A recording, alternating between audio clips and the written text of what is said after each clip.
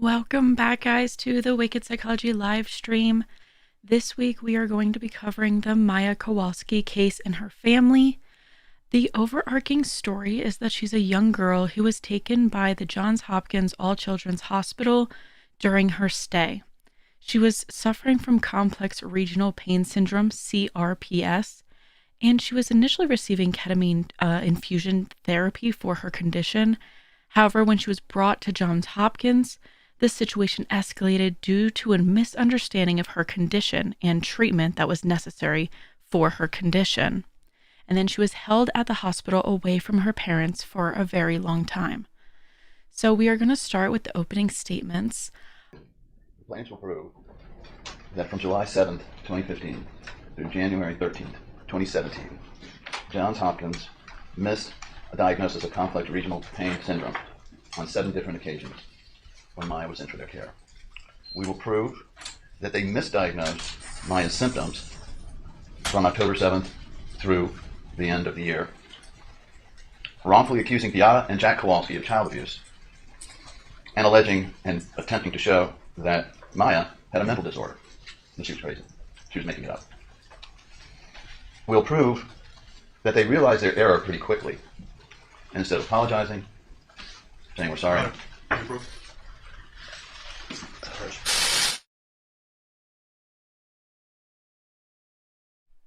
Well, that was quick. Before the first interruption, let me slow it down a little bit. It's a little awkwardly fast.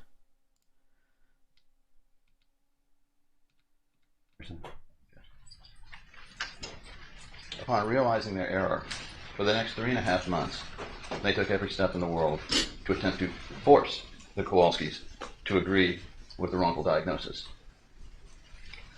Maya Kowalski was falsely imprisoned and battered. She was denied communication with her family. She was denied communication with the outside. She was told that her mother was crazy. She was told by social workers that, one in particular, she would be her mother. She was put into a room and left for 42 hours with the commode just out of reach because the hospital wanted to prove that she could actually get up and walk. So they wanted her on video, this is a surveillance room, to get out of bed and then go over to the commode when nobody was watching. Instead, she defecated on herself. For 42 hours, she was kept in that room, denied access to anyone or anything, under the false assertion that it was an EEG exam. Maya was repeatedly battered by nurses and social workers who were trying to prove that she did not have CRPS. Things were done such as coming in and patting her on her leg. They were hugging her against her will, took her down to the chapel, sat her on the lap of one named Kathy Beatty, who told her that she would be her mother. Her mother was, crazy, and that she needed a mother, and that social worker would be there. Maya was kept from her family and friends. She was denied access to her priest. She had what they called religious artifacts, such as holy water, her prayer book, her rosaries taken from her on the belief that her mother was controlling her over religion. She was denied access to counsel, at least insofar as having the ability to actually meet with her attorney without fees throughout her stay there. On another occasion, again, to try to show that Maya did not have rather significant symptoms of CRPS, which you'll see are these small little red, angry lesions that appear on different parts of the body, underneath the arm, along the arms, sometimes on the legs, sometimes on the back. And you'll see photos here in a moment. But in order to prove that she didn't have one, she was systematically stripped and photographed against her will, and without any authorization from anyone, least of all her parents. They continued to accuse the Kowalskis, Jack and Beata, of being child abusers, even after the evidence, we believe you'll conclude, was overwhelming that she had CRPS. In fact, we will see whether at some point they even admit she had CRPS in this case. Yet they still, throughout this period of time, continued to accuse Beata of child abuse and Jack of child abuse, something called Munchausen by proxy, which means that you're intentionally trying to keep your child ill. It's usually a circumstance with a very small child where a mother will be like putting something in an IV or things like that. And Maya, at this time, was 10 years old. There's no evidence whatsoever of Munchausen by proxy.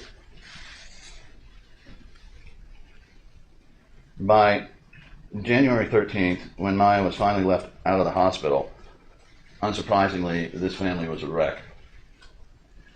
Maya was not let out of the hospital even after her mother committed suicide on January 7th of 2017. Now, the story with Beata Kowalski is a complex one, and I'll tell you about it in a moment, but we will prove that the continued allegations that she was crazy and that she was trying to harm her own children, both Kyle and Maya, and the knowledge of the systematic abuse of her child in the hospital caused her, at the end, to lose completely and utterly her ability to control the maternal instinct, and that outweighed the survival instinct. In the process, they caused Beata Kowalski her life, denied Jack a loving wife, denied both Kyle and Maya a loving, caring, and amazing mother. They caused just terrific and permanent psychological injury, as one may expect, a permanent aggravation, and we'll explain the medicine behind that, of the CRPS. Now, the CRPS didn't start with Johns Hopkins. It started about 3 or 4 days before Johns Hopkins. But the evidence will show that something that could have been a controllable, manageable disease was aggravated to the point where, throughout periods in her life, she will be incapacitated. And through all of it, she and her brother and her father will have post-traumatic issues and problems that will, frankly, we'll get that into that in a moment. We've asked in this case for you to consider not only compensatory damages to try to make them whole for these terrible things that have happened to them, but also punitive damages to deter them, to punish them, and to deter this type of behavior in the future. So some of the evidence here will be directed towards that. So that's the overview of what we're trying to do. Now, how are we going to do it? First, you understand that we have really 4 plaintiffs here. We have Maya Kowalski right here. We have Kyle Kowalski, and we have Jack Kowalski. And Jack's also the parent and guardian of both of them, right? So the claims go through him. And then he has independent actions himself. And he's also appearing for the estate of his deceased wife, Beata. And each of them have causes of action, some of them combined. Now, this historic case has been going on. It was filed in October 2018. I tell you this because the key facts in the case began several years before.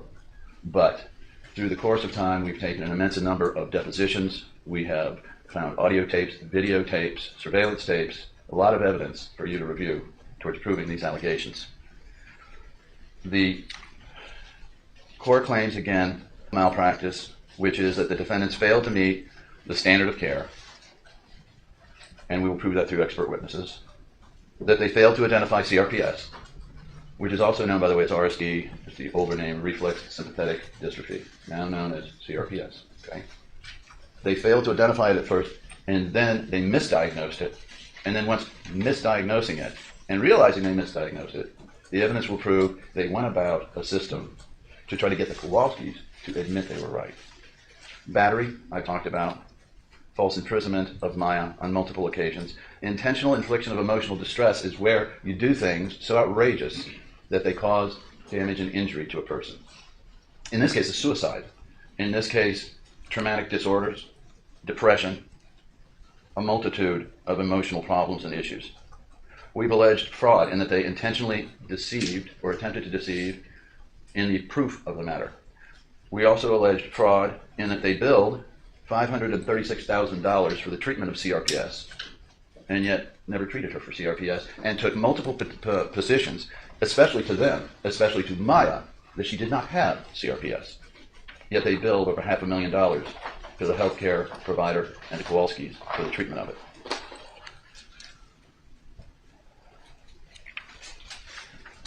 Beata Kowalski was born in 1973 in communist Poland. You may recall that the Berlin Wall came down in 1988, and in 1990, within a couple of years, she was able to escape Poland at the age of 17 and come to the United States. She also had a couple of relatives here already, so she made it over, stayed with relatives in Chicago, and got her AA in nursing, and then her BS in nursing, and then added to it 2 or 3 other specializations. And then eventually, and we'll go to this in a moment, ended up an infusion nurse.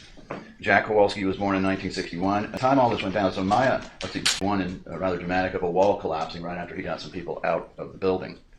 For 9/11, he designed a license plate for 9/11 firefighters, the loss, that's, I think, still in use. And he insists on distilling what he further insists on calling wine, which you will not have to try through the course of this case. That was a joke. Well, I'm sorry, it's just not.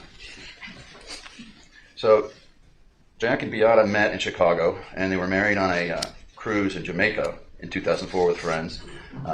Beata became stepmother to Jack's daughter Corinne by prior marriage. They were married, like I said, in 2004. They got along tremendously. There was a lot of mutual interest, one of them scuba diving.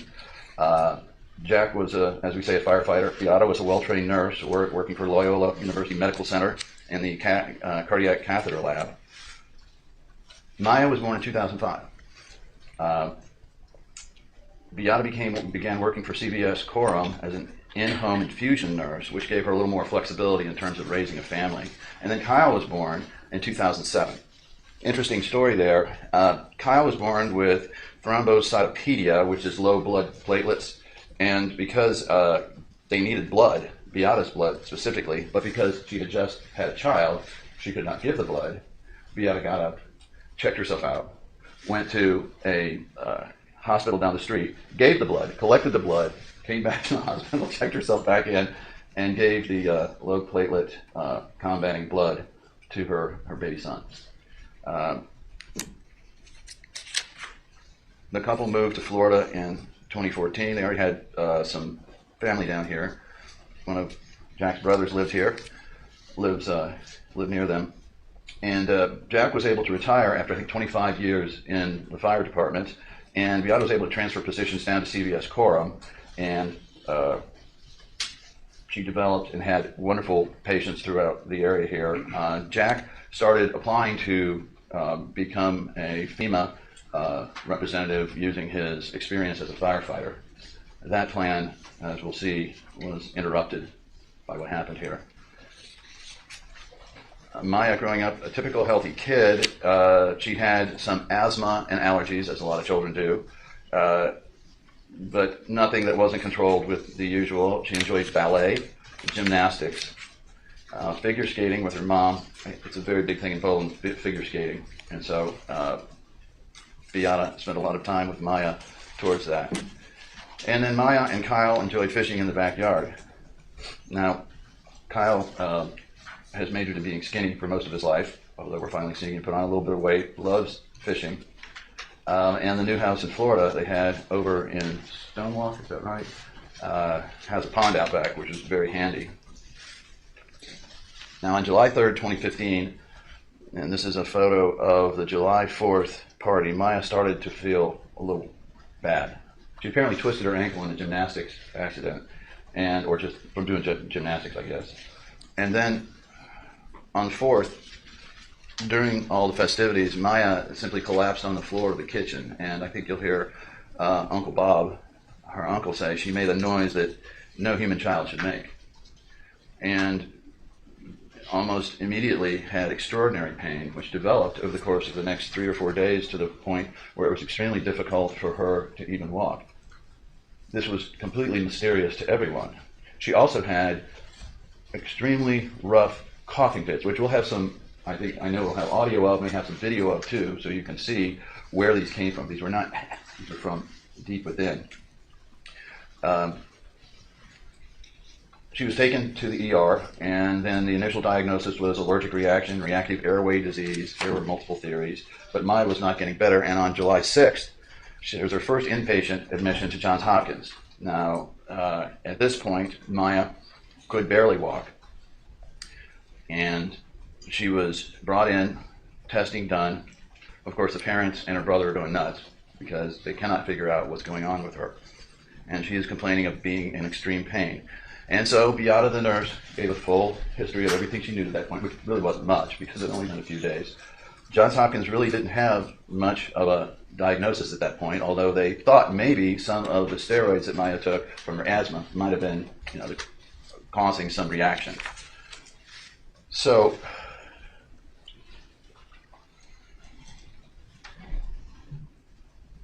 her first consult with Suzanne Jackman from Johns Hopkins notes low cortisol level, muscle pain, and muscle weakness. Says the pain and weakness may be steroid-induced myopathy. And by this point, Maya, by July 12th, was discharged in a wheelchair. So she came into Johns Hopkins the first time, walking with difficulty, left in a wheelchair. And the diagnoses at that point were secondary to steroid use, generalized muscle weakness, habit, cough. Steroid myopathy is interesting in this case because I think one of the issues may be about the amount of ketamine it all eventually took to control Maya's pain. And something I think you're going to find is that steroids that she takes for her asthma actually have a component that breaks down ketamine pretty readily. We'll get into that a little further and have some experts talking about it. And Maya, like every victim of CRPS, had good days and bad days, but her legs continued to wither. The second admission was July 17th through the 20th, an inpatient admission, again, to Johns Hopkins. There's a history and a physical, presents due to even more increased legs to her arm. The differential diagnosis, myopathy, myositis, and now we start in with psychological pain conversion because they cannot figure out why this child has this degree of pain. In other words, no clue at this point. So as part of the treatment, they suggest that Maya be taken somewhere else, TGH, Tampa General Hospital, for therapy. They thought maybe physical therapy would help the child. And as part of that transfer process, they sent Maya's history and physical notes to TGH, a call informing them that they thought this might be conversion disorder, this might be mental. So the first time any of these other doctors heard anything about Maya Kowalski, it was with an initial possible diagnosis that it was all in her head. The child couldn't walk, and certain symptoms were coming to the forefront by this point. Now because Johns Hopkins couldn't figure out what the heck was happening, Maya was taken by Jack and Beata back up to Lurie's Children's Hospital in Chicago. Now this is her former home. It was a familiar place. Lurie's had treated Maya for this asthma previously. They thought, well, let's take him back and get a second opinion. And so and Johns Hopkins was aware that patients were going to seek a second opinion and contacted and talked to them about their theories. The doctors in Chicago couldn't figure out what was going on either. So Jack and Beata proceeded with Johns Hopkins' recommendation to take him to Tampa General. Again, the doctors in Chicago thought, well, it could be steroid myopathy, it could be generalized muscle weakness, or maybe it's all in her head, but nobody made a diagnosis of that. She went to Tampa General Hospital, and TGH, as I said, already had Johns Hopkins records. Now keep this in mind. Facts will show they already had the records. They already talked to them about what Johns Hopkins thought. All right, so Maya had inpatient comprehensive pediatric rehab and physical therapy and occupational therapy for the steroid myopathy. Now the reason this is important is that there are certain treatments that you get for CRPS before you start ramping up on some of the medicines that are used. So you want to see if the most basic types of therapies can bring somebody around to lower it to the point where it's livable.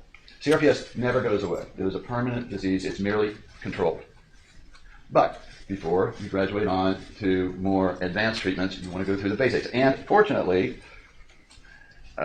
they had the idea of trying PT and OT, but they did not spot that it was CRPS either. They still went with Johns Hopkins theory, that it was steroid myopathy and that maybe there might be some psychological overlay. Again, they missed it. She was evaluated for adrenal insufficiency, inpatient treatment for mood and disorder. She's given Valium and Prozac. Again, this is a 9-year-old girl, 10-year-old girl. Hospital alluded to Maya or Beata falsifying or exaggerating a fall from her bed and missed several complaints, although they documented several indications of CRPS. However, at that point, she was there for 4 weeks, and as it discharge diagnosis says, history of steroid-induced myopathy, noted as resolved by admission, gait disorder, impaired mobility, ADL, asthma, psychological factor affecting physical condition, conversion disorder versus factitious disorder versus others, anxiety disorder, myalgia. Now, importantly here, you'll see that it says resolved by admission. Well, we're going to bring in the actual physical therapist that treated her. And you will find throughout this case, the facts will show that there will be a distinct difference between what the actual people who were hands-on treating Maya had to say about how she was doing and whether she's progressing, and what was put down in the medical records. The Tampa General Hospital visit was very difficult for her. At this point, she was displaying what is known as dystonia. Dystonia is where the ligaments, or it could be anywhere, but in this case, in her ankles and feet, were contracting to the point where her feet were starting to turn in like this. This is a clear indication of CRPS. Tampa General Hospital thought that maybe they should put some boots on her and see if that would correct her feet turning in. And we'll have some video from the physical therapist that shows Maya attempting to walk in those boots. Maya, again, with things like trying to push her leg and saying, "Giddy up, horsey." Again, remember, it's a 9-year-old girl.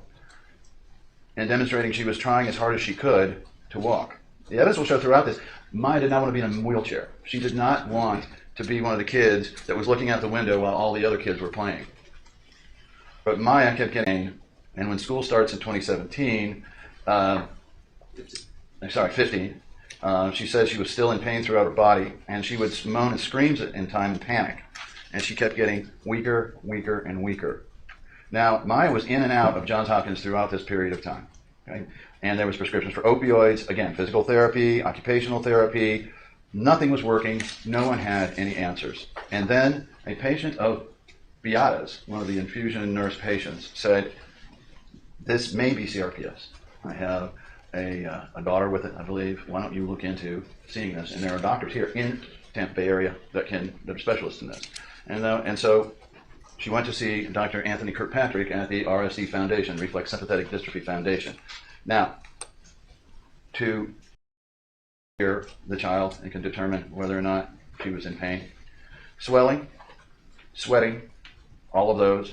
Dramatic changes in skin color and skin temperature. Testimony is that Maya was constantly too hot or too cold. Now, people get too hot and too cold all the time, but usually they're not 9 or 10-year-old children, to the point where they're either shivering and need a blanket, and then 2 hours later are wondering, why is it so hot in here? That kind of temperature change. And of course, then blurred vision, which is already appearing in the records, dystonia, again, the movement disorder like this, and then a really confusing symptom called allodynia, which is an extreme but often inexplicable sensitivity to touch. It means that on some occasions, you can come up and squeeze Maya's arm or touch her legs and get no reaction at all. And at other times, just the thought of someone coming up to her and putting their hand near her as though they were going to touch her would give off an incredible reaction, screaming, yelling, resistance to anyone even touching her. Reason? That because of the RSD, CRPS, she would feel extraordinary pain as a result. But it doesn't happen all the time, and it doesn't mean that when you don't have it, you're not in pain. One of the experts will testify that this is sort of like, think about it as a cancer patient or someone with an intermittent disease. You may be in remission and be doing fine and look fine to everybody outside. You may be hurting like crazy on the inside, but outside you look pretty good. And then other times you may be curled up in a fetal position and not be able to walk, talk, or move. Also a light sensitivity. Interestingly, the Budapest criteria, which are kind of the accepted criteria for CRPS, are also listed by Johns Hopkins as their diagnostic criteria for CRPS, right? So she goes and sees Anthony Kirkpatrick, Dr. Kirkpatrick, who you'll meet. Now, notice on the photograph, see the feet there turned in? Notice the lack of muscle mass on the legs.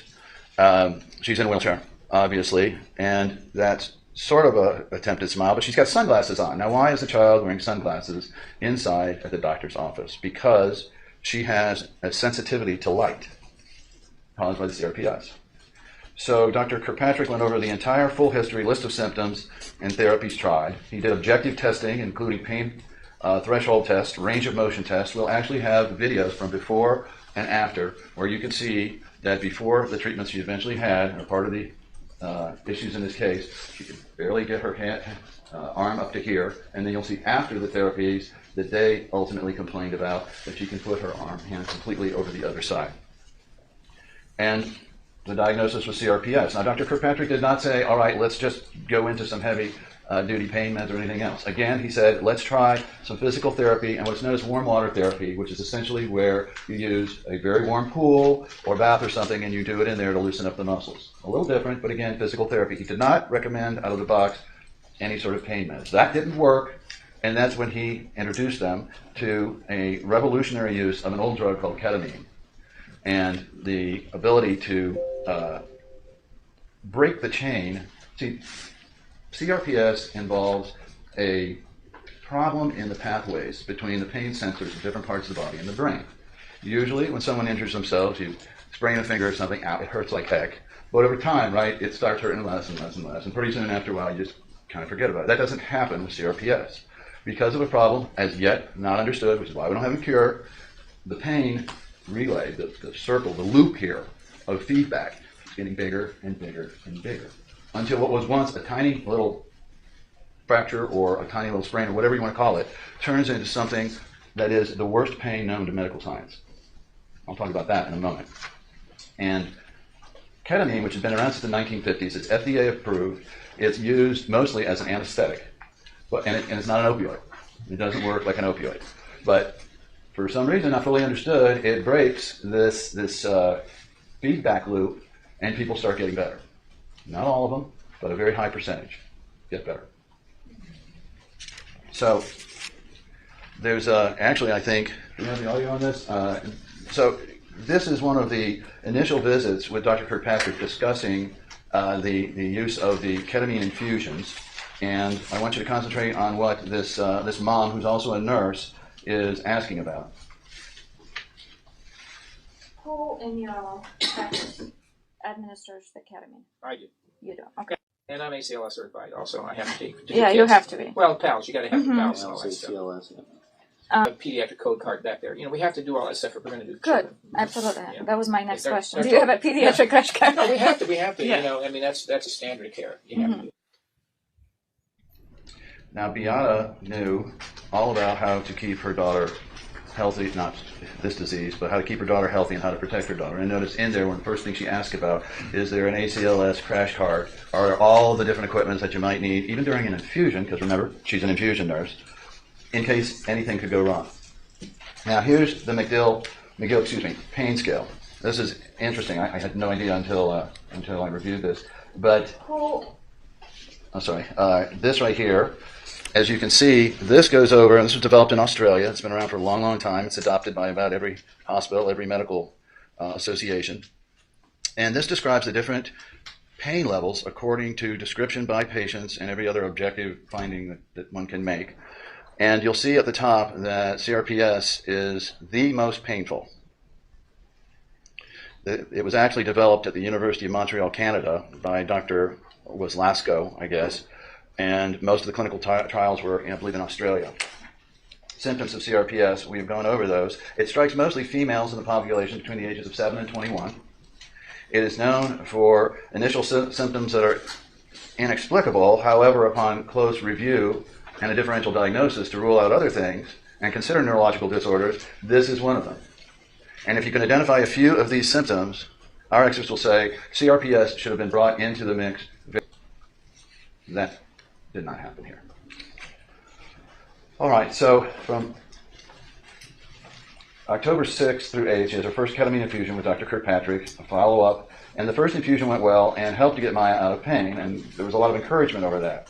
He wasn't pushing for more ketamine. He's simply trying to instruct in a conservative approach, warm water therapy. Let's try the ketamine again. They tried it again, and again, got some good relief, but not for very long.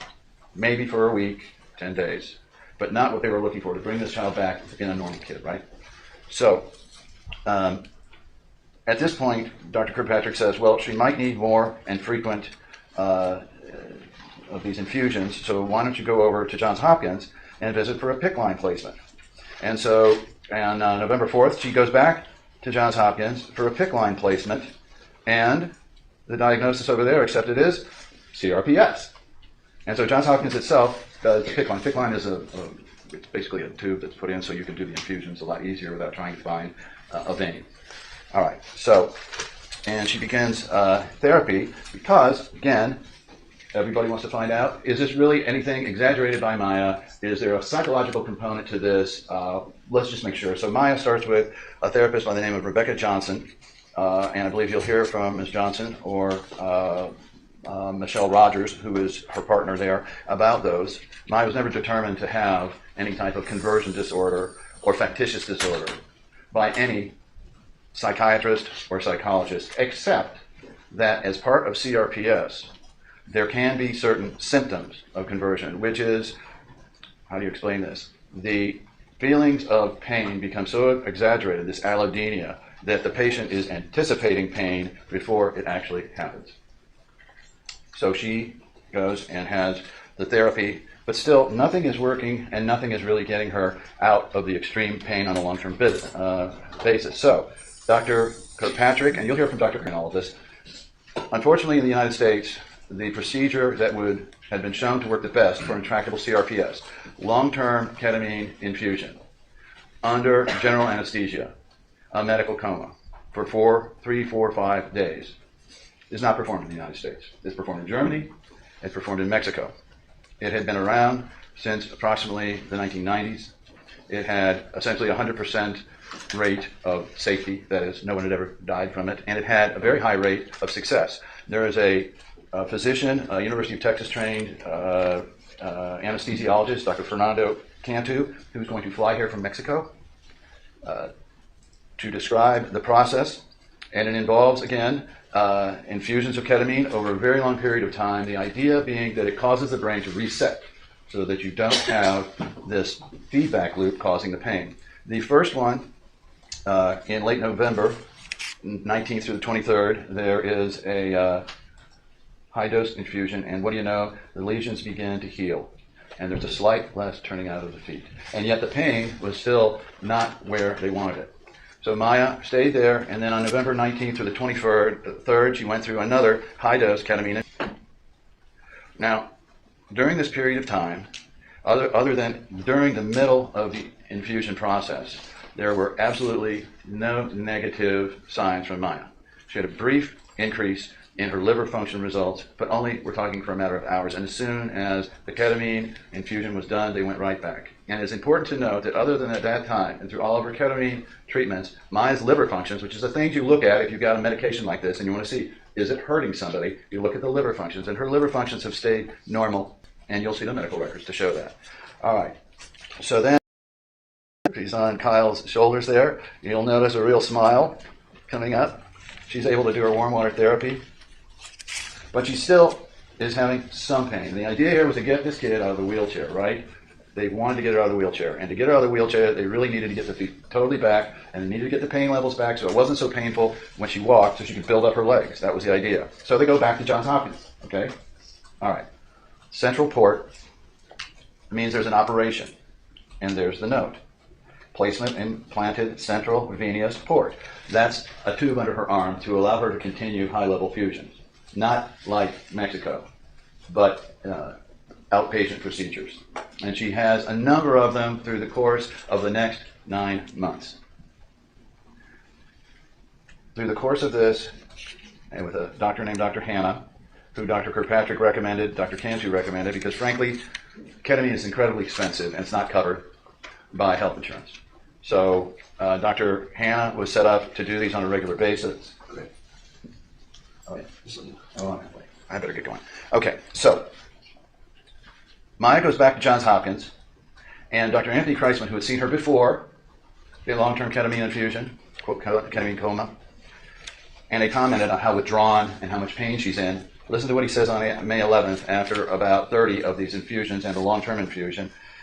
She is a completely different child from when last examined. By that I mean she is not in any pain, she is not moaning, she is smiling and interactive, she is very engaged. She moves spontaneously in her wheelchair without incurring pain.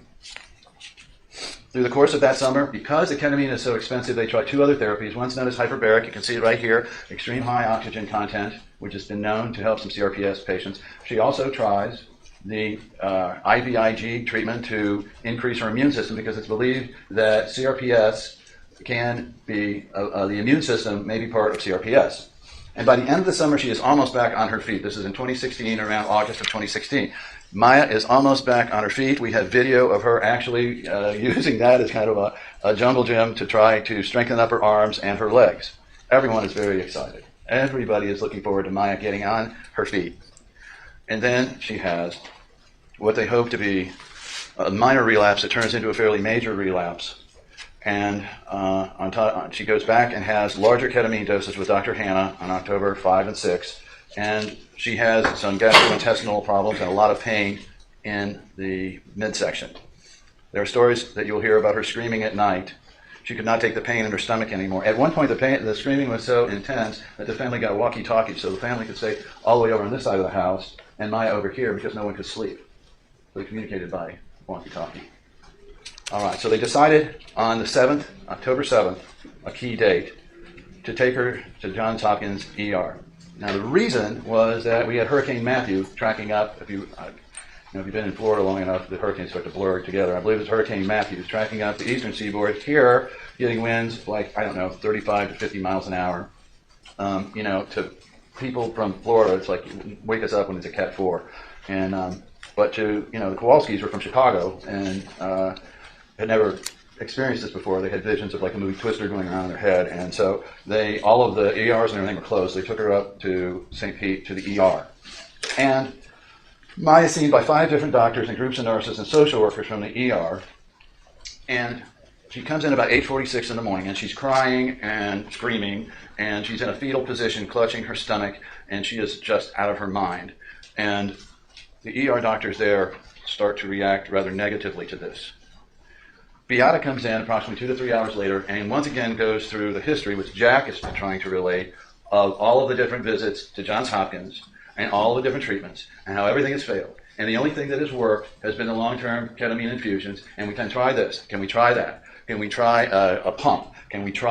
What can we do to get our daughter out of pain? For some reason, the doctors there either review all the past records and the some 7 to 8 to 9 prior visits, and the fact that she's had surgery there to have a port implanted to help her with the ketamine infusion. But for some reason, they decide that that isn't it at all. She really doesn't have CRPS. That the mom must be making all of this up. That this is, as a nurse, who we think is the one who actually made this diagnosis, Munchausen by proxy. Textbook Munchausen by proxy. Now imagine this is an ER, the child's back there, the parents pulling their hair out, trying to explain to the hospital, this is what Jack will testify to, Beata trying to explain to them in an ER 5 times before exactly all the history that's going back, that's already in their records, including records from the other hospital. Everything's there. For some reason, the doctors, nurses, and social workers ignore all of that and decide this is not CRPS, that this is making it up, and the parents are making it up, and then this must be child abuse by the parents. Now, the court has told you that there's pretty much a hair trigger on suspicions, and so they make the call, and that's not part of this case. You're supposed to make the call. Slightest different suspicion, you're supposed to make the call. So that's not a bad thing, whether it was right or not, at that moment. The case is about what happens after that, and the failure to diagnose previously so that none has ever happened.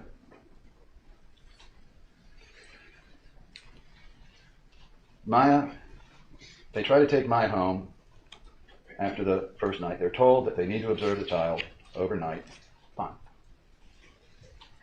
But by the second day, Maya is still in pain. They do knock her out with a lot of drugs to get rid of the initial pain. And they give her ketamine.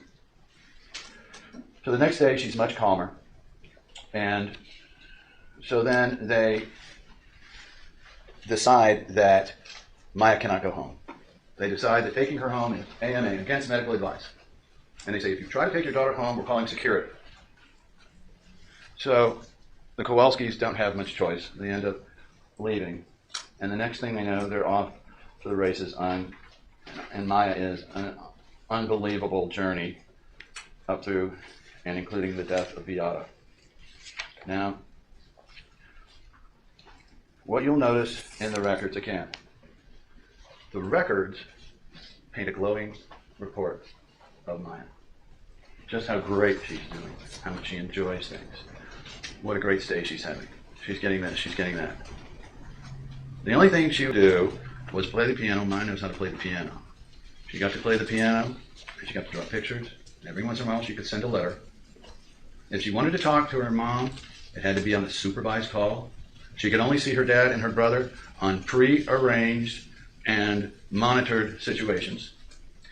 If she wanted to see, they hired an attorney, obviously. If she wanted to see her attorney, the nurses would demand that the door stay open. She never had a private moment with an attorney. They're Polish Roman Catholic, which is about as Roman Catholic as you can get, and have a very close relationship with the priest.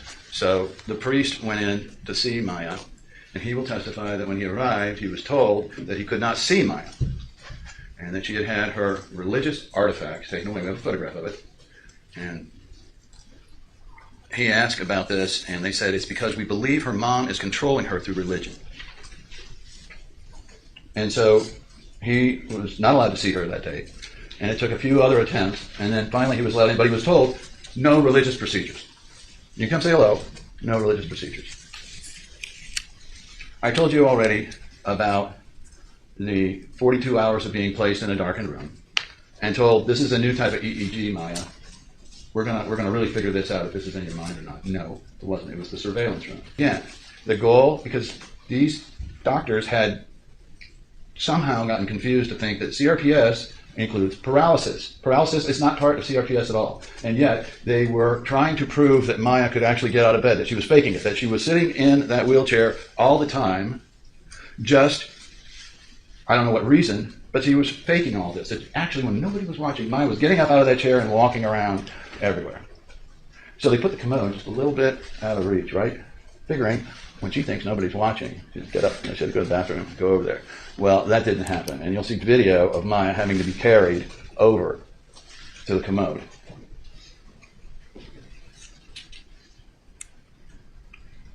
Of course, her skin started to show the lesions again. Maya started on a dive.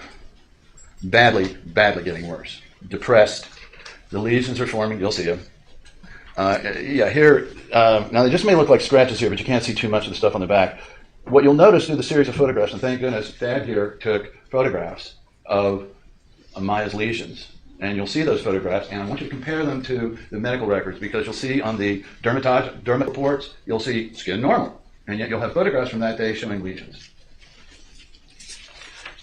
On January 6th, they decided that they needed photographs to prove that Maya really didn't have as many lesions as they said. So they brought someone else in, and we have better pictures. You can see a little bit of Maya's face there. They claim, oh, this didn't bother her at all. There was no authorization from the family, no notification to the family. Maya was screaming bloody murder not to do this because it hurt. They took off her clothes except for her training bra and her shorts, pulled down her shorts, pulled up her shorts there to take photographs of her. Now their testimony is, oh, this wasn't bad on her at all. She was fine with it. No, what she's told is, if you don't let us take photographs, you're not going to see your mom. That's what they told her. So they end up taking photographs, and somehow, where are the photographs? We've only got a few. We do have photographs from the father at the time, however. So by this point, it's pretty bad. Let's talk just briefly about Beata. During this period of time, Beata is only allowed to talk to her daughter. Hopefully we'll be able to play some of the tapes where we'll be able to hear Beata trying to talk to her daughter. But they put certain things off limits, like, how are you doing? How is your treatment? How is your medication? Things like that. No, you can't talk about that. Not allowed to talk about that. They're the most mundane things you can imagine on these telephone calls. We are allowed to use them. And in those, you'll hear one of the social workers, Kathy Beatty, who was assigned Maya. Now, she was a social worker from one floor, but wherever Maya went, Kathy Beatty followed. And we have the trail of emails and notes leading from notification. Maya has become so weak, the CRPS has developed to the point where she can't sit up straight. Okay?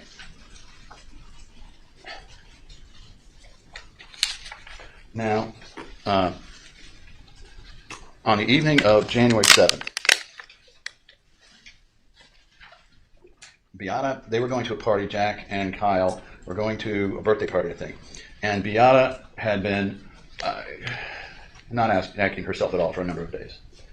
And she didn't want to go to the birthday party. She didn't really want to go anywhere for a long time. The only thing she did was go to work. She was withdrawn. She and Jack had been having screaming fights because Jack did not want her to be so absorbed in this. He was more of the, let's just try to get her out of there, work her out. And Beata was trying everything, legal, social, every possible way to get her child out, and her child was not coming out. And she found out through several sources the condition that Maya was in and what was happening to Maya. And on that evening, once they were out, she decided to take some belts and put them together, go out to the garage, make a noose, put a stand below her feet to be able to reach it. She took an IV of saline solution and put the IV in her arm and left a cell phone with a note that said, retribution, retaliation, out. And she left 2 suicide notes, which we'll try to bring before you, telling you about why she did it. It took probably about 22 minutes, according to pathologists, to strangle to death. She'd kicked the stand out from under her. When Jack and Kyle got home, they thought that she was sleeping in another room, which they did a lot, because they weren't getting along, frankly. And so nobody did that. And then Beata's brother was coming in that night. He came in and just went to sleep, got up the next morning, walked out into the garage, I guess looking for something. And at first he thought it was a Halloween costume or something. And he looks closer and it's his sister. And he, of course, just completely screams out. Jack comes in, sees his wife with Kyle right behind him. Kyle was, I don't know, we'll ask him how much he was able to see. 911 call made. You'll hear that. And Beata is taken down. We'll have some, we're not going to get gross on them. I'm not going to try to upset you too much on the photos, but we will show you some of the photos, right? Okay. Now, after that, Jack says, let my daughter go. If Beata is the big reason here, if she's the Munchausen by proxy, why keep Maya? No. It takes another week and a half, and Maya, let me get it straight. Maya's actually told in the hospital that her mom's dead. Johns Hopkins believes it's still in her head, and there's a text that goes around about how Maya's now better off because her mom's dead. Between 2 of the doctors you'll hear testify. Finally, after a lot of effort, Maya gets to go home. Now, I'm not sure if I got the photograph on this, but I'll show you a photograph. You can see on the ride home, she's got stuffed animals underneath her, and she's slumped over like this because she's so weak she can't keep herself up. Through the course, then...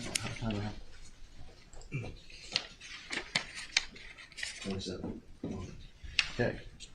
All right. So the hospital will now come in and tell you just how great their therapies were. We'll show you the records, and they were not doing any therapies with Maya. They were warehousing the child. Maya gets home, and with her parents' care, one other thing. The hospital doesn't want any more use of ketamine ever again. And we'll get into the details of that. So just using the old, regular, and largely ineffective pain meds, this child manages, through warm water therapy and being home with support and love, about 8 months to get out of the wheelchair. Now, folks, I want you to compare that to the time after they first learned about how to use the ketamine, how fast it took to get her ready to roll, right? Out of pain. This child does it in extreme pain. So she's on crutches here about the spring of August of 2017. Yeah, August of 2017. And it takes another year until Maya can walk unassisted. She's on crutches. One tough cookie, and we'll talk about just how tough she really is to be able to go through all this. Things go well for another couple of years, but in 2020, she has another bit of bad news about her schooling and has yet another relapse.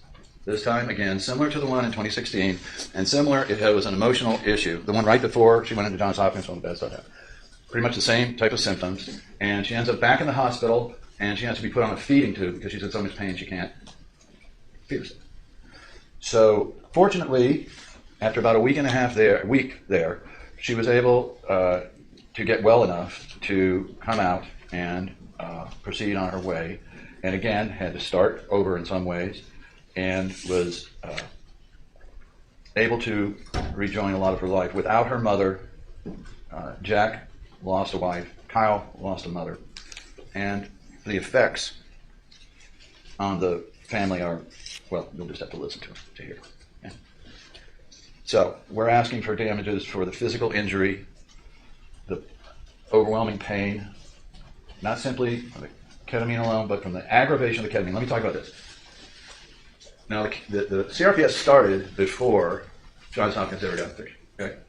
But the evidence from every doctor that's a specialist in it will tell you that it is vitally important during the first episode of CRPS that you properly manage it in order to prevent an aggravation of the disease to the point where it's going to reappear and you will have longer, more frequent, and more devastating episodes down the road.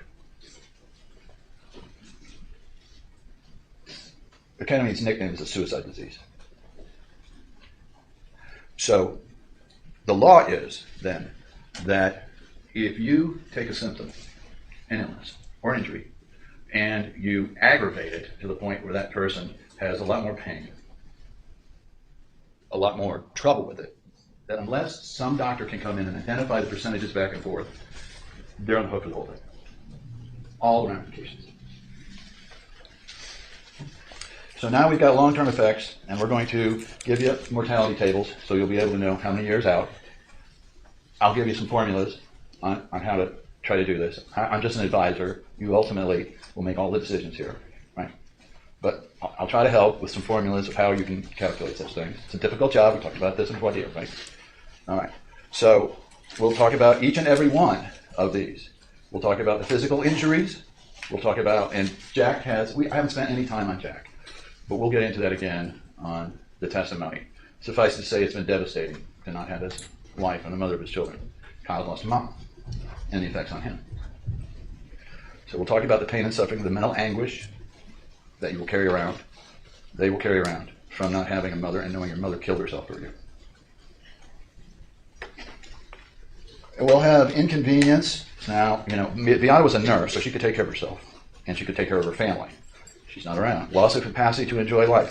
There's this thing called alhedonia, which means that you lose the ability to have pleasure out of things that once gave you pleasure. Maya tried figure skating. She won't do that anymore. Maya's not going back to gymnastics. Maya doesn't want to play piano anymore. The family doesn't want to go back to the church. And the family is having an extremely difficult time staying in the house, obviously. There's diminished earning capacity because what happens on your job if every year or two or every 6 months you have this debilitating episode where you can't work and you can't explain how long it's going to be and whether you're going to be able to do anything at home or not. And like I talked about, the aggravation of the pre-existing symptoms and the illness.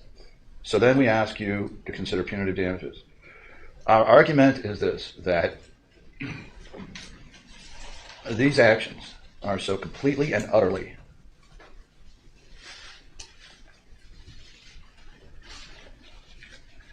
it's designed to deter, not only here, but in the future. And it's designed to punish, right? And so your decision there would be predicated on how much money does it take if we got to that point. What alters behavior of companies like that? So, that's your job. Is to figure a little bit out about this, a lot about this. And so I was trying to figure out where the defense is going on this. I think it is that from their doctor's point of view, those doctors in the ER and the hospitalists' view, Beata was crazy, and they thought she was going to try to hurt her daughter. And explain why. Mine did not come in with a bruise, a bump, a cut, a scrape, any bad medical tests, no bad blood work. And yet they deduced from their discussions with her over the course of a few hours that it was actually her to blame. We will show you that up until this point, periodically through the latter probably 10 years of her life, Beata had had periods of anxiety, and she got treated with things like Xanax for that. And she had 2 periods of depression where she had some anti-depression stuff, never long-term and all situational to events in her life. After January of 2016, and her daughter had been through this. She sought counseling and maintained counseling to try to get through what she was going through. We'll have Dr. Tashana Duncan come in. Circumstances about her. She's a PhD psychologist who knew the story and did an intensive amount of research, and she says there was nothing wrong with Beata whatsoever. And not a single psychiatrist or psychologist is going to come in and tell you any different here. And we doubt you're going to hear anything from a psychologist or psychiatrist to say that Beata, that Maya was making any of this up, or that she was suffering from factitious disorder or conversion disorder. We doubt, seriously, you'll hear that. And if the defense does come up with something, listen to my cross.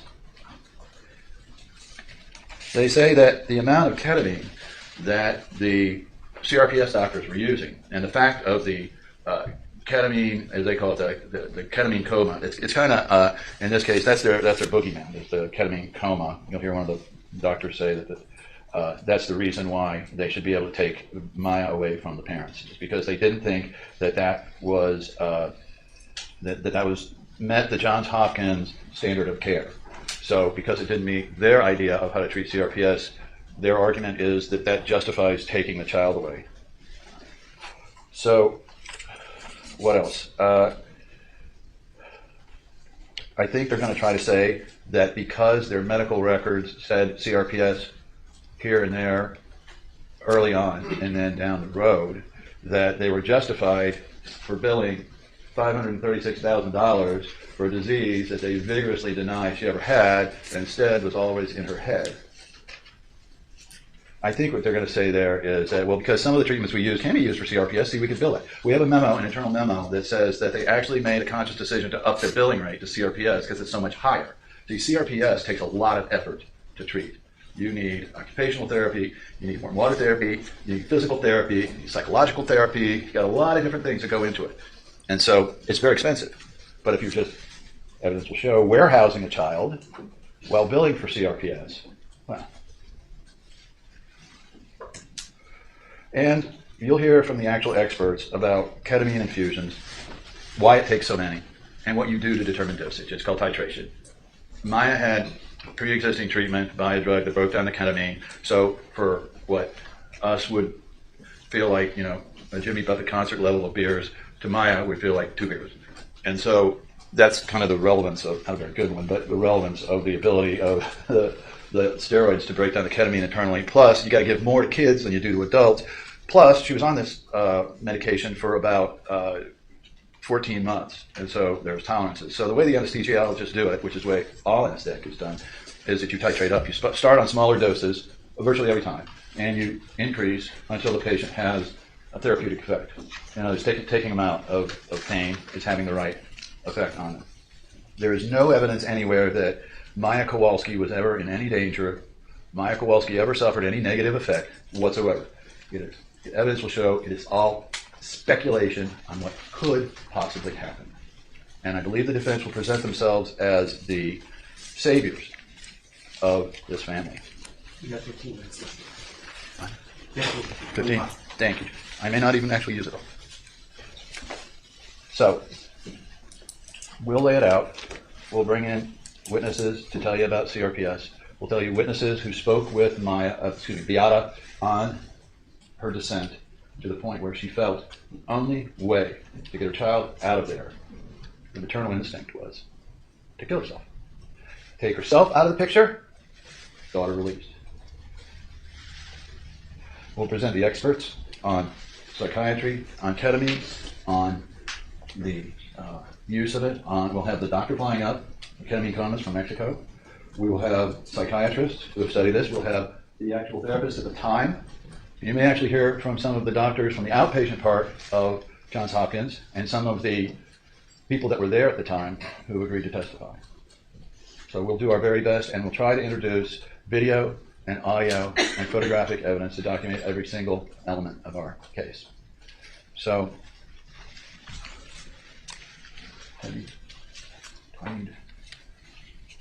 Nick sort of serves as my walking laptop computer, reminding me of stuff when I forget it.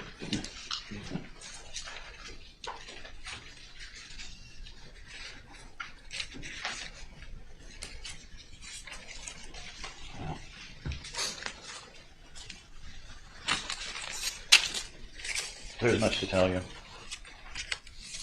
But you've been pretty patient here listening to all of this. It's an emotional. What we will do is try to bring you together. What you do with it is up to you. I will put on the best evidence we can. I'll have a chance to talk to you at the end. Okay? Thank you. All right, we are going to continue with the defense opening next. I do think right now the most compelling evidence as far as the hospital and their awareness of her or acknowledgement of her illness of CRPS is the fact that they denied her having it, but then billing to it is them admitting that they are aware that her symptoms are aligning with that illness. And the fact that I do believe that there is some sense of maybe initially they were suspicious of something with the mom,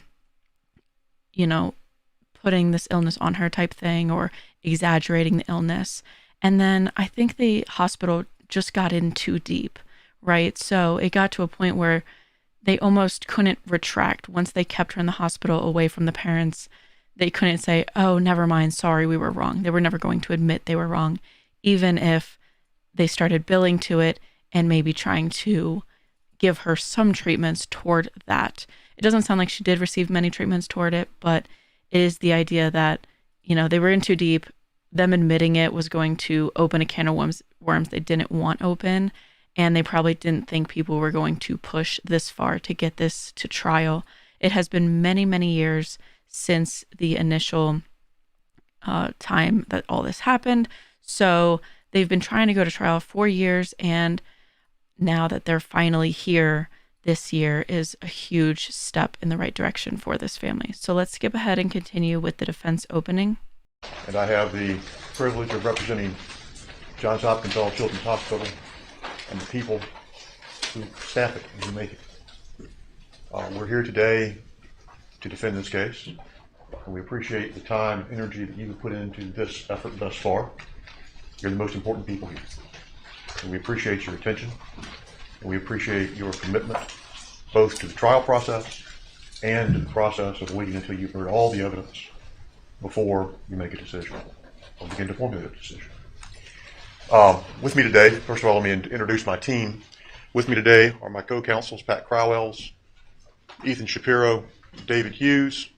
We also have today a representative from Johns Hopkins All Children's Hospital, Dr. Anthony Napolitano. See it over there. Dr. Napolitano may, or may not, wind up seeing you as a witness as well. You'll see doctors rotating as corporate representatives during the trial. They've asked to do that for the purpose of being part of the effort to defend the hospital in this matter. The hospital, after all, is not just a big pile of bricks and mortar. It's the doctors and nurses and people and professionals who run it. And so we're here representing them, although I'll be referring to the institution generally, for brevity's sake, as either ACH or All Children's Hospital. I mean, you may hear Johns Hopkins occasionally, but I've been representing them for a long time, long before they were Johns Hopkins. This is a case that has a number of different facets to it, and the circumstances and facts that I'm about to discuss with you constitute our view of the evidence. You've just heard Mr. Anderson tell you their view. I'm about to tell you ours. The judge has told you, and it's absolutely correct, that what you hear from me is not evidence. It's my view of what the evidence will show. This case involves a number of different facts that occurred over about 18 to 24 months. I can't cover all the details in 90 minutes, and if I did, both you and I would have our heads swimming from the effort.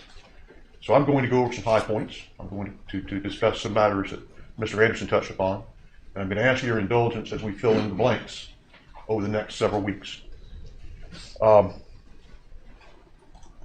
This sequence of events began on October 7th, 2017. That's where the plaintiff's case against Johns Hopkins began. Before that, you're going to hear a good bit of evidence about what went before. You're going to hear about the development of Maya Kowalski's disease process. You're going to hear about where else she sought care. You're going to hear a lot about the details of that care. and a lot about the problems with it. I'm going to cover some of those in just a moment. The point is, for now, that as of October 7th of 2016, Kowalski's had been to Johns Hopkins several times. They had entrusted Maya Kowalski's care to us on several different occasions. And in doing so, they had come up from their home in Venice, past Sarasota Memorial, a number of other hospitals, and sought out care from all children. Presumably, we vindicated their trust in doing that, and they came back to see us on October 7th. We had no reason to wish this family harm, and we still don't. Indeed, there's a tragic outcome in this case in terms of Mrs. Kowalski's suicide, and we regret very much that happened. The issue here, however, is who's responsible for it. And we're going to go over the facts of that and what the facts don't show in terms of any connection between what was done by all children and that tragic result. Now, as of October 7th, we had the Kowalskis seeking out care at all children's, as I've said. We believe the evidence is going to show you that care was reasonable and necessary and appropriate.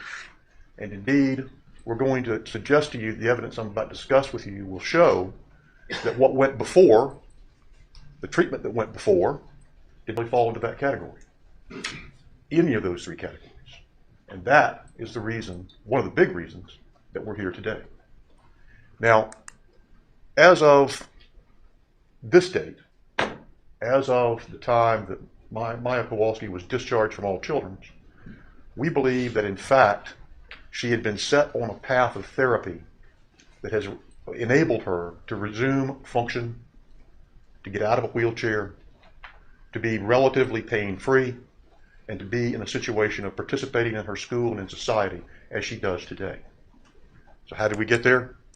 Well, on October 7th, Maya Kowalski was brought to the emergency room at all children's. As you heard, she had bad stomach pain. She was screaming, crying, thrashing around, cursing at staff, very upset and presenting a very challenging situation. She had pain in all her extremities. She had her whole body being said to be hypersensitive to any kind of touch. She was unable to walk. She had legs atrophied from disuse, from being in a wheelchair for months at that point, or maybe over a year. She had dystonia, alleged dystonia, different position of her feet, as you've heard, and she was demanding pain medication in large quantities.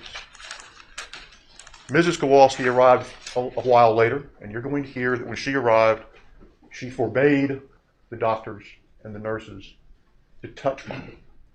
The doctors and the nurses wanted to assess her, to examine her, to put on a blood pressure cuff, to put on an O2 sat monitor, to take a temperature, and they wanted to find out why there was all this horrible stomach pain. Was it appendicitis? Was it a torsion of the intestines? Was there something badly wrong that an ultrasound or a flat plate of the abdomen or a CT scan could detect? Those questions were being asked. Mrs. Kowalski insisted that before there be any workup of the child, she wanted ketamine. Now, not just any amount of ketamine. You're going to hear a lot about ketamine in this trial. Ketamine is indeed an old drug, and it's a drug that is approved by the FDA for use as an anesthetic. It is not approved for use in children, nor is it approved for use in high doses as treatment for CRPS or chronic pain. That's one of the issues here. It's not just ketamine itself, but how it was used and the quantity in which it was used.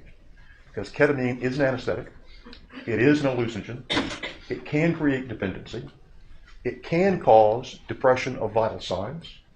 If not properly monitored, it can cause serious injury, life-endangering consequences. Mrs. Kowalski on this day was challenging the staff to give her daughter a dose of 1,500 milligrams of ketamine. That is a big dose. That dose you're going to hear is several times, many times, the maximum dose that policies at all children's approve. You're going to hear experts tell you that is many times any kind of safe dose. And you're going to hear the ER doctor who was on duty that day, Dr. Layla Behar Posey, who you'll hear from by deposition, because unfortunately she's no longer with us, and I mean that in this life. She'll appear by deposition, and in her deposition you will hear her tell you what she did and why she did it.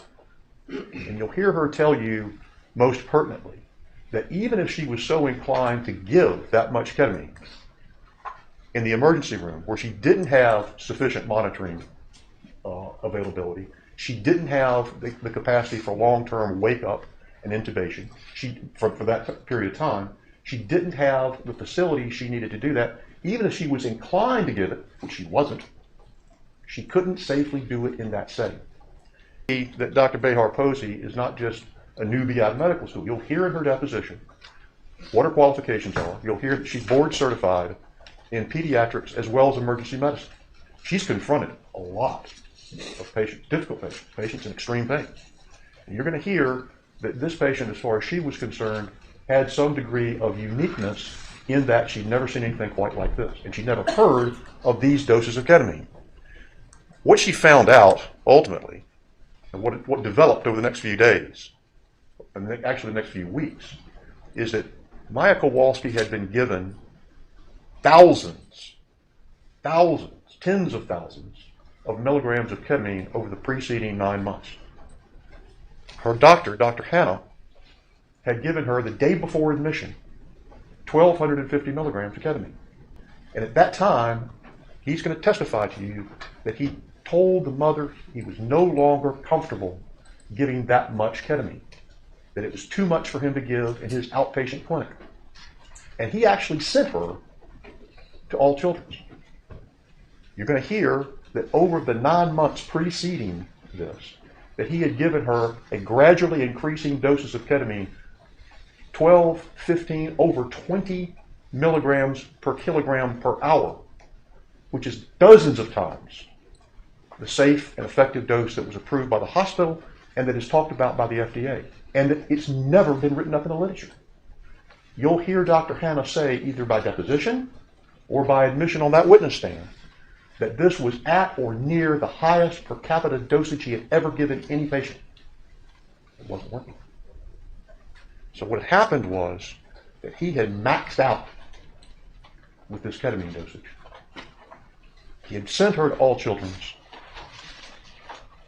and Mrs. Kowalski, despite what he had told her, despite what had happened over the last 9 months, was demanding even more. Dr. Posey heard this story from the mother. She heard how much ketamine that the mother said Dr. Hannah was giving. She heard what the mother was demanding. She saw what was going on with this child. She'll tell you what her suspicions were about the child's condition and what was actually causing it. But she called Dr. Hannah's office herself. Now, she learned that he gave 1,250 milligrams. She learned what else had happened the day before. And so she decided that she would attempt to stabilize the child. She'll tell you about literally negotiating with the mother to give a small dose of ketamine and some sedative, to conduct an examination, to admit the child to the pediatric intensive care unit. You'll hear it called the PICU. And the idea that she had at that time was, let's get her in the PICU, let's get her evaluated by pain management, let's see what's really going on here, let's get her stabilized, and then let's see if we can wean her down off all this medication she's been given. So she admitted her to the PICU, and Maya Kowalski was taken up to the PICU 4, and that process, in fact, began after consultations were placed by the PICU staff to have her see anesthesiology, pain management, and psychiatry, as well as to do some more diagnostic studies and blood work. So what was being done here at this point? What was reasonably prudent with what these physicians knew and what they knew it?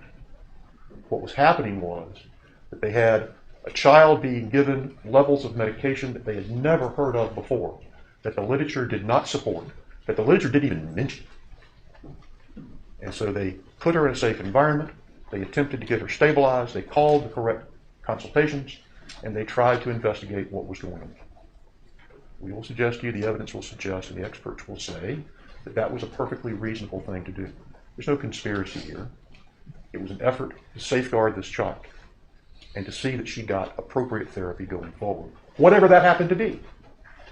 Now, you'll hear that the admission diagnosis that was recognized at that time by Dr. Behar Posey and ultimately by Dr. Teth Sanchez was CRPS, chronic regional pain syndrome. There were other suspicions, and you'll hear about those too. But for now, I want you to focus on what CRPS allegedly has as its features according to Dr. Kirkpatrick and what you've just heard from Mr. Anderson. It's lifelong. It's incurable. It can wax and wane. It can return at any time for any reason or no reason at all. It can cause a whole host of symptoms. And according to Dr. Kirkpatrick, who's the one who diagnosed it to begin with, it's incurable. It's always going to recur. It always requires ketamine. Now, if there's any suggestion made that Dr. Kirkpatrick wanted to try alternative therapy first and had some regard for what the previous doctors had done, we're going to invite you to listen to the evidence about that and to look at the evidence about that and see how much was done, how much was actually attempted. We believe the evidence is going to be that that wasn't something that was given a really fair, appropriate trial before ketamine was used. You're going to see, ultimately, Dr. Kirkpatrick, when this child was in the hospital in October and November of 2016, told Mrs. Kowalski that unless Maya Kowalski got more of his ketamine treatments, more of these high doses, that she would die a slow and painful death. Well, thankfully, he was wrong, or has been wrong so far, and we think he will continue to be wrong. At this point, it's well to walk the clock back a little bit. I want to ask you to look at the evidence as you receive it on a comparative basis in mind. You're going to hear, and you heard already, some recording from Dr. Kirkpatrick's first visit with Maya Kowalski and her family in September 23rd to be exact, of 2015. I want to focus for a minute on her condition at that time, what the evidence will show that. She was wheelchair bound. Her legs had atrophied. You saw the picture that Mr. Anderson showed you. Her legs and arms were hypersensitive to touch. She had limited use of her arms due to pain. You're going to see more of that. You're going to hear about pain in other parts of her body, alleged dystonia. She wasn't in school. She wasn't functional. She couldn't walk. She couldn't do her own ADLs. She had no normal function at that time. You're going to hear evidence that she came to that point from several admissions, primarily for asthma at all children, but they also concerned a number of admissions at other institutions. Now, Mr. Anderson has mentioned to you what the evidence is going to show about Lurie Children's Hospital, where she was taken by Mr. and Mrs. Kowalski, Tampa General Hospital, Sarasota Memorial Hospital. She had been seen as an outpatient by the first physicians group here in Sarasota, the Sarasota Memorial Group. She had seen some physicians from Lee County.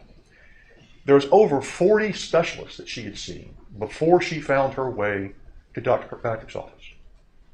And all of those specialists, many of those specialists that weren't concerned primarily with asthma, felt that in her presentation, some of them were seeing her for asthma, felt that in her presentation there was some psychogenic component of some sort.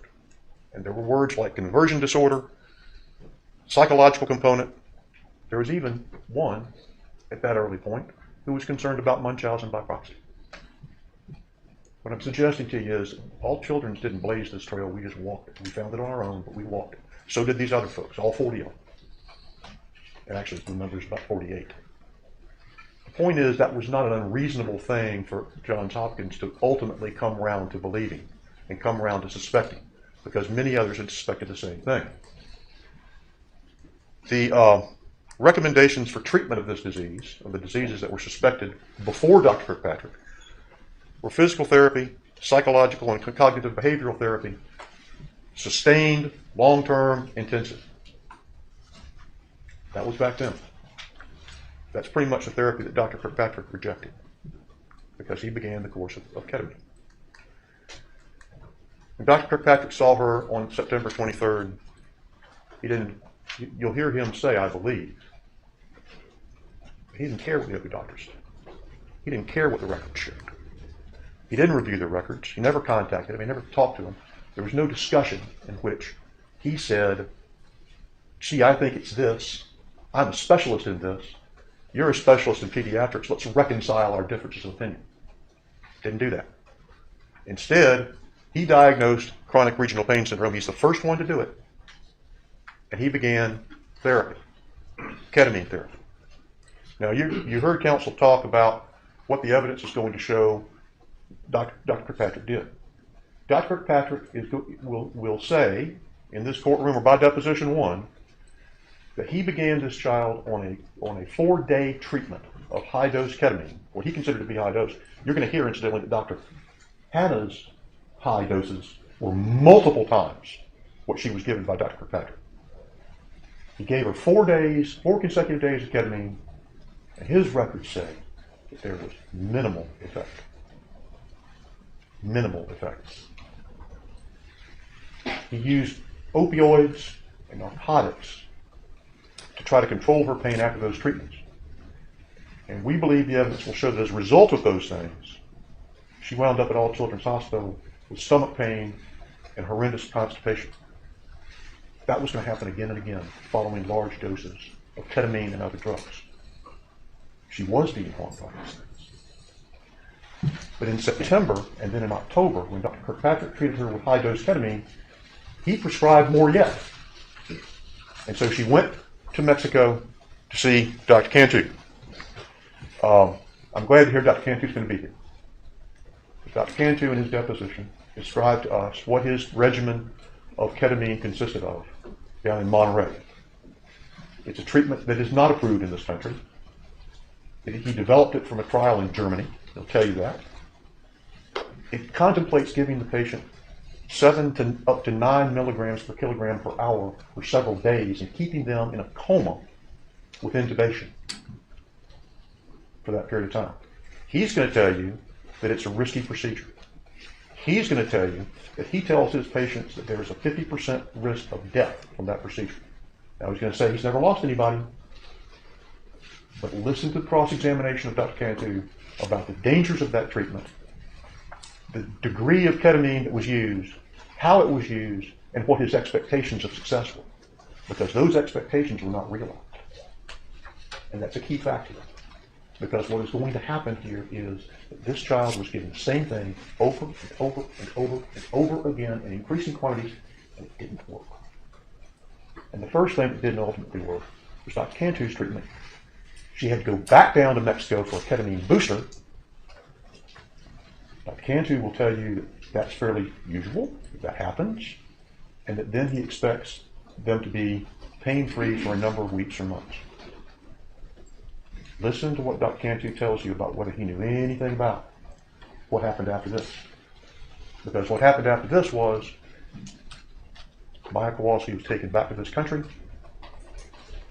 She was taken to see Dr. Hannah. Dr. Hannah embarked on a course of ketamine treatment beginning in January of 2016 and extending to the door of all children on October 7th, 2016.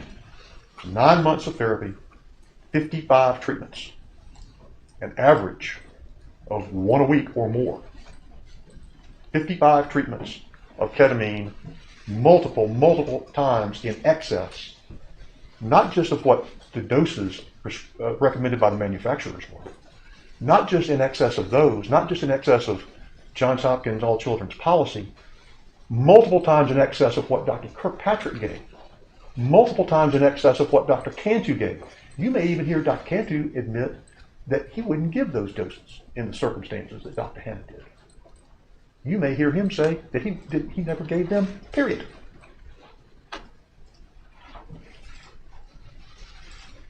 But all those doses of ketamine and all that therapy and all those drugs over that 9 months, over that 13 months,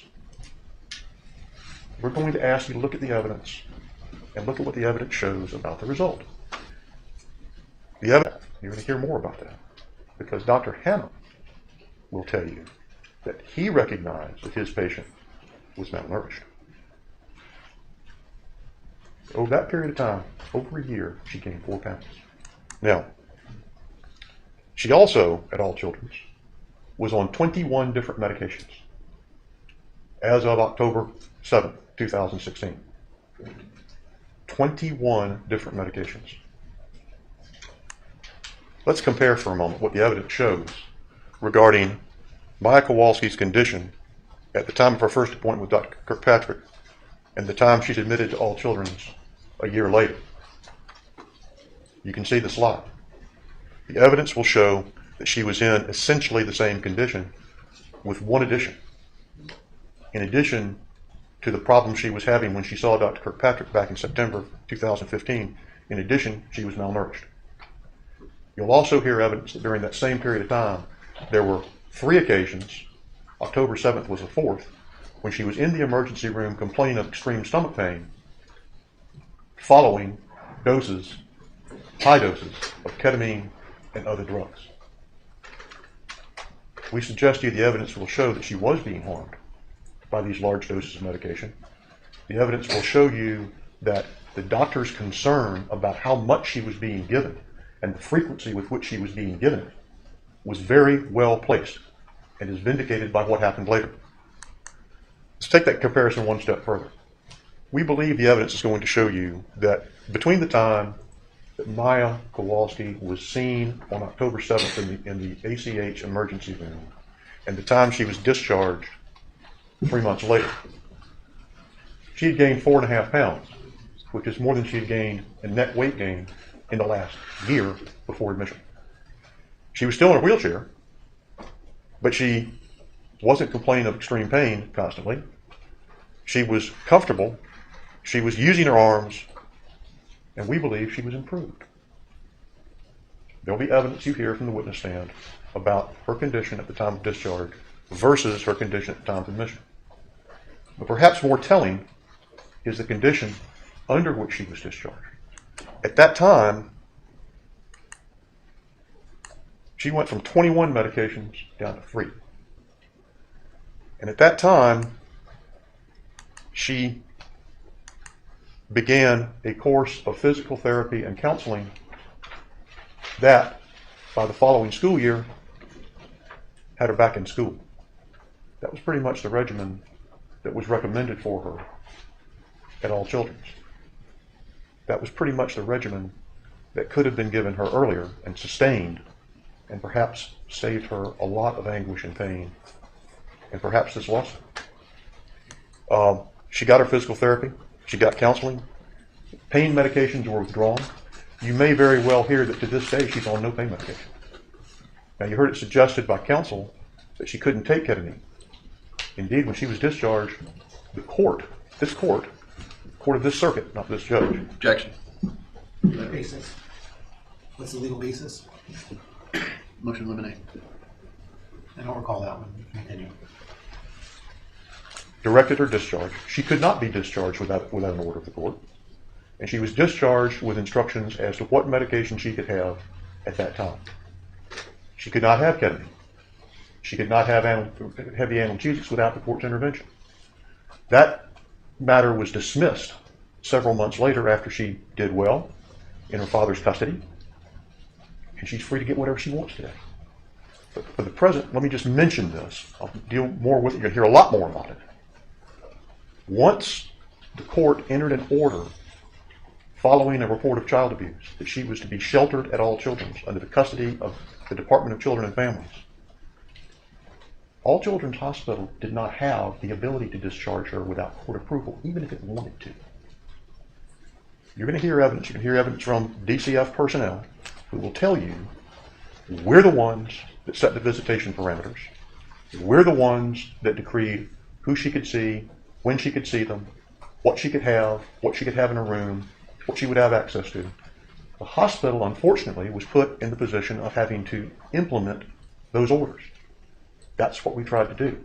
But throughout this case, we're going to ask you to try to avoid conflating what was done by the court or ordered by the court with what was done by the hospital. Because the hospital is not the court. The hospital is not DCF. The hospital has to follow that. And the hospital doesn't institute that the court and DCF do. Now, I digressed a little bit there, but I want you to pay attention, I'm sure you will, to what the evidence will show regarding Maya Kowalski's condition today. If she's not the head of her class at Venice High School, she's real close. She served in her student government. She works out. She's on track to get a high school diploma and an AA degree on time. She's dating. She's functional. She walks unassisted. She's not taking pain medication. To some appearance, she's doing very well and hope stays that way. Now let's walk back the clock once again to October 7th, 2017. At that time, we described somewhat what happened in the emergency room. You're going to hear more about that from nurse witnesses. Maya Kowalski was admitted to the PICU. We talked about that. Dr. Beatrice Tepa-Sanchez was the one on duty that night. You'll see what her credentials were. She'll tell you what her credentials are and her board certification in pediatrics and intensive medicine. She will tell you that what she did was attempt to understand what was going on with this child.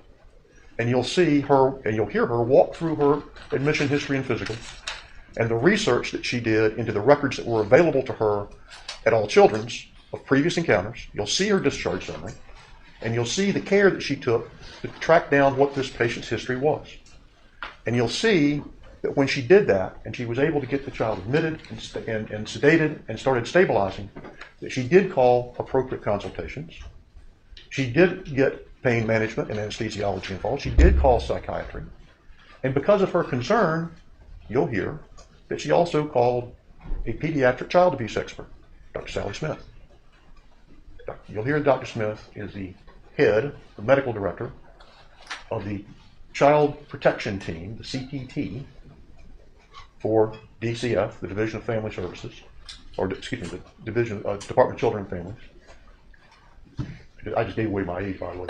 They used to call it the 70s. But in any event, you'll hear she contacted Dr. Smith to say, basically, I'm not sure what's going on here. Can you check this out? And you'll hear that Dr. Smith did. You'll hear that Dr. Smith was not an employee of All Children's Hospital, that she was not part of the treatment team, but she was there as a resource. And you'll see over time, and we'll talk about this again in a minute, the investigation that she conducted in connection with her duties with DCF and the Child Protection Team. She was not an employee of All Children's and never held herself out as such. And you may hear from Mr. and Mrs. Kowalski themselves that they knew that from day one. Now, I mentioned that Dr. Tepa-Sanchez got her colleagues involved. One of those colleagues you'll hear from is Dr. Richard Elliott. Dr. Elliott is a board-certified anesthesiology in pediatrics.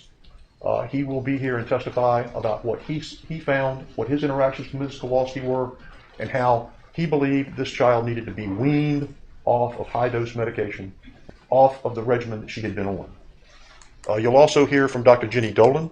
She's in the same discipline. She too had interactions. And you'll hear from both those doctors that during the time they were caring for this patient, they were having a problem with what Mrs. Kowalski wanted. Mrs. Kowalski wanted an intrathecal pain pump placed in her daughter's spine to deliver a medication called clonidine, powerful drug, into her spinal canal. She was told that was a bad idea by the doctors at All Children's. She was told the same thing by doctors at Nemours. Indeed, you're going to hear Dr. Kirkpatrick tell her that's a bad idea. She was insistent upon asking for that over and over. She was talking about taking her daughter back to Mexico and Italy for more high-dose ketamine that she had just come off of, and that the doctors at All Children's felt weren't working, and frankly, we would suggest the evidence suggests weren't working. The plan of care that the doctors wanted to pursue was consultation, weaning of the medications, appropriate care, and ultimately transfer. Now I'm going to go past the slide on Dr. Smith here and go fast forward here because I want to talk about several specific allegations that have to do with the sequence of events from this point forward in the case and what the evidence is going to show you about that sequence of events. This child was admitted with a consent form agreeing to treatment signed off by Mr. Kowalski on October 7th of 2016. Monday, by that Sunday, family, particularly Mrs. Kowalski, wanted to leave. They were being dissuaded from that. They'll tell you that on the morning of October 10th or 11th, that they were told they couldn't leave. I'm going to invite you to listen to what the evidence will show about that encounter. Because we believe the evidence will show, and you'll hear Mr. Kowalski say that no one ever told him he'd called Children's Hospital. We believe the evidence will also show that at that time, with the threats being made by the mother to find more high-dose, dangerous ketamine, that it was reasonable and warranted for the doctors to decline that if they had chosen to do so. We don't believe they did. We think that the evidence is more persuasive and shows you that there was a convocation of folks on the morning of October 10th or 11th at which there was a discussion of the plan, there was a discussion of the weaning, there was a discussion of stabilization, the plan being, let's get her weaned off this medication safely, and then let's transfer her to an institution where more intensive physical therapy, more intensive behavioral therapy, and more intensive occupational therapy is available. The evidence will show you that All Children's Hospital was not trying to imprison this young lady. We were trying to get her stabilized and transfer to somewhere where she could get the help that she needed. And you're going to see that that somewhere was identified by Dr. Michelle Smith and others as Nemours Children's Hospital. A brief look at Dr. Smith's qualifications. You're going to hear from her from the witness stand. Dr. Smith is presently our chief of staff. She's also a board-certified pediatrician and intensivist. She came into this case on October 9th, and she, virtually from the outset, began discussing with Mrs. Kowalski transfer of the patient. Now, there's her plan of care. That's what she wanted to pursue. And she tried to get it done with a transfer from PICU to Nemours. She felt at the time that if she transferred the child to Nemours, an intensive pain management program could begin while the child was still an inpatient. Nemours declined the transfer. She didn't stop, though. So I'm going to skip past this slide because we pretty much covered it. She didn't stop. After that discussion at which the family agreed to stay, and you're going to see multiple sources of documentation of that, after that discussion, she took it upon herself to call Nemours again. And she called a doctor named Lisgelia Santana Rojas. You're going to hear that Dr. Santana Rojas, and you're going to hear from her, we believe, by Zoom. You're going to hear Dr. Santana Rojas verify what she was told, or what she told Mrs. Kowalski, and what Dr. Smith will say she told Mrs. Kowalski. And that's basically this. She said that Nemours wouldn't take a transfer for inpatient, but that Dr. Santana Rojas operated an outpatient pain management clinic, specializing in pediatrics because that's all Nemours does, just like all children. All we treat is pediatrics, all they treat is pediatrics. In their pain management program, they treat CRPS. You'll hear Dr. Santana Rojas describe that she told Mrs. Kowalski that. You'll hear her say that she was asked by Mrs. Kowalski, if I go over there, if I come to your program, will you put in an intrathecal pain pump? And Dr. Santana Rojas said, no, we won't do that. That's not part of our program. It's dangerous. It's against your daughter's interest. But what we will do, without ketamine, without analgesia, what we will do is give her intensive physical, occupational, and behavioral therapy, and I'm going to replicate with her the program I trained in at Boston Children's Hospital, Harvard Medical School. I've replicated that program here, and we're getting very good results. If you bring your daughter over here as an outpatient, we'll put her in our program. You hear Dr. Smith pretty much tell you the same thing. I'm not sure what Dr. Santana Rojas is going to say about this, but I know what Dr. Smith's going to say. And it's this. Dr. Smith left the hospital that day thinking she had a deal. She thought, okay, we're going to get this child weaned and stable, and then we're going to transfer her as an outpatient in her family's custody to Nemours Pain Management. You are going to see that at this point, on October 11th, 2016, there had been a report accepted to DCF. There had been an investigation started, but nothing really had taken place. There had not been a dependency petition filed. There had been no court order. The court hadn't denied Kowalski's access to her daughters. They hadn't done anything. October 11th, All Children's Hospital and its staff were attempting to facilitate Mr. and Mrs. Kowalski taking their daughter out of All Children's Hospital in their custody and taking her as an outpatient for treatment at Nemours. We suggest to you that if that had happened, we would not be together today. We're going to suggest to you that the evidence will show that if that had happened, it's reasonable to think that none of this would have occurred. We believe that had that occurred, this entire matter could have been sidetracked and never brought us together. But that's not what happened. Because the next morning, when Dr. Smith arrived back at the hospital, she found that Mrs. Kowalski wanted to take Maya Kowalski to Dr. Hannah for more ketamine, that she wanted to seek an intrathecal pain catheter elsewhere, that she wanted to obtain more ketamine elsewhere, and that there was still discussion of Mexico or Italy. Shortly after, the circumstances under which Maya was a patient at All Children's were not dictated by the hospital, they were dictated by the court and DCF.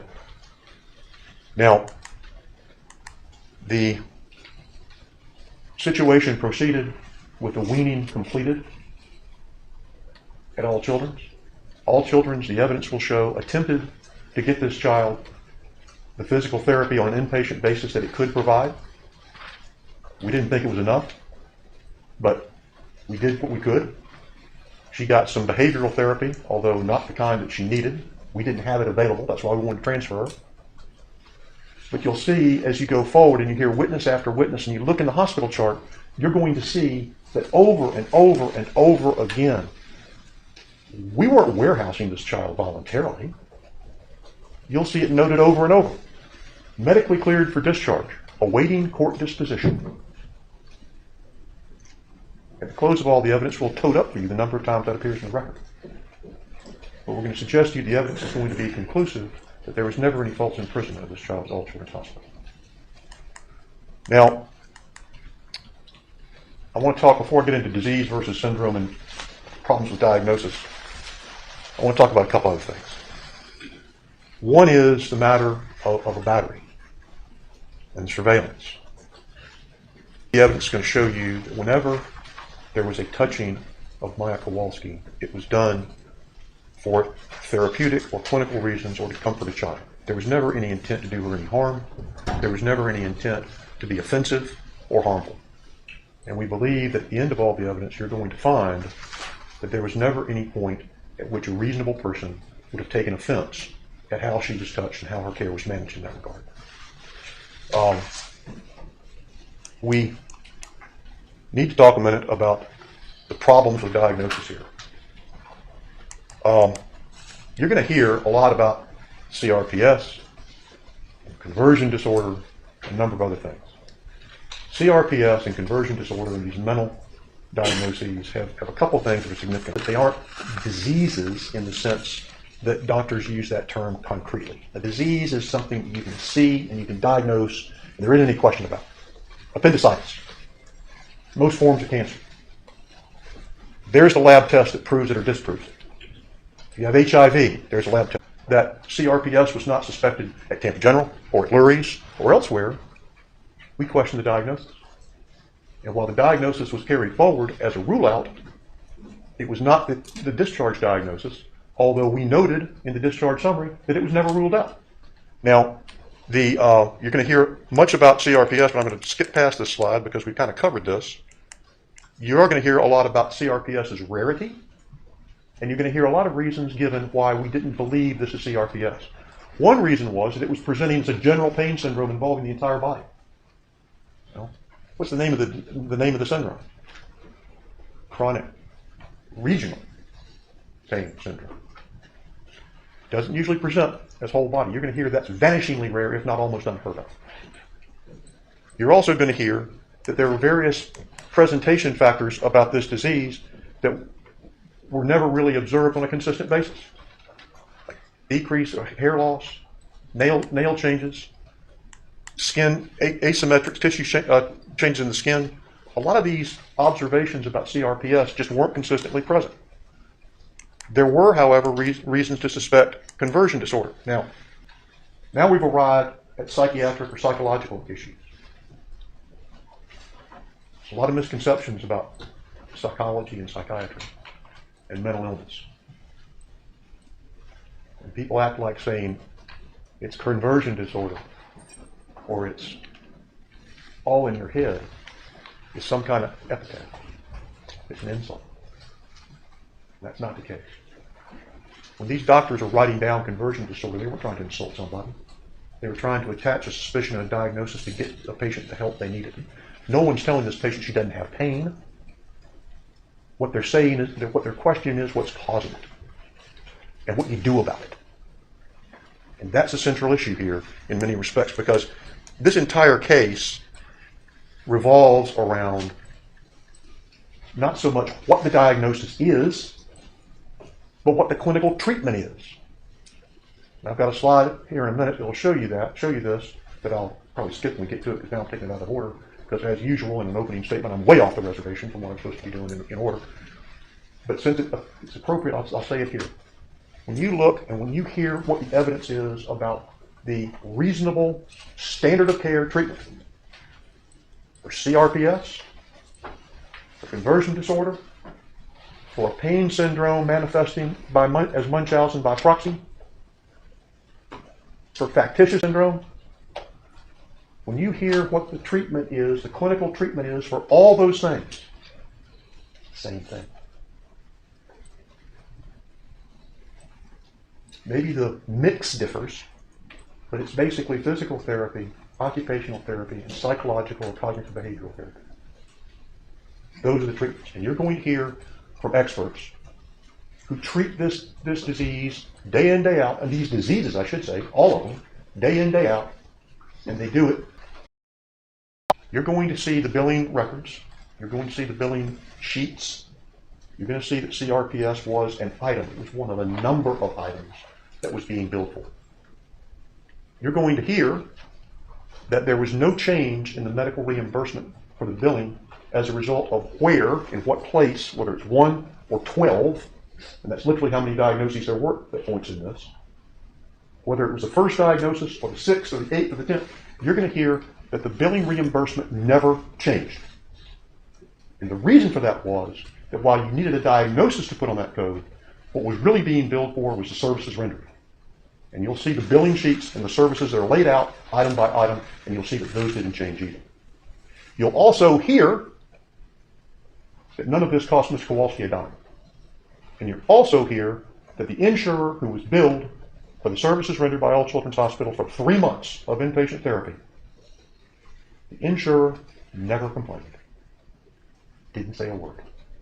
Approved the care, approved the billing, no problem. Now, you're going to hear a lot about Munchausen by proxy, and I'm going to kind of fast forward through this for one reason, that we're running a little bit low on time, but the other reason is that it's a very technical thing, and it doesn't merit near the attention that it's gotten, but it's been a flashpoint throughout this. There was a suspicion of Munchausen by proxy. It wasn't just All Children's suspicion. There was a concern that part of this child's condition was being fostered or encouraged by the mother. There was a concern that the mother was seeking out care that was too aggressive, that was dangerous, and would persist in doing so if she were permitted to do so. That's what got this ball rolling.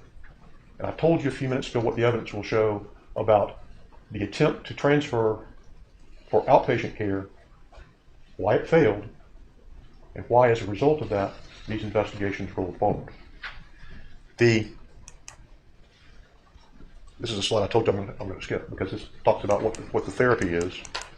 and how it is all of them. We talked about billing fraud, so I'm going to skip over this slide as well. Let me talk about photographs for a minute. You've heard about the photos that were taken. These photos were taken for clinical reasons. We believe the evidence will show you that they were taken pursuant to the consent that Mr. Kowalski signed when he was admitted, and which he will, I believe, admit to you he never rescinded. The purpose of the photos was to document the condition of the child. If there were skin lesions, even if they were not being documented in the nursing notes, they needed to be documented, they needed to be observed if they got worse. If there were new ones developing, we need to know that too. But the point is that they were being taken to assist in diagnosis and follow the child's condition. You heard about surveillance, the movie, surveillance video. You're going to hear that wasn't a new idea either. That also happened at Cambridge Home. Why was it done? Because medical professionals wanted to know what the child's capabilities were. Now, that video is going to tell you you're going to see, we're not going to ask you to watch 42 hours of video. But you're going to see grabs from that video that show several things from our standpoint. You're going to hear some of the plaintiff logs. From our standpoint, you're going to see in that video that Maya Kowalski, who's saying her legs are hypersensitive and can't be touched, saying she can't move her legs, is moving her legs in bed, moving her legs into a position that we used to call Indian style, and now we call crisscross applesauce. She was able to assume that position and hold that position voluntarily without a problem. You're also going to see and get some idea of the fact that she was not in that room for 42 hours. You'll see that she's in and out. She went to therapy, she went to other places. And you'll see the nurses coming and going and assisting her when indicated to the commode. The commode wasn't placed out of her reach for any kind of malicious purpose. It was placed in the position that it was because she had nursing staff available to help her, as you'll see they did, and because if you put it too close or in too close a position to the bedside, it would obstruct the nurse's ability to get to the bed. It was strictly a matter of happenstance. It was not a matter of intent. And that brings me to another point, and it's on this slide. You're not going to hear any evidence that the 50 some odd medical doctors and professionals who took care of Maya Kowalski over 3 months somehow banded together in some sort of cabal and hatched a plot or a conspiracy to do harm. You're just not going to hear that. You're instead going to hear from a constellation of dedicated pediatricians and dedicated specialists who were genuinely trying to do the right thing for this patient. They may have differed in some opinions with the family, but their uppermost objective was to keep this child safe and to get this child the therapy and the treatment that she needed. Now, why was the diagnosis an issue if the treatment was the same? That's a reasonable question. Let me suggest to you that the evidence is, and will be, that the importance of the diagnosis is the result of the fact that CRPS diagnosis was being used to justify dangerous care, dangerous levels of ketamine and other drugs that aren't even recognized in the literature. Those doctors weren't going to come get the patient. The family's going to take the patient to those doctors. And so it was important to get the diagnosis straight and the treatment straight so that the right mix of therapy could be formulated and the best job could be done to get Maya Kowalski into a position of being comfortable, functional, and lead a happy and healthy life. That's what we were attempting to do. There's never an intent to do anything but that. Over the next few weeks, we think you're going to hear a number of experts in the courtroom. We'll be bringing in experts from California and elsewhere. They're going to talk to you about whether or not the overarching allegation against all Children's and its physicians, including even Sally Smith, that they were negligent in Maya Kowalski's care and that their negligence somehow caused injury. We're going to suggest to you that, first of all, there was no ultimate injury caused, given the condition that she was given to us in. But more importantly, There was no deviation from the standard of care. You're going to hear from different doctors in different specialties that the care that was taken in diagnosing and treating Maya Kowalski, you're going to hear about teams of consultants, you're going to hear about meticulous investigations. You can see that Sally Smith formulated a 45-page single-space report of her review of literally thousands of medical records to come up with her diagnosis. You're going to see a lot of effort and care and expertise went in to the effort made to treat this child at Johns Hopkins All Children's Hospital. We believe that the evidence will be unequivocal. But that degree of effort, insight, investigation, and monitoring and care comported in every respect with what is reasonable and what is recognized as being reasonable and appropriate by other similar physicians. And we don't believe you're going to hear any credible evidence otherwise. You heard the judge give you a definition of medical negligence. I just kind of paraphrased it. But the point I'm making to you is that the evidence will ultimately show that these doctors and these nurses and this hospital staff acted reasonably and prudently to treat a difficult and challenging case they were presented with, and they did it consistently over 3 months. They don't have to be right under the law. All they have to be is reasonable. We will suggest to you that the evidence will show that, first, they probably were right. But even if they weren't, they were more than reasonable. At the end of all this, at the end of all the evidence, I'll have another chance to visit with you, or my colleague, Mr. Shapiro, will. You're going to hear a lot between now and then. And again, I appreciate very much your attentiveness and your diligence, as does my client and people at All Children's Hospital. I thank you for your attention and look forward to working with you in the next few weeks. And you'll be pleased to know I skipped at least 3 slides. Thank you. May I see? All right, so that wraps up the opening statements. We're going to next go into day 2, which is going to start with a witness named Brandon, who was the family's neighbor. So he's going to testify a bit. So as I transition over to that, so it's really interesting because, you know, I understand that a doctor doesn't want to administer things that they're not comfortable with, right? It's their career, their license, and everything else on the line. So of course they wouldn't want to. But it's interesting that it's almost as if the hospital is suggesting that by seeking any other treatment outside of the U.S. that the U.S. has not approved of, and in the amount of ketamine that she got, the ketamine coma for 5 days, you know, they almost are alluding to the fact that that treatment is not legal, right? Which is not the case, right? They got it outside of the U.S., which is totally acceptable. It's not like they did some black market thing, right? So that's kind of a sad notion to put on the parents, as if they did something wrong by seeking care for their child. And I understand she's in so much pain. So if they do find something such as this ketamine to help her, it's totally understandable that they're going to lean into that, right? And continue doing that because that's what they found to work.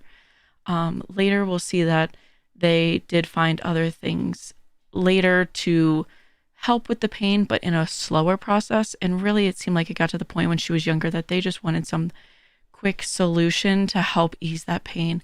As they stated, she was in agony, screaming, and they had to put her on the other side of the house because it was so loud that she was in that much pain. And for her to be alone in those moments is really sad. All right, so let me go over to day 2. Hi. May Please state your name for the record. Brandon Woodward And where do you live? in Stonewalk subdivision in Venice. And have you been called here as a neighbor of the Kowalskis based on your observation of Maya and certain other matters? And tell us a little bit about yourself. Where were you born?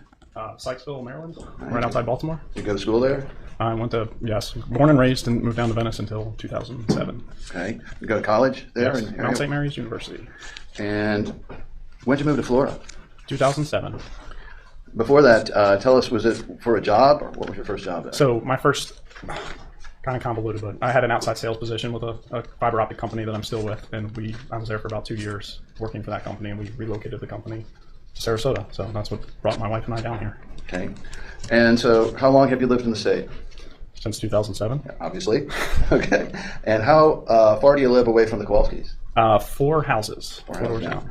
tell us about the community Stonewalk. About how many houses? How big is it? It's around 70 houses. It's one big loop, so there's no through traffic. Everybody takes walks. Everybody knows each other. Very friendly community. It's kind of kept us there for a long time. What road is it off again? It's off of. It's off Venice Avenue. That's right. And do you know a lot of the neighbors there in addition to the Kowalskis? I think we know every single neighbor. There's maybe 1 or 2 that are snowbirds that don't live often. There's maybe 1 or 2 rental homes, but I'd say like 95% of the neighbors, we all know each other very well. All right. And is there you keep in touch through things like a group chat or other? So yeah, there's several ways we keep in touch. There's a neighborhood email, so the HOA uses that, or anybody can use it really just to send bulk emails out to contact people. And then we have another, I think it's called the Next Door app. A lot of people use to send out information. Do you remember when the Kowalskis moved down? 2014? Yes. How long did it take before you got to know them? Days probably. Jack, the whole family was always outside. Jack, I have to drive right by their house to get to my house. So every time we're driving in or out, Jack was always outside doing some kind of work, always had a smile on his face, always waving.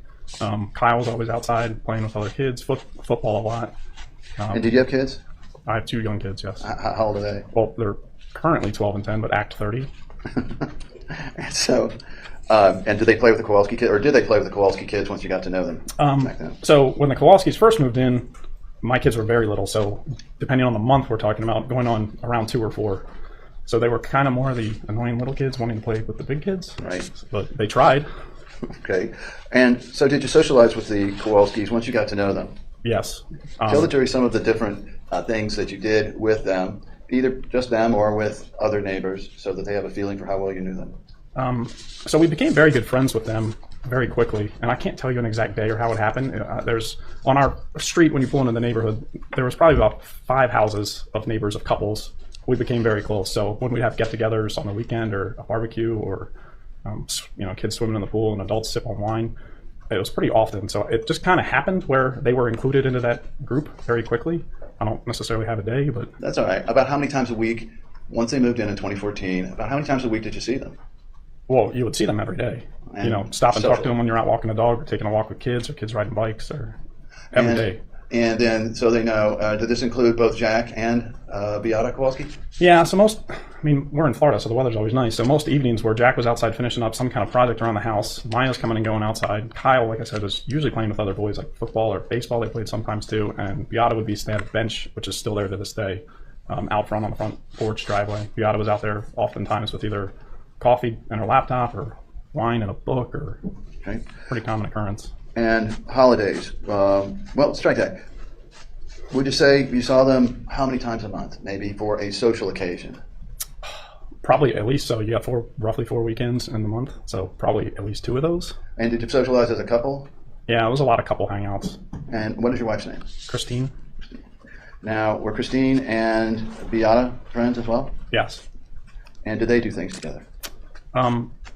I wouldn't say separately, just the 2 of them. It was, Couple and couples? yeah, we didn't leave the neighborhood much because we didn't have to. So it'd be rare for us to go out to dinner or something like that. But it was usually, we'd hop between those couple of houses on who would host some sort of get together.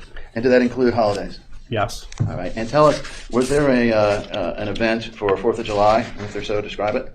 Every year, one of the neighbors would host a big 4th of July kind of block party, driveway party. So whoever was hosting might tweak it or change it a little bit. But Jack did it for two years in a row.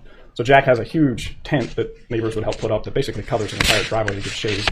And then all the neighbors would come over. Everybody'd bring a dish, cooler of beer, wine, and sodas and waters. And, it was a huge cookout, potluck style party. Right. And then during these, the bike parade, was there generally a parent that would take a video of it for everyone? Multiple. And then there's a couple of retirees in the neighborhood as well that also would record. All right. And have I previously shown you what has been identified as 2528-1.29, which is exhibit number? That is the exhibit number from the July 3rd, 2015 bike parade? The video and a picture. Yes. All right. And so first, do we have a photograph? And that's been agreed to by council? Yes. The first photograph, and if we can show that, please. And that is, Kelly, can you identify the specific one? There you are. Okay. Let's get it into evidence first. Yes. Sorry, Judge.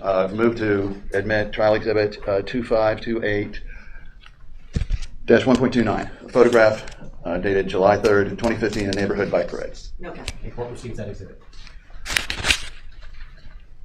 And may we publish? Yes.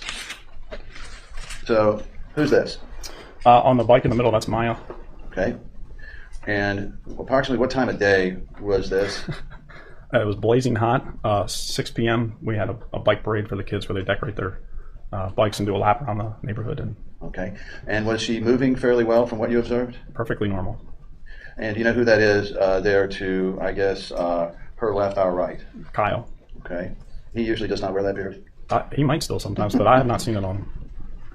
All right. So let me also ask you about proposed exhibit 2692. There's a video of July 3rd, 2016, of a neighborhood bike parade. It's approximately 1.5 minutes before. Can we please show it to the court? Is this in evidence? This is not in evidence. It is only 1 minute if the court could see it, and I'll further with the predicate. Members of the jury, I'm going to need to send you back into your room for a few moments. Do not discuss this case amongst yourselves. Do not do any investigation and receive no information. All rise for his exit.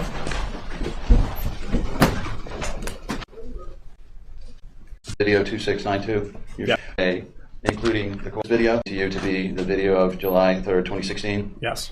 Are you in this video? Yes. Does this fairly and accurately depict the scene on that day, including the Kowalski children and you? Yes. Okay. And that's Maya right there driving the Golf golf cart. cart? Yes. Right. And then you are coming up here in the gray t-shirt in the back? Yes. Gray shirt, black shorts. Is there any audio on this video? No. Your Honor, there is audio. Would you like me to turn it up? I did not have permission to. I don't need it unless it's just people coming by and saying hi. Okay, but we need to think this through. If there is audio on it and you're seeking to admit the entire clip, then I need to hear it, because at the end of the day, we need to make sure that the jury only sees and has access to what is actually admitted. Understood, Your Honor. May we replay it with the audio? Only fact, Your Honor, with your permission. Play it with the audio, please. And that is Jack Kowalski there taking photographs. Why don't you just not say anything?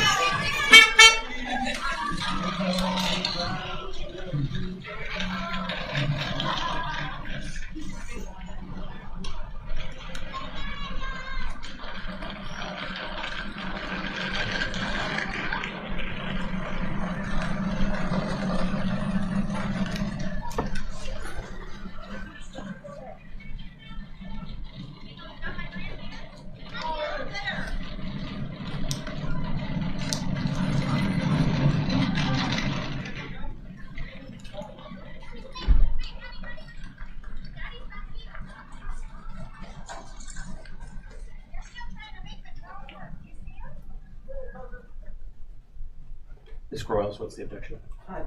Objection is relevance. Most of the people on the video aren't a witness or relevant to anything. I mean, cumulative. They're putting in a photo of Maya on her bike. I'm not sure the purpose of it, to be honest. I'll go ahead and overrule the relevance objection.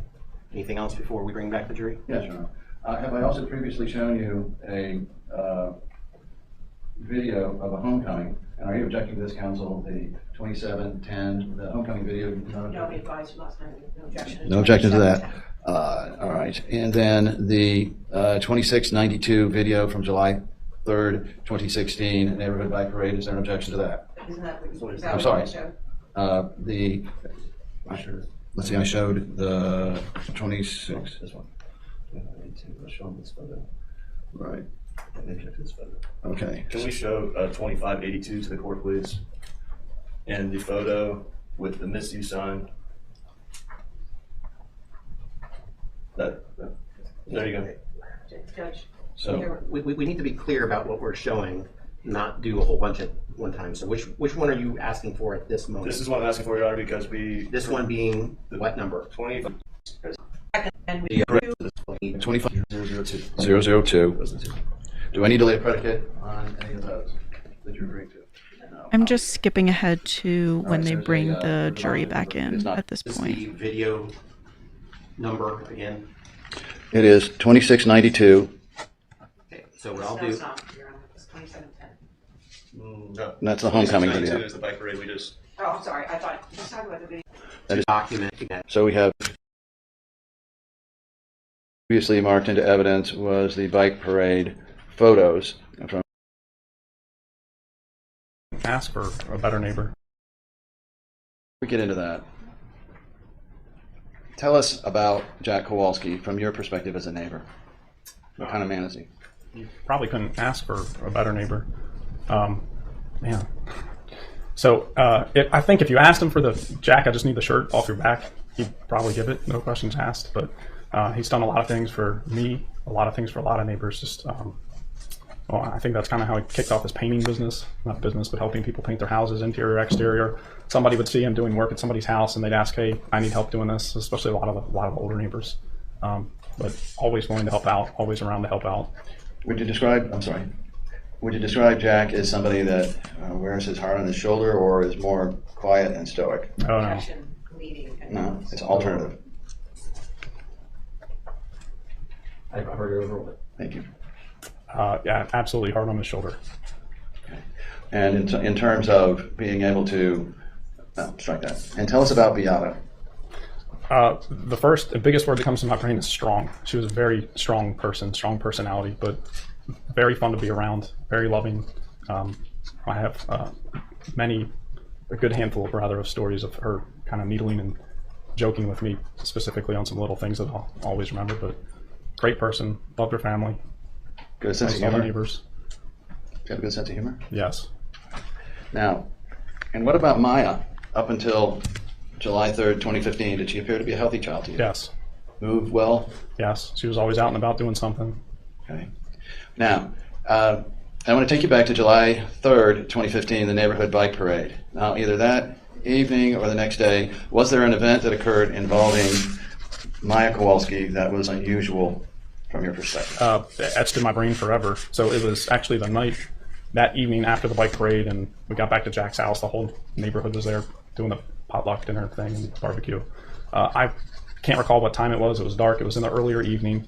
I went into Jack's house to use the bathroom, and when you walk in the front door, he's got a very wide open, grand living floor plan. Do we have a photo of that for demonstrative aids only, Your Honor?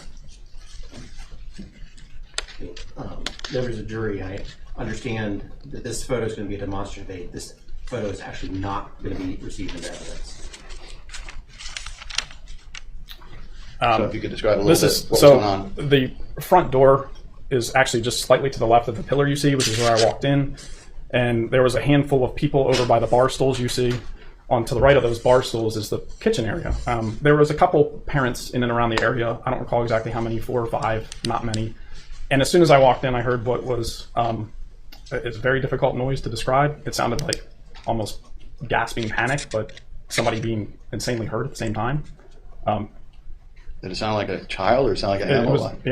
It sounded like a kid. I almost thought it was a kid trying to make a terrifying noise. And I kind of chuckled like, what is that? And then I realized the look on these other adult faces was not panic, but, you know. Was this the reaction when? It was a reaction of fear, like not knowing parents? what to do. And then I realized it was a child, so I figured this was not my business or my place. Something was going on that was pretty serious, and I slowly backed out of the house. Did you see whether Maya was on the floor at that point? I couldn't visually see her. I saw Jack kind of hustling about in that area, and I just assumed it was one of his kids, but I did not visually see. Did you later learn that that was in fact Maya? Yes. So, from that photo we saw then during the parade a few hours earlier to this time, over the course of how many hours would you say it was? Purely guessing, 3, 2.5.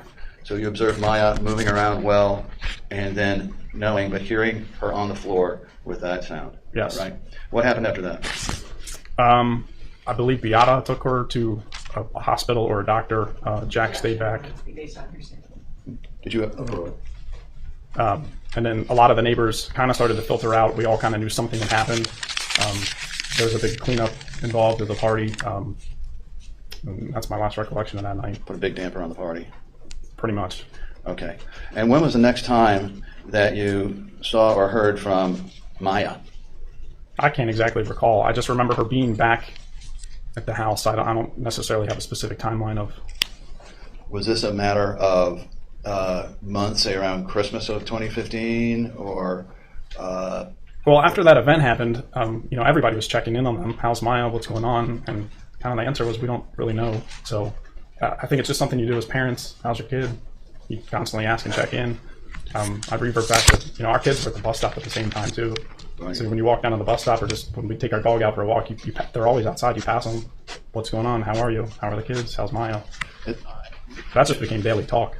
Just from the reference point of July 4th time period up to Christmas and after, did you ever see Maya out? And if you did, was she walking or was she in? No. Wheelchair is all I remember. And if we were at Jack's house, inside the house, there wasn't walking. She'd use her arms to move around and kind of crawl up onto a couch, onto a seat. There wasn't. Okay. And so did there come a time when you saw or understood that the Kowalskis were leaving for Mexico for treatment? Yeah. So I can't remember the exact timeline. A little bit later in the year, they had a doctor that was helping Maya. They were very hopeful. My wife actually went over to see her the day before they flew out. Mm-hmm. They gone for a while? I want to say it was a full week. Okay. All right. All right. And then once they came back, did you have an opportunity to periodically, on a regular basis, see Maya over the course of the spring of 2016? Yes, often. Tell the jury about what, if anything, you noticed about her condition. She seemed to be getting better, and in my opinion, just looking in, not knowing all the details, this one treatment she went and had, I thought that was it. The one treatment, one and done, and she's on the mend and better. But still in a wheelchair. Still in a wheelchair, but overall physical strength health getting better. Mm-hmm. She liked to get in the pool. I believe they put in solar just to keep the pool water warmer and more comfortable, so she could keep getting strength back in legs. Got it. Okay. And so then through the course of that year, did there come a time when you had another July 4th parade in 2016? Every year we have one, yes. And was that filmed? Yes. And with the court's permission then, we would publish the video from 2692 in evidence? Now, if you could narrate a little bit here. So this looks like the very start of the parade. That's Jack kneeling down in the black and white shirt taking pictures. Is this the neighborhood? This is the neighborhood. That's actually my house, straight in the middle. Okay. Maya's driving the golf cart right in the middle. Okay, let's come forward. Our other mutual friend is riding in the passengers up front. Okay. Now Maya's able to sit up there? Yeah, she drove the golf cart all the way around. So she couldn't ride the bike this year, so our friend Pat, that was, I believe, his golf cart he got from work. So he brought that just so Maya could be a part and drive around. So she was strong enough by July to press down on the pedal there, in the golf cart pedal? Yes. What if anything? Hold on a second. What's the legal basis? Lack of knowledge. From what you observed, was she able to press down on the pedal? Yes. Golf cart. Keep going, please. All right. These are neighbors? Some more neighbors. That's my daughter right there. More neighbors in the back. And this is me in the gray shirt coming up. That's my real little daughter. I'm walking behind right there. Jack's discovering humidity. Is this the Kowalski's house? No. Okay. Where's the Kowalski's house from here? From this image, it's, hold on. Go straight down to your right. It's out of frame, but right to the right. Okay. Similar to these? Yes. Okay. Thank you.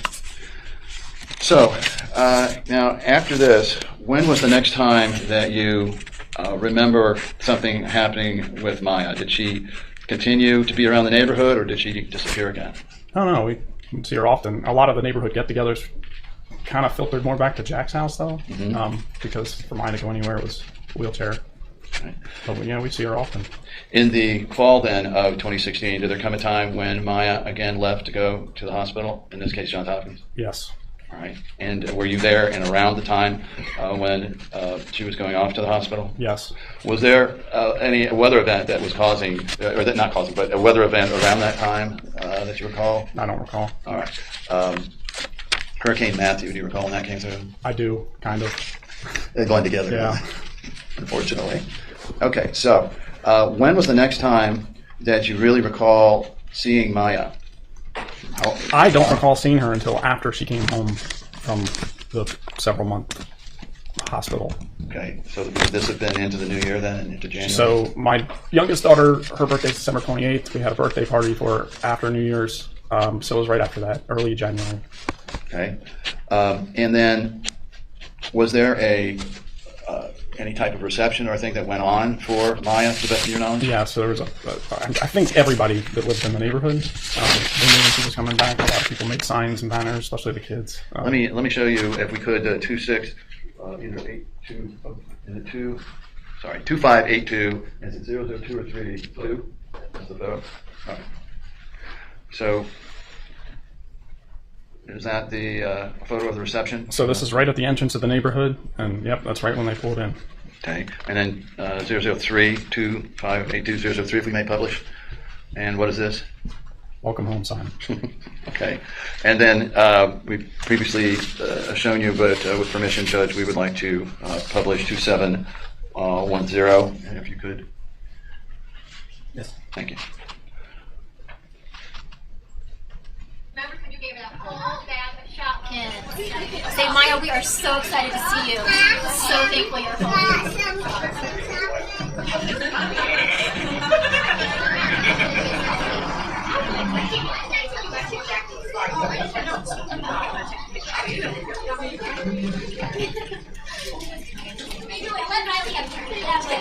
She went on dogs. Riley wants to have herself get out of it. Oh, that's she would be here. And oh. Okay, now, after this, were you there when they tried to get Maya out of the car? Yes. Tell the jury about that. Well, that day and many after, she couldn't. She had no strength. There was pretty much no muscle to her legs. Jack had to pick her up and put her in a wheelchair and push her around, pick her up to move her anywhere or anything, not just in and out of the car. Was she able to keep herself upright without people holding her, hugging her, or otherwise? No, not really. I remember when she'd sit on the couch, she had to put pillows on both sides of her too. All right.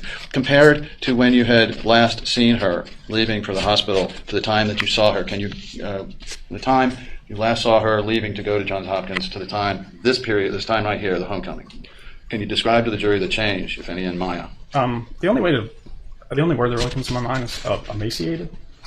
So I was over their house a lot. Like I said, especially after she came home from the hospital, hopping from house to house was a bit more of a challenge. So I think Jack was happy to have some company in his house too. So I saw a lot of Maya. Very, very thin. Like I said, no muscle mass in her legs at all. No color. No strength to her arms. She couldn't do anything. What was your? Go ahead. I remember her texting from her bedroom to Jack if we were in the kitchen. That's how she'd get a hold of him. Hey, I need help moving or going to the shower, bathroom, whatever. Jack literally had to go physically pick her up and do everything with her. So you didn't see any improvement whatsoever when she got back from? No. Did she get better or get worse from Johns Hopkins? Definitively worse. And so, what, if anything, crossed your mind about how, given what you were seeing, this child's future could be held physically? Objection. Sorry, ask the question again? Sure. From her condition, right, when she came home, what, if any concerns did you have about Maya's future physically? That was a long road. So when she first went and got the first treatment in Mexico and came back, like I said, my personal opinion of not knowing any details of the treatment or her, what the disease was, I had this impression it was this one and done, and she's better because she was getting better so much quicker, getting strength back and getting back to normal. When she came home from the hospital, I can't tell you a set time, but I just remember it was such a long road for her to be able to do anything physically. Months and months. And did there come a time when you saw her graduating from a wheelchair then to crutches? Yes. And was that a significant period of time? All driven by Maya. I remember Jack saying she's bound and determined to not only walk again, but I think she wanted to ice skate, and I thought maybe there was something else she wanted to do physically, like, I don't know, gymnastics or something, but hard work by Maya. Mm-hmm. And then eventually, was there another period of time when Maya began to try to graduate from the crutches to walking? Yes. I mean, that was always the goal for her. She had her sights set on getting totally back to normal. So. And was Maya the type of child that would instantly tell you if she was hurting, or was she quiet about something? I never heard her complain about anything. no matter what? Never. Okay. And the let's talk a little bit about Beata over this period of time from when Maya went off to Johns Hopkins until the end there. Were you seeing the Kowalskis, that being, I guess it would be Kyle and Beata and Jack, over that period of time, the fall of 2016, while Maya was gone? Yes. How often did you see them? Same deal. I think Jack was outside even more if he wasn't doing something, working on, trying to get Maya. Just occupying his brain. Mm-hmm. So still a lot. What was the effect on Beata as time went on? Absolute crushing stress. The whole family. Was there a change in her personality from what you saw? She became a lot more reserved, at least, for me. Was she becoming more withdrawn? Yes. Did she have the same sense of humor that you had? No, completely gone. And between Jack and Beata, first, how often were you seeing them in any social modes? As much or more or less? No, not as much. We all knew this was going on, where, again, this crushing stress thing of trying to get the kid back. So, it wasn't... Were you there? A lot of us felt odd, saying, hey, let's go party. That wasn't happening. As a couple, were they more withdrawn? Yes. And at least in front of you, I don't know if you saw this or not, but did there appear to be any stress there, or either individually or collectively? I can't really speak to that. All I can tell you is, again, the best way for me to describe it is just this crushing stress on the family and the household. Whether there was additional between Jack, Kyle, Jack, Beata, or whatever, I can't specifically say. Well, was there any particular event where you recall seeing, either on a holiday or a regular weekend event or something, where you saw indicated to you just how bad it was? Yes. We had a New Year's party with a couple of those houses with a couple of neighbors that were, previously mentioned, we're really tight with. So the next door neighbor to Jack had just a handful of couples over for New Year's Eve, and at midnight when the bell dropped, Beata just broke down, completely broke down. Describe it for us a little bit. What was she doing, and then how did it come about? The ball drops, usually kiss your spouse or Happy New Year, and she lost it. Started crying. All the other females tried to console her. Mm-hmm. And so that was not such a good news for you. Now, Kyle, as long as you have known him, has he been a bodybuilder type or more on the thin side? Always.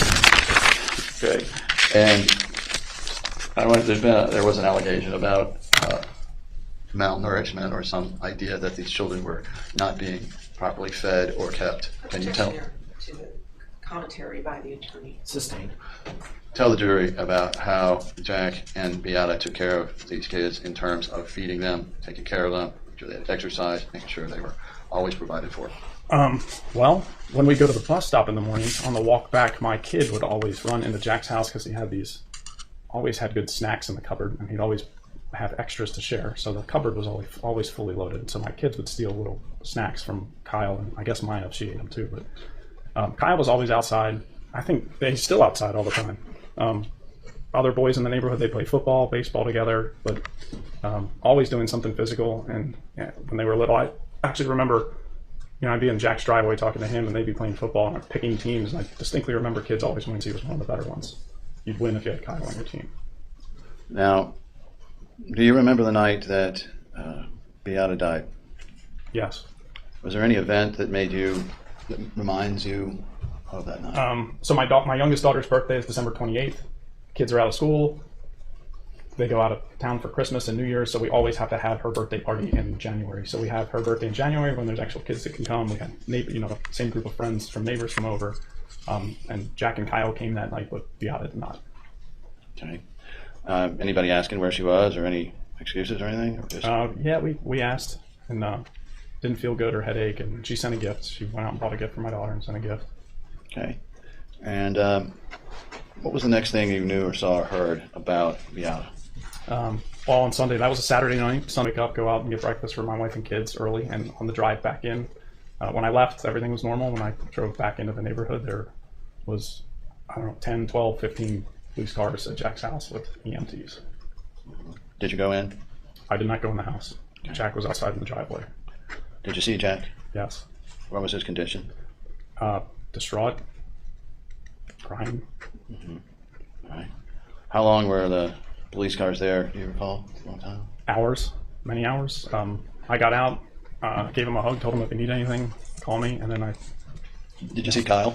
I did not see Kyle. He had gone by that point and taken her. I'm not sure. I wasn't sure if he was in the house or if he left. Now we've gone over the reunion party, but can you tell us a little bit about what it's been like for Jack first? Since, we'll strike that. Did you see Jack very much immediately after, in the period immediately after Beata passed? Yes, still saw him a bunch. Tell us about that. It was more just trying to console a friend. You don't want to intrude, but you want them, you want the family to know you're there. Yeah. And was he striking? Have you noticed any changes in Jack afterwards in terms of his, not so much about taking care of the kids, but just he himself and his enjoyment of life or his activities? I mean, yeah, the whole family. Tell us about it. Well, I don't know how to put that into words. Just completely life changing. Just things are different. The whole family's just great, super caring family, but something just happened where it's just different now. They're still great people, but. And so you're still good friends. Yes. You're still will have some of his wine. Still do. And I understand there's controversy about his wine, though. I think it's just with you. I'm the only one that doesn't like Yes. Jack's wine, so that's better. In any event, to this day, though, is there still a change in Jack from what you knew before? Yes, but like I said, it's difficult to put into words. If you've ever watched, the family's changed. And do you see Maya or Kyle as much anymore? I see Kyle often when he's washing his boat after he goes fishing. So he's still outside, but he's not playing football in the front yard anymore. Okay. Maya babysits our kids. She's been doing that for a couple of years. Okay. And does Jack come around as much on the social scene, or is he? Yeah, we still hang out a lot. Try to keep him going. Yep. All right.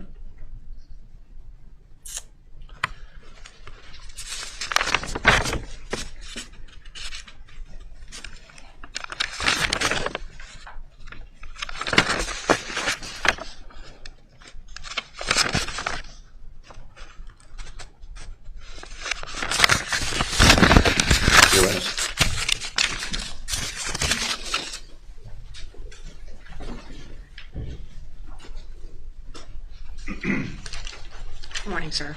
Morning. I just have a few questions. It sounds like you've known the Kowalskis for a long time, and you're a really good, supportive friend, or at least you try to be. Is that fair? Yes. Okay. I just want to draw your attention back to the July 3rd, 2015 incident at the house that you talked about. Okay. Okay. We're on the same page? Okay. Yes. My understanding from what you've said is that you didn't actually see anything happen to Maya, correct? Correct. And in fact, at the time you heard this noise you described, you didn't even know it was Maya. Is that fair? When I first walked in the house, yes. When you actually heard the noise that you described, you didn't know that it was Maya. Is that correct? No, I after about 10 seconds, quickly put it together that it was Maya. When Oh, I you first did? walked in the house, I just thought it was some random kids just making some god-awful noise. Oh, I must have misheard. I thought you said you figured it was one of Jack's kids, but I didn't know that you had determined that it was Maya. But whether it was within 10 seconds or 30 seconds, or yes, but the other parents and adults there, as they were filtering out, yes, it was very quickly realizing it was Maya. Okay, all right. But as far as what you know, you didn't know of anything physical that had occurred to cause that noise, correct? And as far as it could have been a panic attack for all you know from what you've heard. Is that fair? I wouldn't classify it that way, but okay. I'd say no. Can we agree that you don't know what caused Absolutely. her to have that, Yes. to make that noise? Is Yes. that fair? Yes. Okay, all right. I want to focus the time frame. So just to put us on the same page, Maya's admission to St. Johns Hopkins All Children's was October of 2016. Okay. Okay. My understanding is that you were aware that they had gone for some treatment back in November of 2015. I don't remember the exact times Okay. and dates, but But you remember them going somewhere for treatment? yes. And I think I heard you say you figured it was going to be one and done. They were going to do that treatment, and then that was going to take care of everything. I think it was after the fact when we saw her, what was to me being perceived as much better than before she went. I just thought, oh, this is a big, expensive one and done treatment, and this helps clear up whatever it was. Okay. All right. So are you aware of all of the treatment that she was getting between, let's say, December of 2015 and October of 2016? Very minimally. So not in detail, no. Your knowledge is very minimal, is that what you're Correct. saying? Okay. And can you describe what Maya's condition was in the weeks leading up to going to Johns Hopkins? Before she went in? Right before, you mean? Yes, sir. She seemed to be getting better and recovering, getting strong. Specifically, like what I can really speak to is strength in her legs, because I just distinctly remember her crawling around, using her arms to get around. Something about legs, putting pressure on legs or using legs either hurt. So there was this avoidance of using legs. Okay. So is it correct, though, that she never walked again between December of 2015 and entering into Johns Hopkins? I don't recall. You don't recall one way or the I other? don't recall one way or the other. Okay.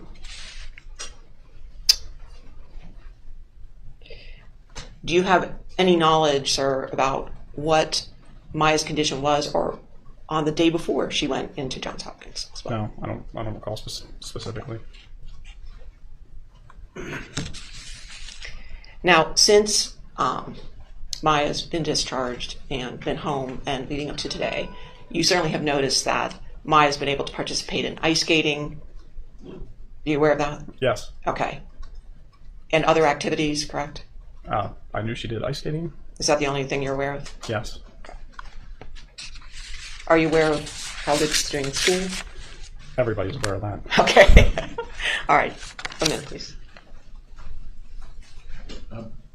But you, so far, I haven't had any contact. Hold on a second, Mr. I'm sorry, I'm done. No further questions. Sorry. Mr. Anderson? No questions. Sir, you can go ahead and be excused.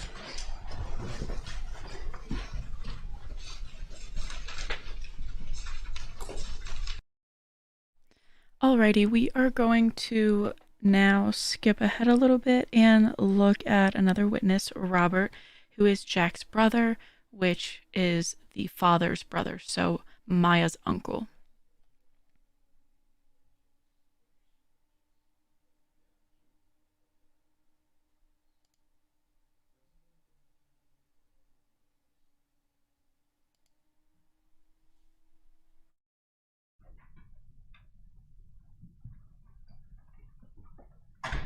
Okay, everyone, please be seated.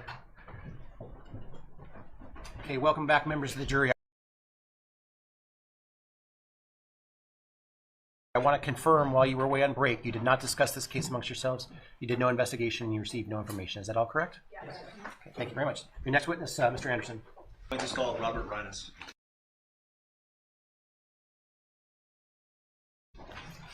Sorry about that, Mr. Whitney.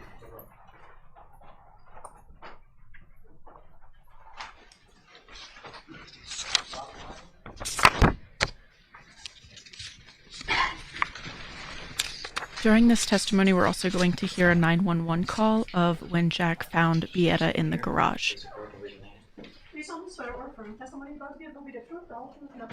Yes, I do.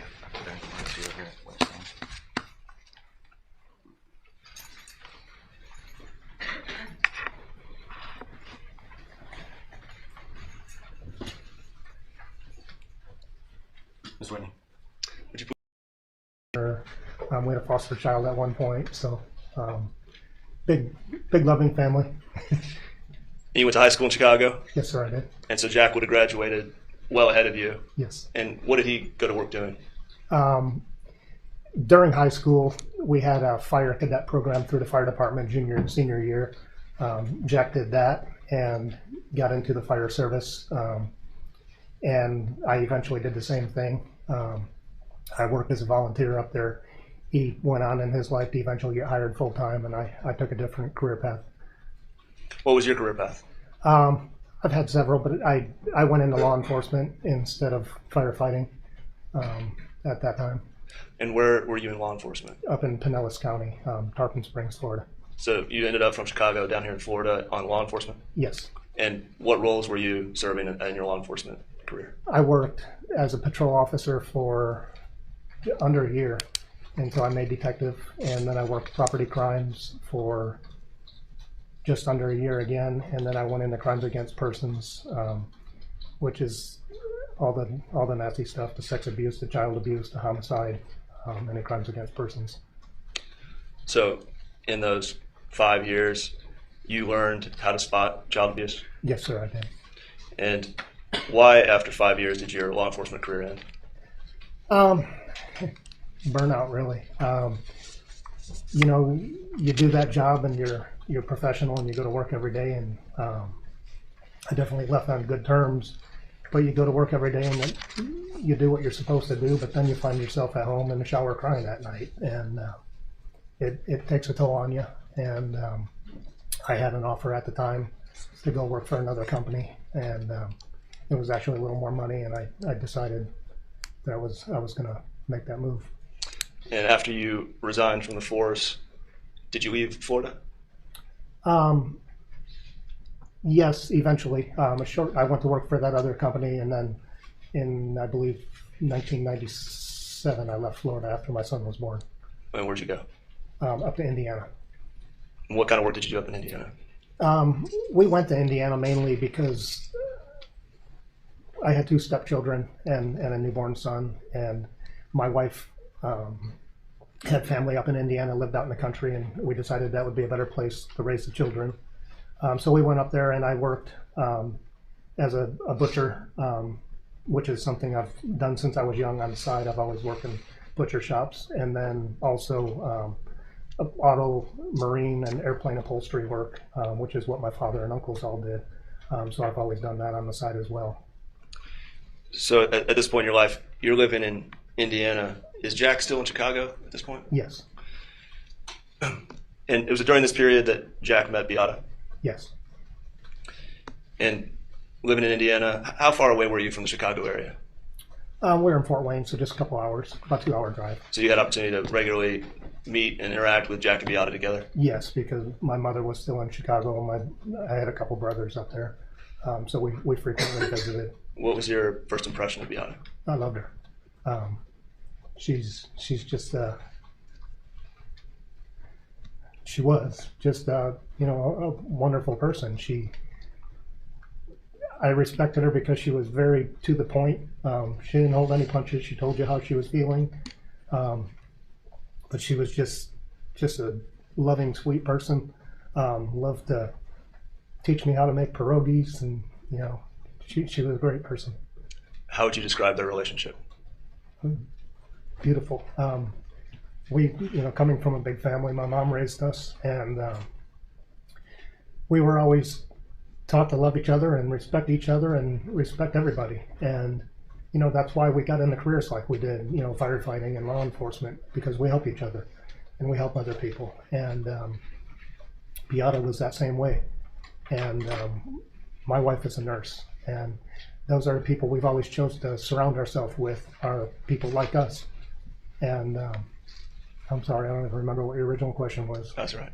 So your wife was a nurse and Beata was a nurse? Yes. So you and Jack had that in common? Yes. Were you there for their wedding, Jack and Beata? Yes, I was their best man. And where was that? That was in Illinois. In Chicago? Mm-hmm. Do you recall what year? Ooh, now you're really going to tug at me here. No, I don't recall exactly what year. I think it was like 2004, 2003.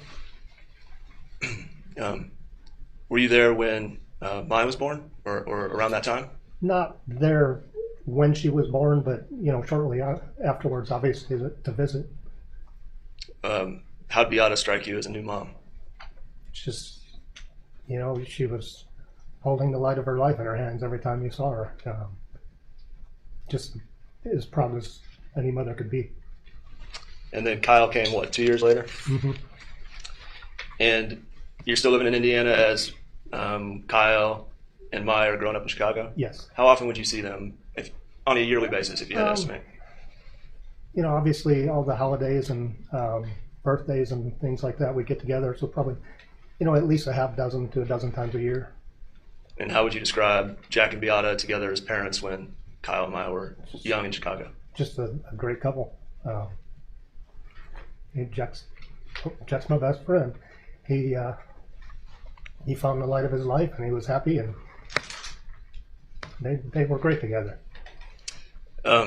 So as he was approaching retirement from the fire department, did he talk to you about a desire to move to Florida? Mm-hmm. And he beat you back to Florida, is that right? Yeah, he did. So they moved to Florida in around 2014. You were still doing work in Indiana in the upholstery business, aircraft upholstery business at that point? Was there a particular job that brought you down to Florida around that time? Yeah, I had friends in Florida in the aviation business, and a friend of mine who managed business jets for people. So if somebody has a business jet, they'll typically hire a management company to take care of all the FAA paperwork and that kind of thing, and maintenance. And he called me and he says, we have this jet that we manage that needs a complete upholstery job in it, and he says, I'd like you to bid on it.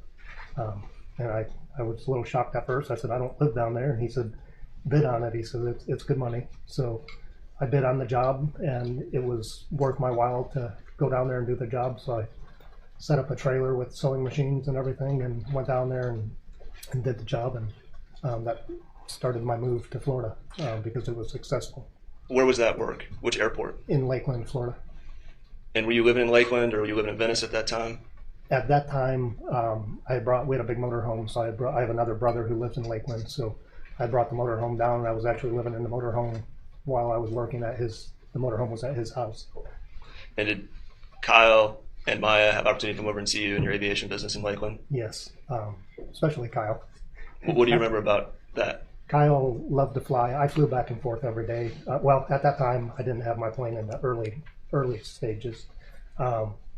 But Kyle loved airplanes, and he would come out and help me. I was building a new shop, and he came and helped me build all the tables to put the sewing machines in, and we spent a lot of time together.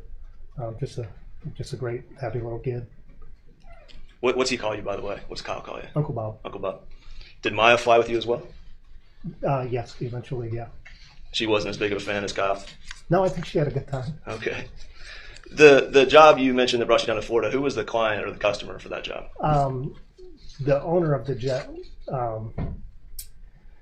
remember his first name was Eduardo. They owned some banks in Mexico, but the pilot is who I dealt with, and his name was Abraham.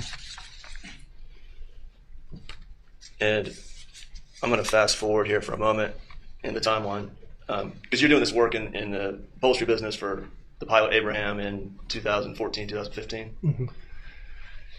And just fast forward a couple of years. In late 2015, Maya went down to Mexico for treatment. You were aware of that? Yes. And can you tell the jury what the connection was there with Abraham and Maya's treatment in Mexico? Abraham and his family lived in Monterrey, Mexico, which is where the hospital was that they were going to.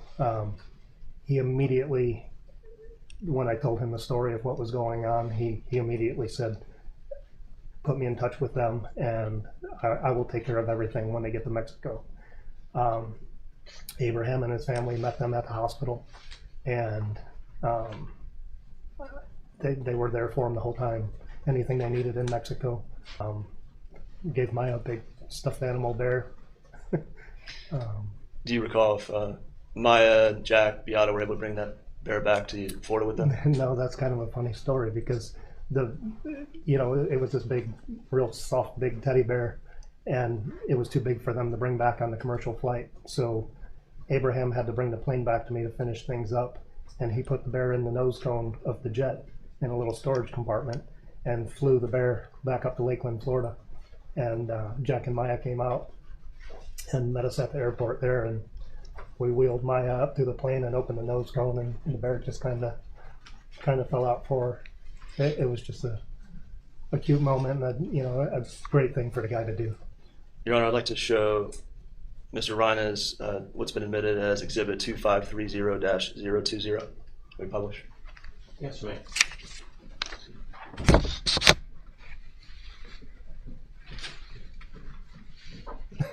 Yep, that's Maya getting her teddy bear, and that's Abraham. So the gentleman there handing her the teddy bear is Abraham? Yes. and Maya in the wheelchair. Yes. Is that his plane right there in the background? Yes, with the hatch open on the right. What kind of plane was it? Do you remember? It was a Cessna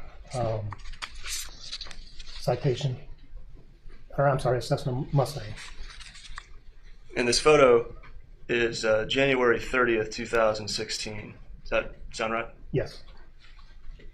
So this was after her ketamine treatment in Mexico. Yes. A month or two after.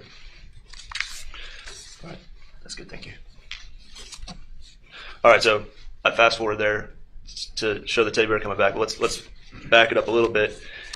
You relocate to Florida initially for this job in 2014, 2015. Did there come a time when you moved to Venice permanently?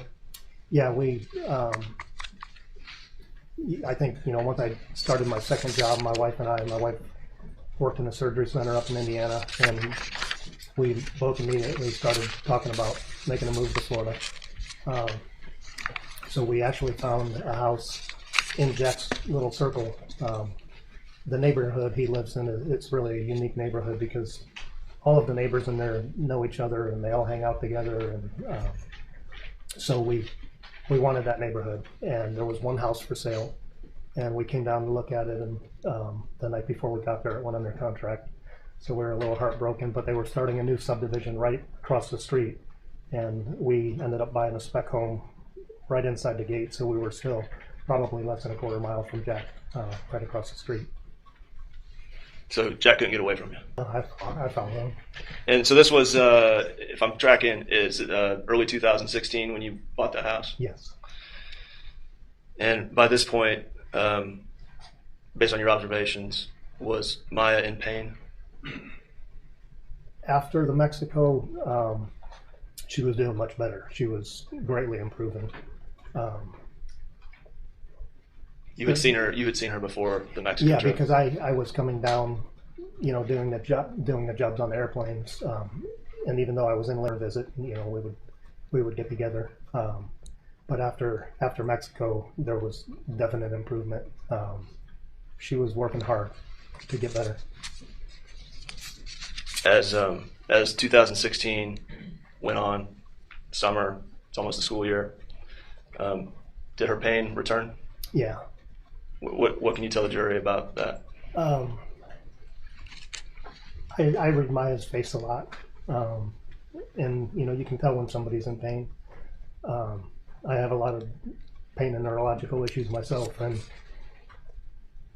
there was a day that stands out, and I think it was probably like September of 16, where we were at Jack's house, and the kids from the neighborhood and a niece or nephew there, and Kyle and Maya, and everybody was in the pool and having a good time, and Maya was on a floaty, and I was just sitting there with my feet in the pool after a while watching the kids, and I could see as time went on she was hurting more and more, and she's a lot like her mom. She's a tough girl, and she wanted to stay in the pool with the kids, so she tried to fight through that and tried to stay in the pool as long as she could, but it finally got to the point where she couldn't take it anymore, and she floated over to me and she said, "Uncle Bobby, I need to get out of the pool." She says, "I hurt real bad." So I picked her up and I carried her in the house. Was it shortly after that she went to Johns Hopkins All Children's Hospital? Yeah, I'm not sure of the exact date, but yes. Did you ever accompany Maya or Jack or Beata to any of her treatments? No, unfortunately I wasn't allowed to. So she goes into Johns Hopkins All Children's Hospital. How did you first learn that she wasn't going to be coming home soon? Jack and I talked every day, and he called me and told me, he says, "They took Maya." And I said, "What do you mean they took Maya?" And he says, "They took custody of Maya. They took her away from us." And me, like him, and everybody else, like Maya, like Beata, everybody was in shock, not understanding what just happened. How would you describe your brother's reaction, knowing that she couldn't come home? Fear, which is something I've never seen on Jack's face before. I've seen him do stuff on the fire department that most people in this world would never try, dangling off of water towers and stuff. And I've never seen fear on his face, but it was just, he was scared. For the first time I saw my brother really, truly scared. Question, what about Beata? How'd she react? Angry. Jack and Beata were a little different in that respect, where Beata was, like I said, she would tell you how she feels, and Jack was kind of the opposite of that, where he would tell you how he feels, but just a different reaction, where Beata was mad and scared, and but definitely angry. What about your nephew Kyle? He was just a little boy. He was devastated, His sister, and they were close. A lot of little kids don't play together. They were in that pool all the time. They did everything together, and so at 8 years old, I think he was at the time, he lost his best friend. I don't know the words. Shocked, scared, just unbelievable. And you were aware at this point that the accusations by the hospital were that Beata had this condition and was a child abuser? Yes. Drawing off of your experience as a detective with child abuse investigations, had you ever seen any signs of child abuse in the Kowalski home? Jack Kowalski. Approach.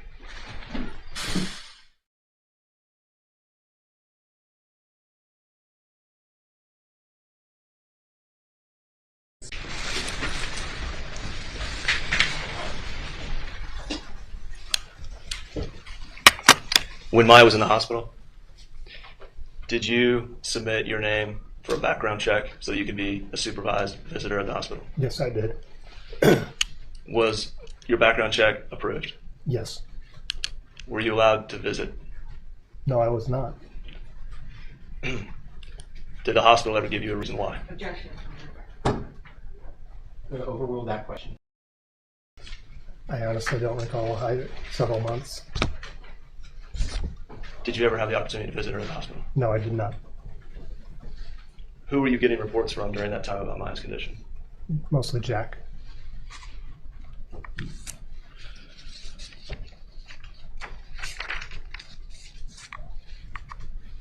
During the 3 or so months that Maya was in the hospital, how was Beata doing? She was struggling. She was researching a lot about the disease, just struggling, trying to figure out how to get her baby home. How was your brother doing? Trying to hold the family together. In such an ugly situation, he tried to be the strong one and keep Kyle going and keep Beata on track, and just he was struggling. January 8th, 2017. Does that date have any significance to you? Yeah, it's my 50th birthday. Can you describe how you woke up that morning? Jack called me and said Beata just hung herself, and you need to get over here right away. Did you rush over? Yes, immediately. I told my wife Beata hung herself. I'm going to Jack's, and I took off across the street. And you went into the house? Yes. Did you go in through the front door or the garage? Front door. Where was Kyle? Kyle was near the laundry room door, which is just to the right of the front door, and he was trying to get into the garage. Jack was yelling, "Kyle, no, you can't go in there." He was trying to keep him back. Can I stop you there? Mm-hmm. Your Honor, we'd like to, at this point, publish 2615 and allow the jury the opportunity to listen. Is it in evidence? It is, Your Honor. You may. Number 8, 2017, 7 hours, 57 minutes, and 38 seconds. Damn. 911, what's the location of your emergency? Hung herself. address. What city are you in? Venice. Closest road is Lee Road in Venice. Is there a name to the neighborhood? Kyle. What's the phone number that you're calling from? I'll give you my cell. Tell me exactly what happened. She hung herself in the garage. No. Stay on the line. Are you with her now? Well, I'm in the garage. How old is she? 42. Is she awake? I just have to verify. She's stiff. She's stiff. She's stiff. Oh my God.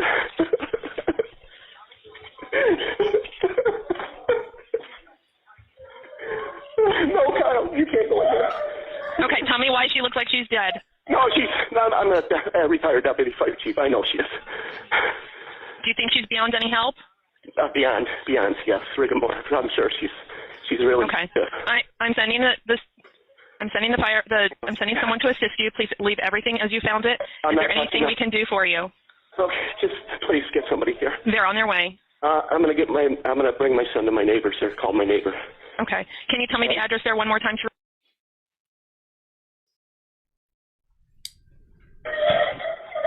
Okay, they're on their way. Thank you. You're welcome. Bye-bye.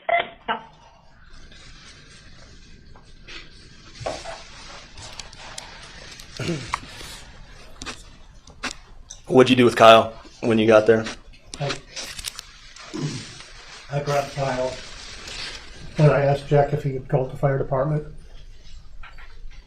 and just told him I'm getting Kyle out of here. And I scooped up Kyle, and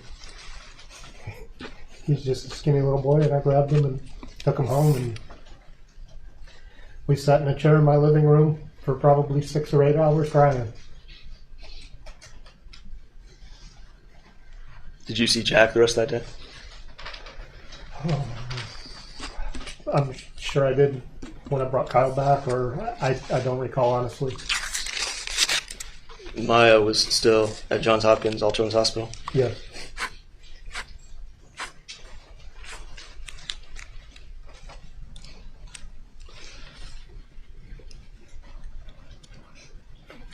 How long was it after that morning that Maya came home from the hospital? Not long at all. I don't remember how many days, but it was pretty quick. So emotionally, we can all guess how Maya was at that point. Yeah. How was she physically when she came home out of the hospital? She was horrible, horrible. She had been getting so much better, and just to see her going from, improving every day to coming home and her feet were all turned inward, her toes were pointing at each other. Again, just looking at her face, the amount of pain in that child, I think it was worse than I had ever seen at that point. So, stepping back and comparing Maya physically to where she was in late September, early October of 2016 before she went in the hospital. In January 2017, when she comes out of the hospital, was she better or worse? She was far worse coming out of the hospital. What'd you do to support your brother in the next days and weeks? I closed my shop down, and I stayed with him. I think I closed my shop probably for a couple months, and I stayed with him every day and helped him with paperwork, cleaning the house, cooking meals, whatever it took, just anything, just to be there for him.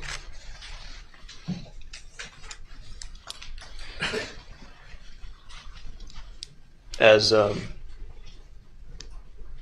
Kowalskis grappled with their new life, did you have the opportunity to observe Maya physically rehabilitate herself? Yeah, and she lost her mother, so she was obviously emotionally in a different place. But from a physical standpoint, she's a lot like her mother. She was just very determined, and she was going to work hard, and she wanted out of that wheelchair, and she wanted to walk again. and she worked out constantly through the pain. I would see her on the floor in front of her wheelchair doing exercises with tears coming out of her eyes, but she would fight right through it. And then one day, after she had finally gotten up on crutches, one day I come over and she's loading up her book bag, not to go to school, but she's putting all kinds of books in her book bag, and she put it on her back just to walk down the street to her friend Riley's house on her crutches. And she wanted that extra weight on her back for exercise and the practice so she can go back to school. She's a tough kid. And I love you, Maya. How about your nephew, Kyle? How did he do in the 6 months, year after he lost his mother? Very introverted.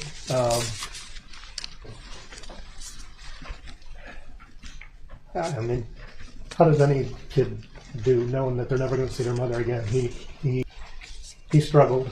He was very quiet, stayed in his room, didn't interact much with anybody. And I think it was, he was trying to grieve internally. And then he eventually, long term, getting to the point where he is now, he fishes. That's his outlet. He likes to fish. It's his place to get away, I think. Maya immersed herself in her school books when she got back to school, and Kyle immersed himself in fishing. And Jack immersed himself in helping people again. I think he just, like I said, eventually turned to fishing to have his quiet time and to deal with this. And my last question, your brother Jack, how has he changed since losing Beata? He's changed the most, and he hides it the most. He's not as funny as he used to be. He's a dad and a mom, and he's the best father I've ever known. He's always been the best father I've ever known. But taking on the role of being a mother as well for those children, there's nobody in this world that could have done it better. He will do anything for his children. He, again, needed some kind of an outlet, and I kind of did too with the pain issues I was going through. So I think for my last 5 years living in Florida, I saw Jack more than my wife, literally, because we would get up every morning and go get coffee at Wawa and sit down and have a sandwich and talk to a couple old vets that would sit out there every morning, and we'd kind of hang out with them. And then we would go help neighbors, whether it be painting baseboards in their house or painting their house, or we kept busy helping people because that's what we were always taught to do. But he's changed in the sense of, I keep going back to humor thinking about this. Not that you're not funny anymore.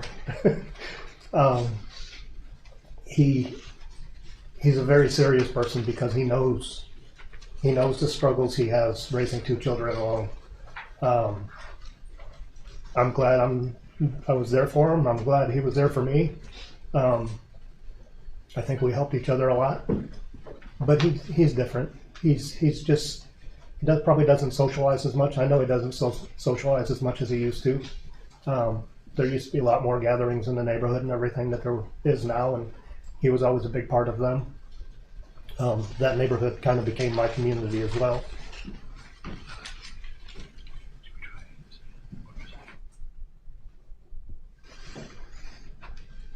Your witness.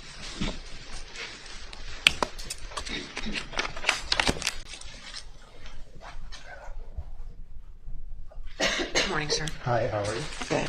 I just have a couple of questions for you. Yes, ma'am. I want to bring you back to the trip to Mexico. Mm-hmm. With regard to that photograph with the teddy bear and coming back, is it your understanding that that was from the second trip to Mexico when they went back for a booster?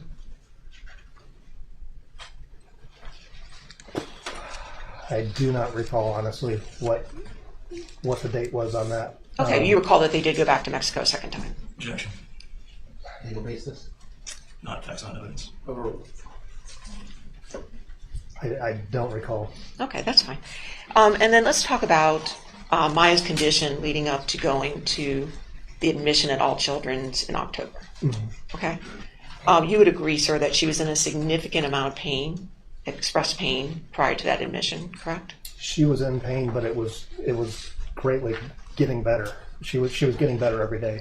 Okay. Are you aware, sir, of all the ketamine treatments that she was getting in the week leading up to that admission? I knew there were treatments, and I don't know at what point I learned about ketamine specifically. Sure. Sure. So are you aware that she was going to see Dr. Hannah on 9/27, 9/28, 9/29, 9/30, October 5th, and October 6th for ketamine treatments? No, I knew she saw Dr. Hannah. I don't know dates of her appointments. Okay.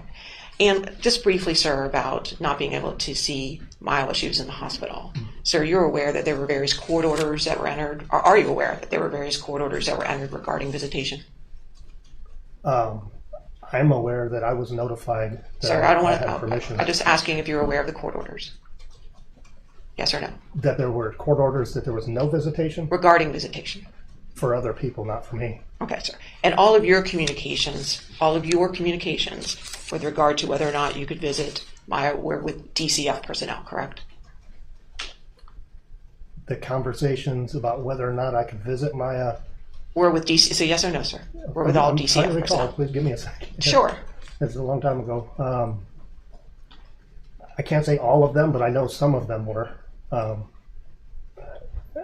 don't recall if there were any with anybody that I don't even know who worked for the hospital. I know I did have conversations with people that work for the state. Yes, sir. Thank you. 1 minute. Nothing further, sir. Any redirect? All right, so we are going to wrap up today with finishing with Maya's teacher named Jackie. So let's skip ahead to that.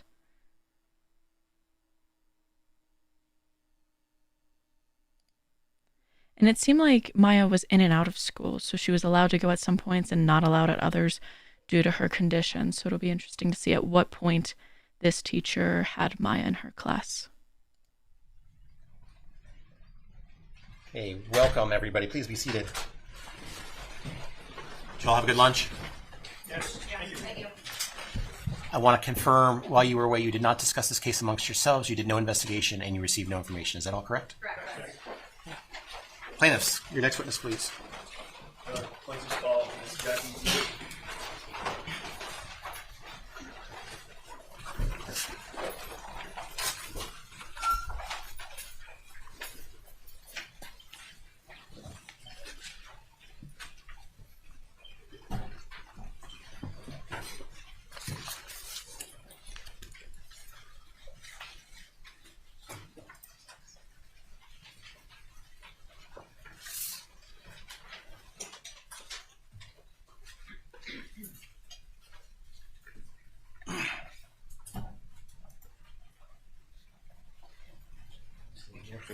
Raise your hand.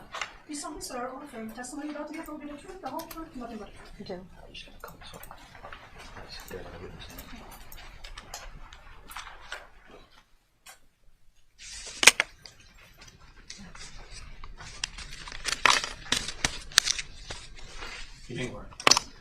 Good afternoon. Hello. Would you please state your name for the record? Jackie Dietert. And have you been called to testify today as Maya's gifted teacher? Yes. What grades did you instruct Maya in? I taught Maya in 4th grade and in 5th. Would you just give us the benefit of your background in education? Okay, so I graduated from the University of South Florida. I have my bachelor's in education, and I have my master's in gifted. I teach the advanced work class at Taylor Ranch, right down the road. How long have you taught at Taylor Ranch? You're going to make me sound old. 1990. I know, I don't look like I've been teaching this. I was doing the math, but I won't do that. I started teaching at 12. Is that the first and only school you've taught at in the Venice area? Yes. Why leave the most awesome place in the world? And how long have you been instructing gifted students at Taylor Ranch? So I got my master's, I think the year 2011, maybe 12. I was trying to get it done before my son went to college. So almost right after that. I actually had taught them before that. I just had been certified gifted, and I wanted to know more about that kind of gifted brain. So I decided to go get my master's. I think I've been about 15, 16 years now working with just gifted kids. And what was your master's in? Gifted. Kids with bright intelligence. All right. So Maya was entering the 4th grade in the fall of 2015, is that right? Yes. Mm-hmm. And how is it that students are accepted into the gifted program at Taylor Ranch? So we're not a magnet school in the county. Pineview in Sarasota is the magnet school for kids qualified gifted. But if you don't want to go to that school, I would say about a third of my class is gifted, and the other 2/3 are high achieving. Their data, their scores from previous years get them qualified in the class. So did Maya test into your class? Mm-hmm. Mm-hmm. And the first time you would have met Maya, would that have been when 2015? Correct. What was your impression of Maya when you first met her? So when I first met Maya, she had come to my class in a wheelchair, and her parents brought her. And she was really excited to see the kids, real bubbly. You kind of wouldn't think she was in a wheelchair. She just acted and looked like a regular kid. And they just brought her in to introduce her to all the students. And she was real excited to be there.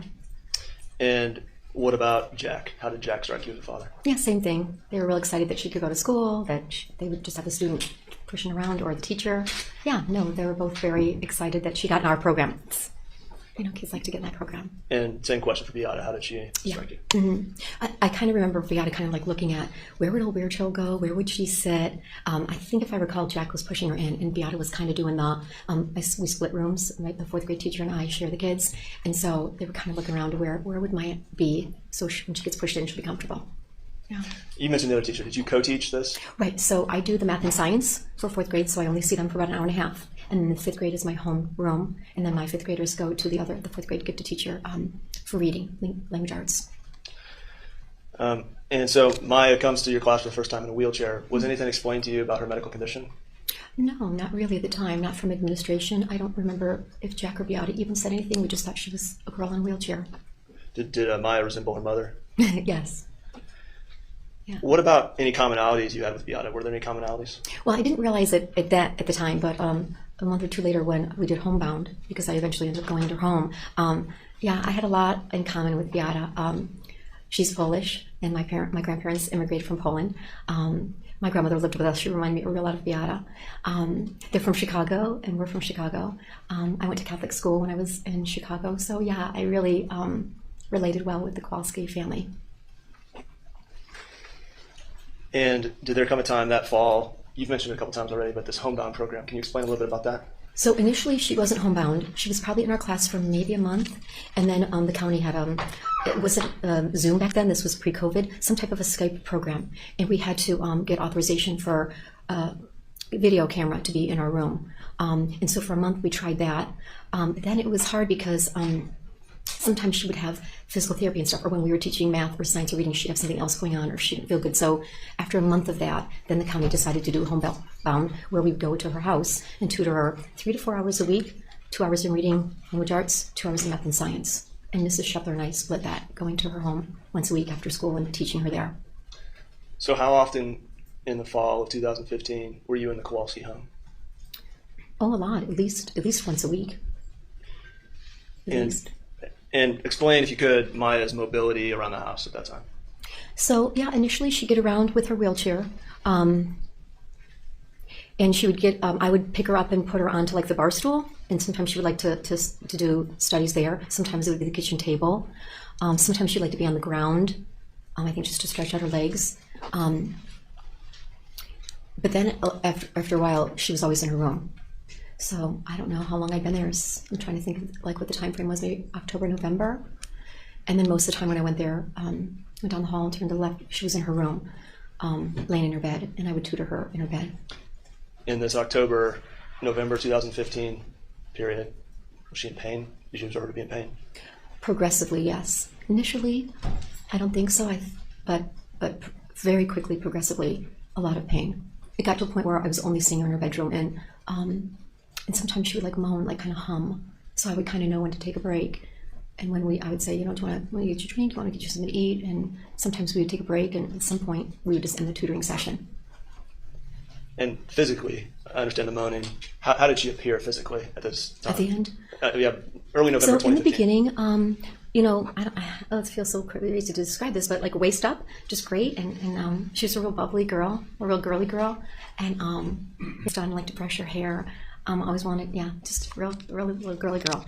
And then as she was getting sicker, especially when she was in her bed, like her eyes looked sunken in. It looked really gray. She kind of looked a little gray. Her legs were going in. She looked like a kid that wasn't going to make it. This is, again, fall 2015, before the trip to Mexico. So Jack was the at-home dad, and he was just kind of like that person that hid any nervousness behind it. You'd never know. Jack was always positive. He was always making sure Kyle was taken care of and doing something, fishing or something. But yeah, he was just the epitome of the at-home dad, and he always had a super positive focus on what was going on or the kids. If he was worried, he would never talk to me about it until I walked off to my car. And when he would follow me is when I would know he would have something to maybe tell me. But up front and in front of the kids, it was always super positive. He loved being an at-home dad. Was he welcoming? Was he offering you food? Oh, 100% all the time. Yes. Yeah. What about Beata? Was she present during this time? So some of the time she wasn't. I would typically try to get there at 4, sometimes a little later. It always depended on Maya's schedule and what was going on. And sometimes Beata would get home. I don't really remember her schedule, so sometimes I'd catch her at the end. If I recall her norm, she'd come in with a few groceries or a little bit of stuff to put in the fridge. And she would basically initially talk about how things were going with the kids. Kyle, do you have your homework done? Maya, how are you doing? She would try to not interrupt us, tutoring, but you never really hear her talk about work. I never really knew how her job was. She never came home in a negative attitude about her job. And it was usually, how are the kids doing? I think because I was there, she would touch in with Kyle. Kyle, how are you doing? Do you have any homework? What are you doing? And then come over and see how Maya's doing. Try to touch base with me because I talked to Jack a lot about how she was doing academically, just because I was there with him the most. And she'd always try to get how's she doing compared to the other kids? What's going on? She would always do a touch base.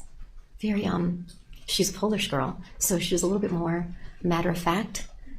Just that demeanor she always had. And over the course of the fall, did you, as you saw Maya with her eyes sunken in, did you become aware that they were going to take her to Mexico for this ketamine treatment?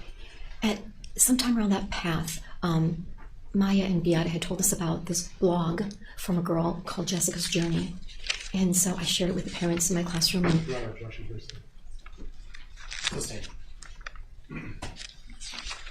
all right, I'll just focus you back. Okay. You're fine. I'll just focus you back to whether or not you became aware that she was going to travel to Mexico to receive some ketamine treatment. Yes. And I met tutoring of Maya while she was out of the country. Oh, yeah. Mm-hmm. And then at some point, either in December or January, your tutoring with Maya resumed? Yes. As soon as she got back and was feeling ready. All right. And again, back in her home? Yes. Mm-hmm. How did she look after the ketamine treatment in Mexico? She looked tired, but she didn't look so... she looked like she had a little bit more strength. She wasn't bedridden. She was in the wheelchair. And progressively, within a month, seemed like she was in October. So she had strength back, but still in a wheelchair. And so if you compare her physical condition before she left for Mexico and when she got back from Mexico, would you make that comparison for the jury, please? Oh, yeah, 100%. I mean, she just seemed strong again. I wasn't going back and tutoring in her bedroom, but she still was in a wheelchair, but she just she was glowing. Maya glowed. She was that little girl that glowed. She was glowing. Would you have to lift her out of her wheelchair at times? Still then, a little bit, because her legs were kind of inverted, but she was so, her legs, her arms, she could move the wheelchair, where previous to that I would sometimes have to push her, but at that point she had the strength in her upper body. And you tutored her throughout the spring of 2016? Yes. That was the end of her 4th grade year? Correct. And did she maintain status quo? Did she progressively get better during that spring, or did she get worse during that spring? No, she got better. She was never out of the wheelchair, but there were times where she could kind of scoot herself around places. No, it seemed to be she was getting better. They just had to figure out how to get her legs working again. What about her academic performance during the second half of her 4th grade year? Yeah, Maya was a brilliant kid. If she hadn't been home health bound and going through what she was, I definitely would have recommended her for gifted to be identified and tested, so she could have had the option of going to a magnet school if she wanted to. But there was just so much going on at home. I know that wasn't the concern of the parents. But oh yeah, she was very brilliant. She was one of my top students in a gifted classroom.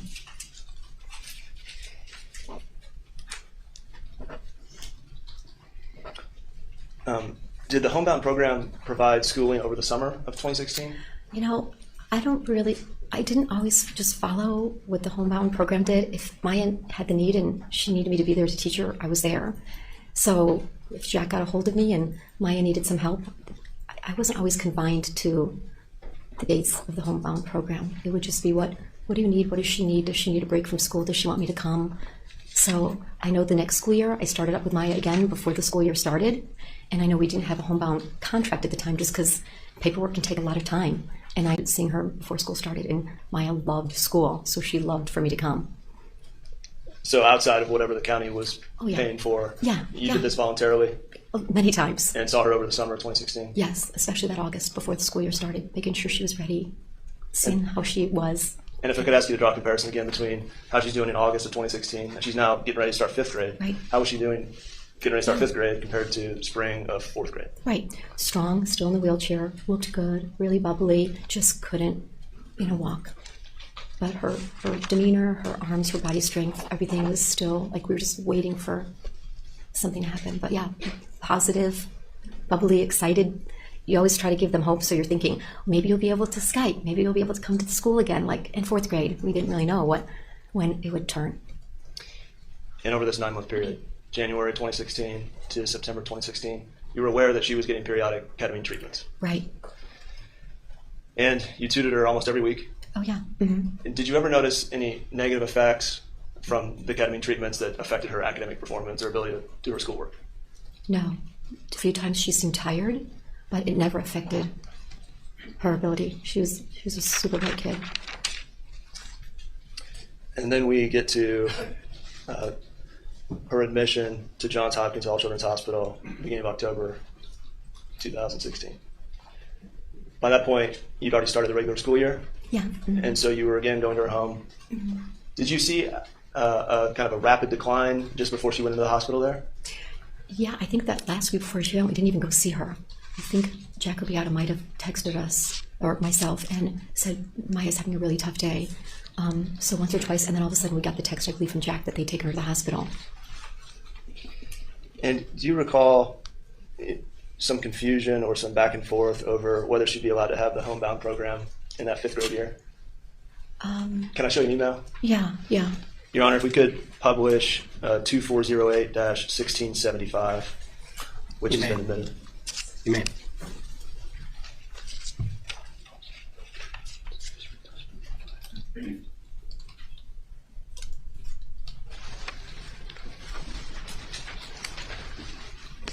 Take a moment if you wouldn't mind, just read it to yourself.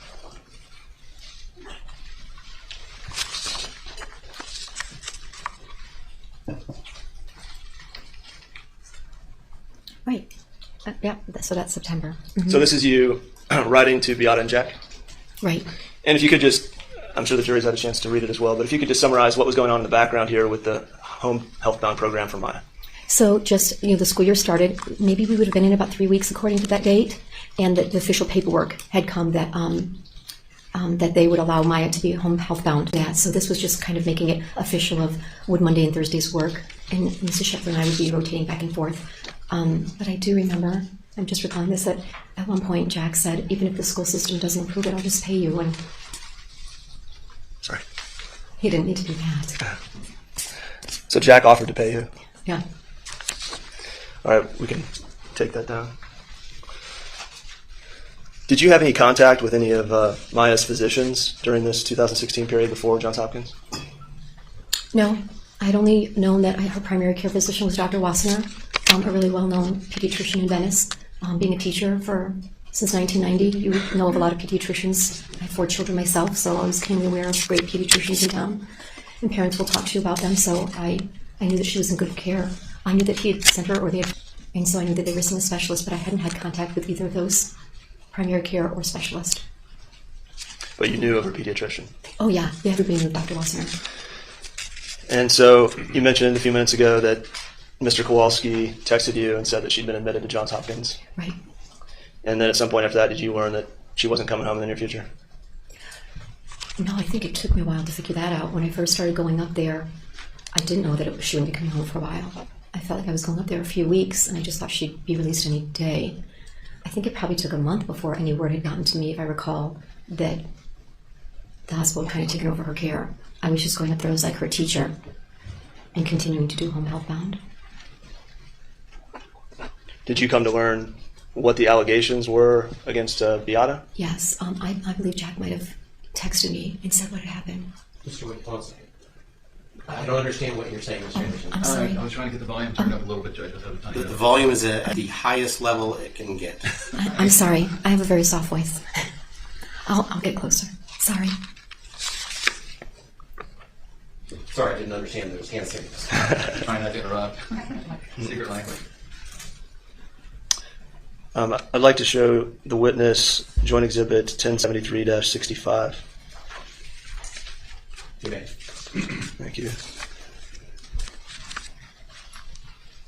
Do you recognize this? Yes, so that's an IEP. It's an individual educational plan. I do a lot of these every year for gifted kids. Hers was unique. It was really the start of Sarasota County allowing a camera to be put in the schools. Of course, this was pre-COVID, so there was a lot of scare about allowing that to be happening in a classroom, a camera to be in the classroom videotaping, and a student to be Skyping with us. So it took a long time for our IT person to get this allowed. And if we look at the bottom of that first page, I see your name and your signature, and then above that, I think I see Ms. Kowalski's name. You see that? Yes. Mm-hmm. So she was involved in this process? Oh, yes. Mm-hmm. And was she supportive or unsupportive of her daughter receiving some schooling? Oh, my goodness. Yeah, the more she could get, the better. I think they were a little sad that they only got allocated 3 hours a week. She wanted more? Yeah. Mm-hmm. And if you'll take us to page 69, please. And the bottom there, the meeting minutes, says Taylor Ranch will allow supplemental instruction such as Skyping into the classroom for reading and math instruction. Correct. What was the plan there for Skyping? So this was this the beginning of her 5th grade year? Yes. And so we were going to try to do it. So we were like allocated 4 hours a week, but we really needed like 4 hours a day because I teach math and science 2 hours every day, and Mrs. Shepler teaches reading language arts an hour and a half. So she would start in the morning, and she would start with Maya, and Maya would be in my classroom, and then my students would move into Mrs. Shepler's at 9:30. We have the same schedule now, and they would do reading language arts for an hour. But I do recall Maya couldn't make it back in the afternoon for my science instruction because she was tired or she had doctor's appointments. So she would basically be online with us from like 8:30 to 11:30 every morning. And then our kids would go to lunch. And then by the afternoon, most of the time, she wouldn't make it back. So I am reading that it says 4 hours weekly, but we try to do it every day. But the school district was willing to support remote education. Yeah, it was the first time ever. It was groundbreaking. And you were more than willing to do it? Yeah, it was exciting. The kids would love to see her computer scroll in, and they could see her face. And so after she was at Johns Hopkins Children's Hospital in October, you mentioned you started being allowed to see her. Right. How was she doing in the first couple of weeks? Yeah, she was, she was happy to see me, that's for sure. I didn't think she would be there long because it didn't seem like she had been as bad as I'd seen her at her house. But then she got progressively sad because then Dad wasn't coming, it was just me. And then even when Jack was able to come, she really missed her mom. But academically, she was doing fantastic. She loved school. But pretty quickly, she wasn't as comfortable getting out of her bed and going around the hospital or going to the craft room or some of the things that we had done previously when I first started seeing her. Because she's a girly girl and she loves crafts, and she had crafts all over her room, and so I know she loved the craft room. And there was a piano in there, and she loved to play the piano. I guess I might have seen her for about, what was that, maybe 10 weeks, about 3 months maybe? And about halfway through, she really didn't go to the craft room much anymore after that. Was that because she was in more pain or doing worse, or what was the reason? She was in more pain, and she just laid in her bed a lot at that time. Instead of even sitting up, or just her disposition when I would get in there, or her position of her body. Towards the end, she was just laying down in her bed. Well, let's talk about the process of getting into the hospital and getting access to Maya's room, and how you went about doing that each time. Was it social workers or nurses who would greet you at the hospital? It was different every time. There didn't seem to be a pattern to it. I always have to check in at the front desk. And in the very beginning, they would always call like a social worker, and they would come down and meet me and guide me up. After a while, I believe the place I signed was very odd too. One time I signed like the clergy. There wasn't really a designated place maybe for me to sign, so that changed a lot. So I didn't always log in at the same place. And then after a while, I think they would call up. I always had to wear my teacher badge, and then they would say you could let her in. But her rooms changed quite a bit. So sometimes the social worker would come and guide me up to where her new room was. Was the reception that you got warm or cold or indifferent? It was a little indifferent, like, who are you and why are you here to see her? So I just introduced myself right away. I'm a teacher. I kind of wanted to reiterate that I wasn't related to her because I was assuming that there was something written in the file of people not being able to see her. And so that, I think, helped. And then they led me to her room. But no, there was never oh, hey, Jackie, so glad you're here to, teach Maya today. She really needs, somebody to see her. Never that reception. Very cold. And what about the interactions you observed between Maya and the nurses that went in and out as you were tutoring? Cold, warm, indifferent? Indifferent. Sometimes cold. Very disconnected. Very impersonal. Did they seem like pediatric nurses and social workers who cared about this little girl, or didn't care? Objection. Legal basis. The legal basis is with respect. They're asking a teacher to comment on nursing staff. We'll just kind of keep it to the legal basis.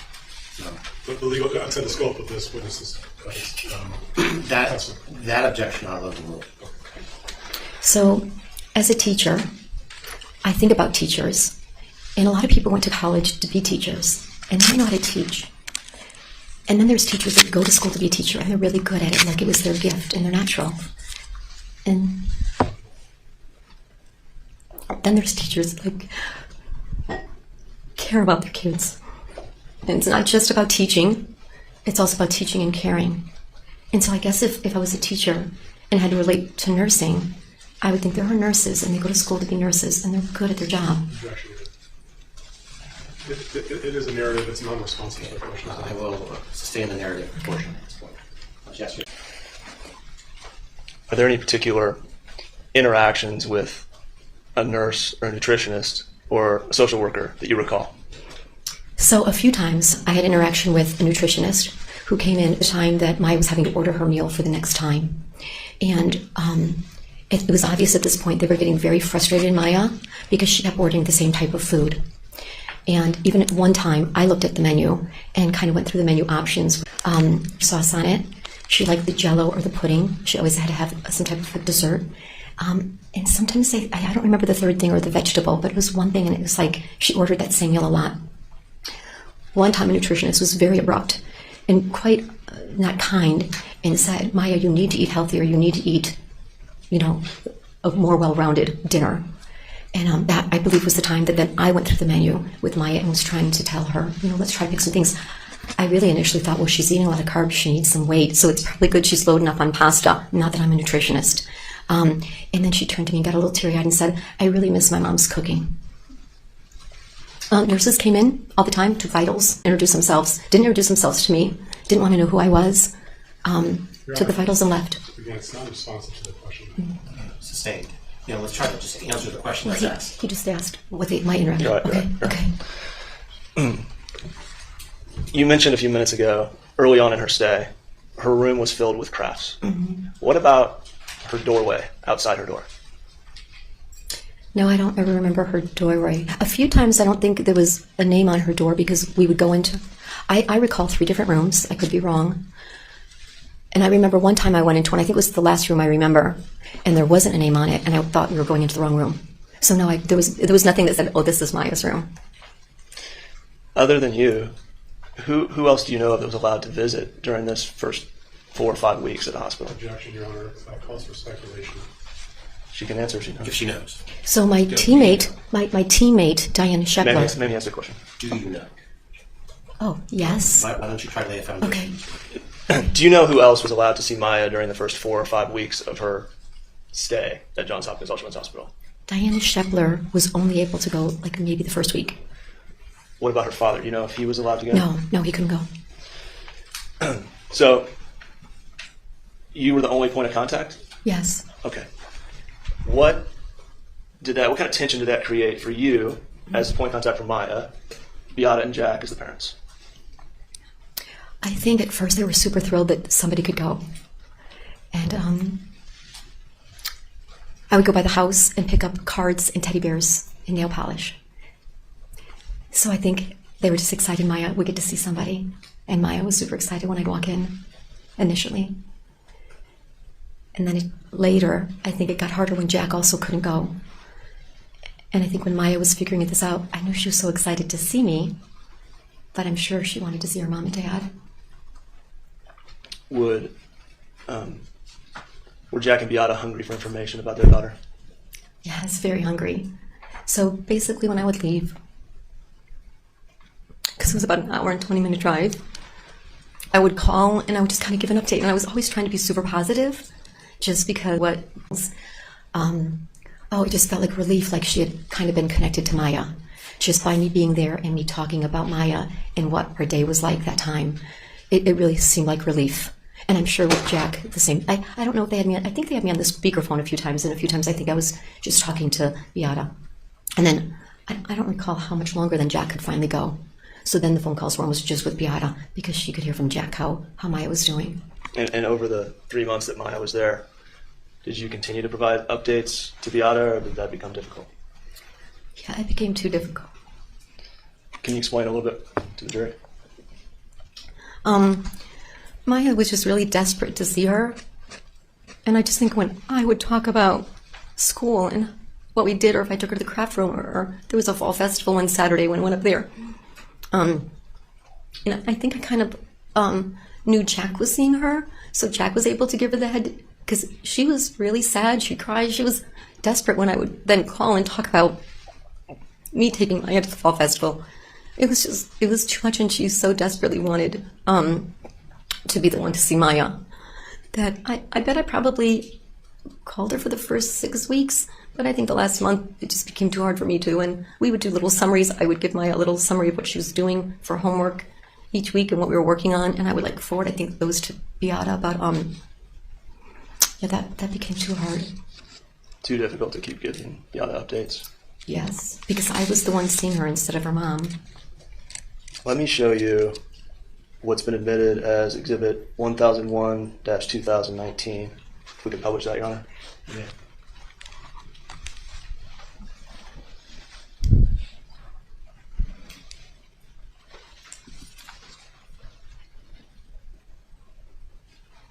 And if we could focus in, this looks like a October 23rd, 2016 social work note. And if we could focus in there on visit information, maybe just highlight that for the witness. You were, during this time, first of all, how far was the drive for you from your home or Taylor Ranch up to the hospital to see Maya? It was about an hour and 20 minutes. And so how often were you allowed or able to make that trip up to the hospital? So when Mrs. Shepler couldn't go, she went maybe 2 or 3 times, and then for some reason they weren't allowing her in there. I filled both of our positions. I would try to go twice a week. Twice a week? Mm-hmm.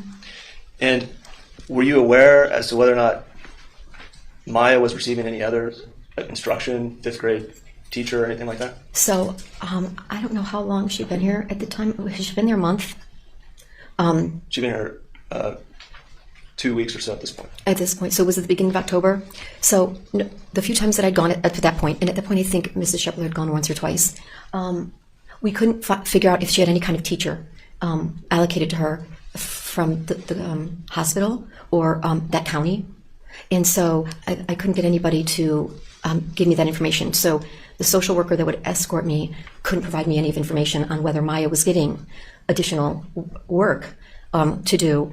And so I had talked to the IT guy, Dave Calamari, and he had worked out me bringing a computer up there and that we would Skype just like we had at school. And then when I got there with that computer, they said I couldn't leave it with her. So it was a laptop for her to be able to possibly Skype and do schoolwork with us.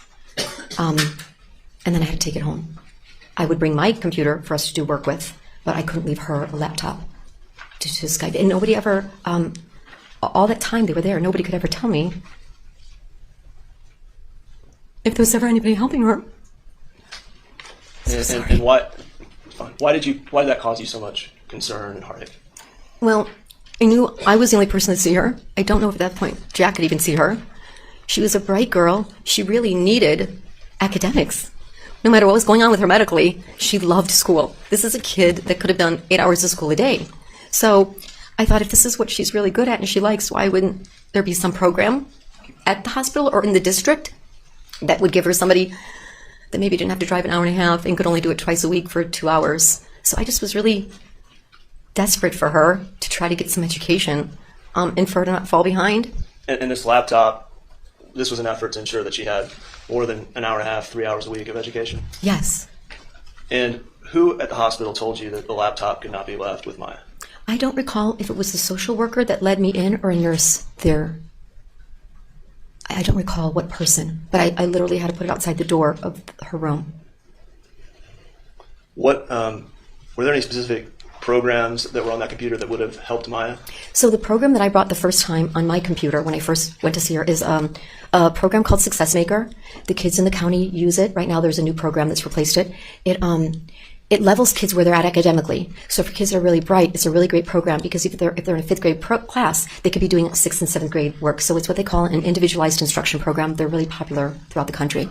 And so it's a program that would have allowed her to work on math or reading at her level based on literally her responses to the problems. Those are very well-known computer programs. The first time I went with my computer, they actually didn't let me go in with it because they said she couldn't have access to email. And I just said, well, find out for me who I can talk to, social worker, DCF, who I could talk to that would help me bring it in so that under the time I'm here with her, I will be able to have her just do this program with me and ensure that she's not on email. Did they ever get an answer back to you? No, just the next time I went, I brought my computer. Did they seem, as the nurses and social workers, concerned that this little girl was only getting 3 hours of education a week? Objection to speculation. Yeah, sustain the question is raised. What was their attitude about Maya getting more instruction other than the hour and a half or 3 hours you were able to get up there? Same objection. You can answer that. So my take on it as her teacher was, I didn't understand why, as the person that came to see her twice a week, there wasn't contact or communication with me answering any of that. Even to tell me, no, there's nothing here at this hospital that we do for her, or no, there's nobody in the county that can come and see her who's closer. So over that whole time, nobody ever contacted me about any kind of academic program for Maya. In the times that you were there at the hospital, did you ever see them doing anything therapeutic for Maya? Occupational therapy, physical therapy, psychological therapy? No, I didn't see any of that. When you're seeing her very limited time, what was Maya's attitude towards schoolwork versus anything else? She loved schoolwork. Loved it. She might have loved crafts a little bit more than that, but she did love schoolwork. So when I would be there, she would be very excited to do school. She also would want to talk for a few minutes because her first, seeing me, I always knew we weren't going to do schoolwork right away. It would be, what did she do? What was her day like? Or did she meet any kids at the craft room? So she was social. She really liked to tell me about how things were going because she didn't really have anybody to tell that to every day. But she liked getting into school. She liked knowing, where are the kids at? Are they doing? How did they do on this? How did I do? So she liked to learn. What was your observation about Maya's interaction with the nurses and social workers? How did Maya react when they entered the room? This is objection again. Same with speculation. It's also been asked to answer. Yeah, overall, you can answer. She was frustrated when the nutritionist came in because I think she knew that she wouldn't be happy. The nurses that came in and took her vitals, there was no connection to very much at all. It was very disassociated and impersonal. And every once in a while when I would go there, she would say whatever we were talking about. Because the nurses kind of came in. Sustain us to Hardy's mission. Whenever. Just after you ask the question. Oh, okay. Would Maya ever express to you any suspicions about the hospital? Objection to hearsay. Sustained.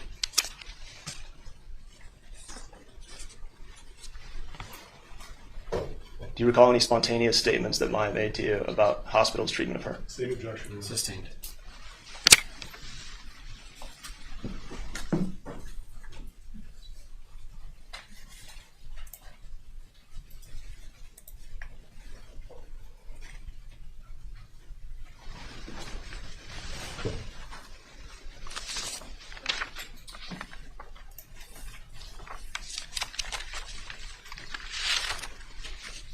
want to move on, I probably got you in trouble, so Okay. I'm going to move on.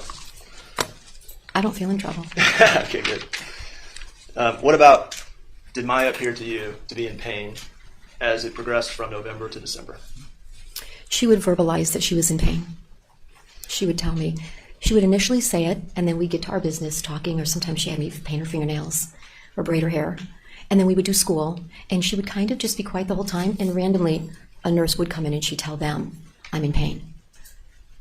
Where sometimes when she would tell me that, I would say, when the nurse comes in, tell them that, because I can't do anything about it. Or I would just try to comfort her verbally. And when she told you, you observed her telling the nurses this, was there a reaction, one of concern or one of indifference? What was the reaction? Mostly indifference. How was she doing, other than the pain she was expressing, how was she doing physically as the time went on in the hospital? So as the time went on in the hospital, she looked like she did when I had seen her the year before. The progression was very similar, from outgoing and bubbly at the kitchen table, and she would sit up in bed, or we'd get in the wheelchair and go down the hall, to then she didn't want to get out of the bed.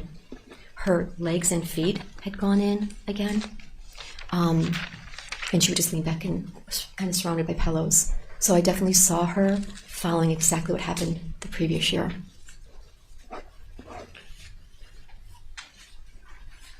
This all ended in January of 2017.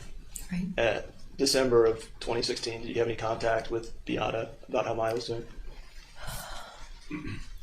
I don't recall that I ever could tell her, Maya looks awful again, because I think that would have broken her heart. And I think because I knew Jack was able to relay what Maya looked like in bed, I figured he would be the one that could have told her how Maya was doing.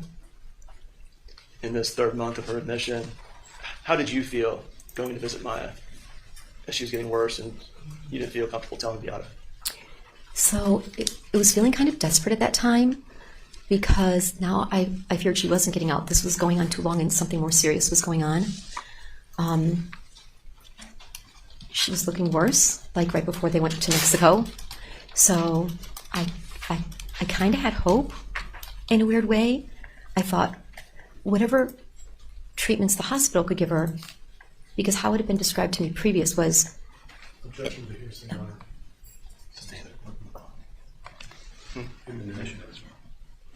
Next question.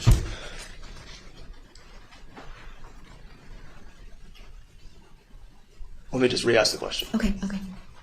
How did you feel being in this position where you felt uncomfortable relaying what you were observing to Beata and seeing Maya deteriorate? Just Judge, with your objection on the relevance. I'm going to overrule the relevance. She can answer that question.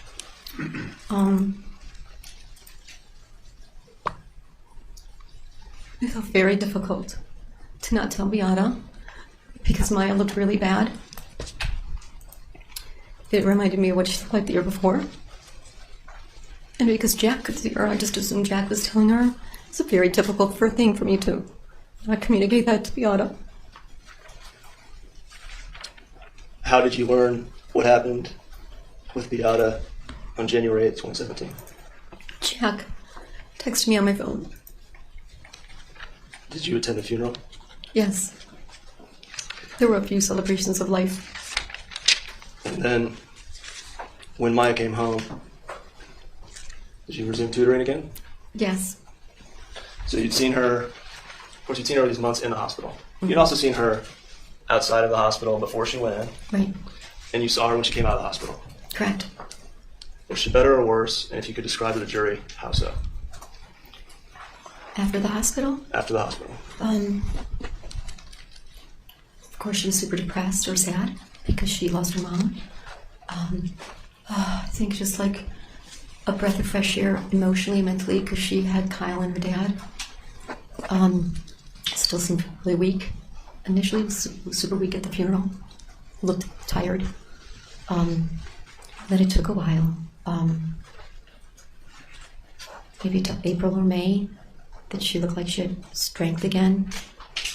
She attended the graduation at school, and I think by then she was doing the wheelchair again. That was always a good indicator for me if her upper body was strong.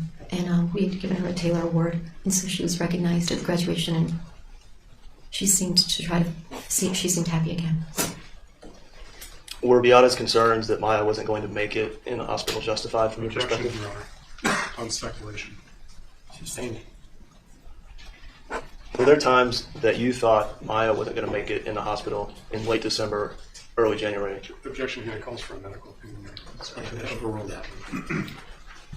She looked like she did the year before, right before she went to Mexico.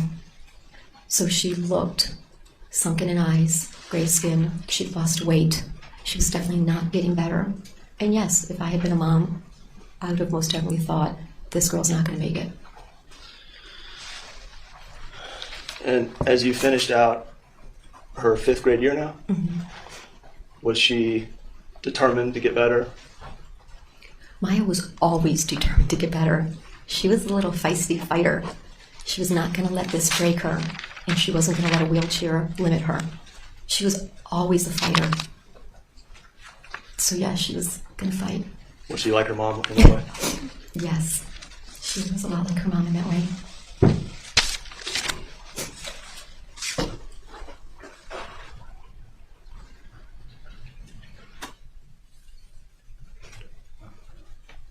Your witness. Sure.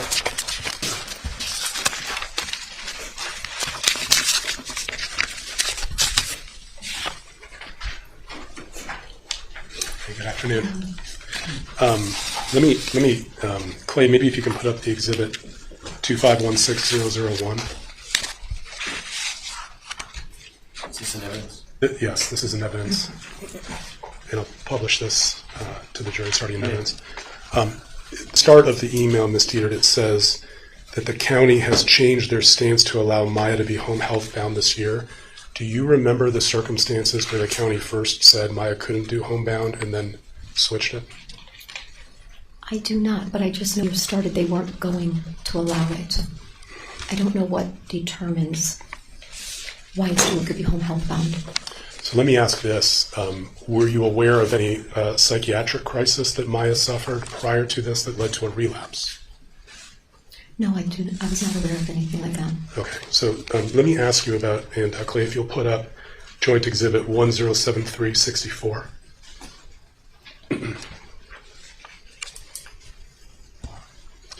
And just the part where it says primary disability hospital / homebound.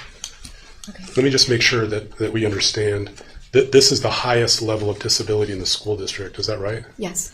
Meaning there's different levels of independence from a student being allowed to come into the class, and this one is so restrictive that the child's going to be determined that they're not leaving the house. Is that correct? Okay.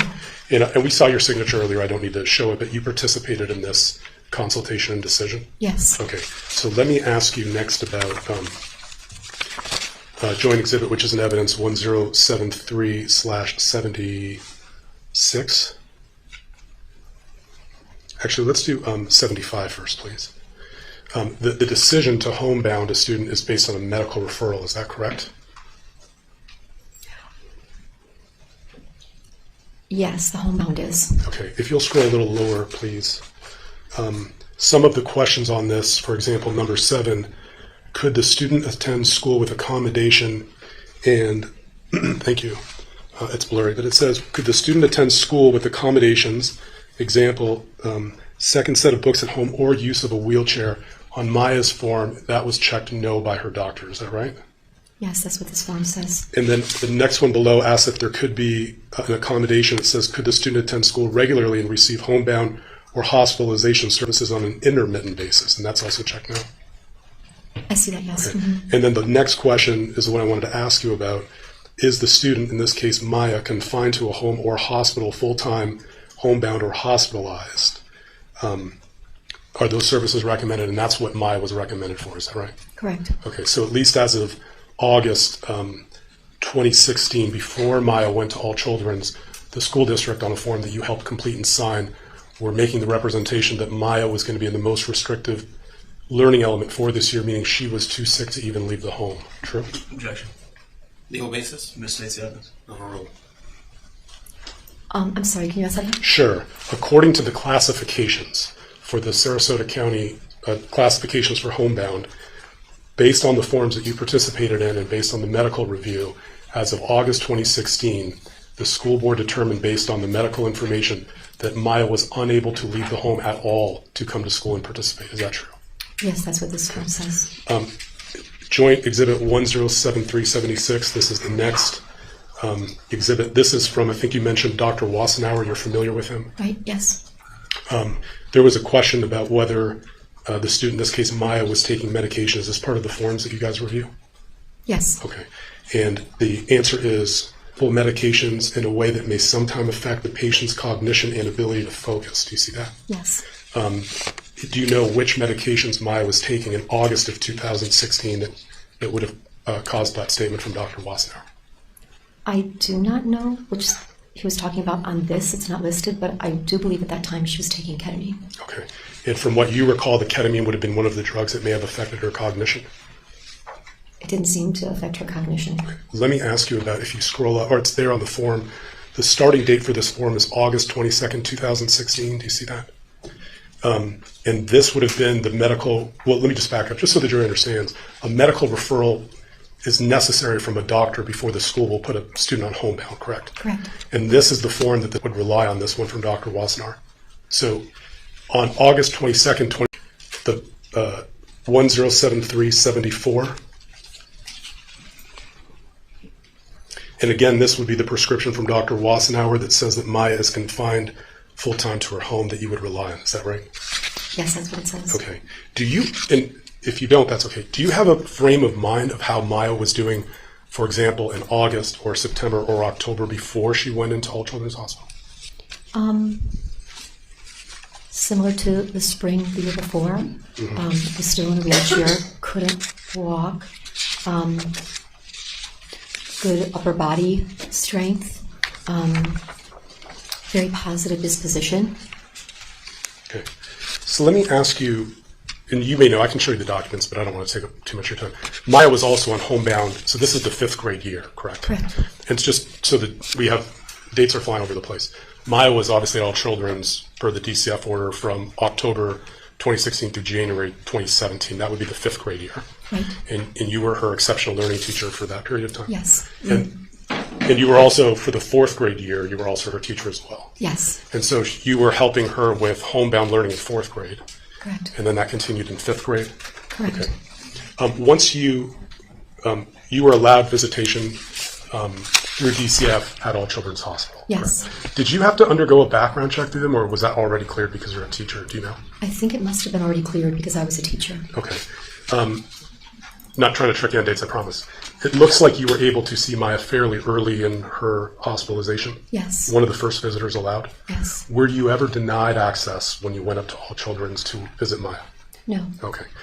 The jury heard about a time when there was a laptop that you asked whether she could be left with, and at least according to the record, or you remember the nurse saying it has to be left outside? Right, and then I couldn't leave it with her. Okay. Do you know whether that was pursuant to a DCF rule or a court order? Do you know?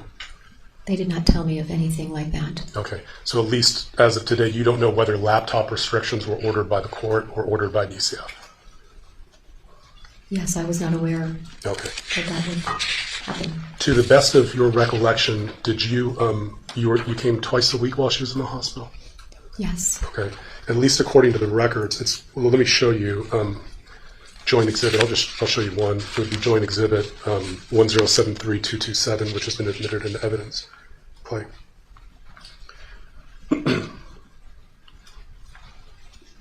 If we could publish that to the jury. Are these the sheets that you sign off on when you visit Maya? These are the sheets that we do, yeah.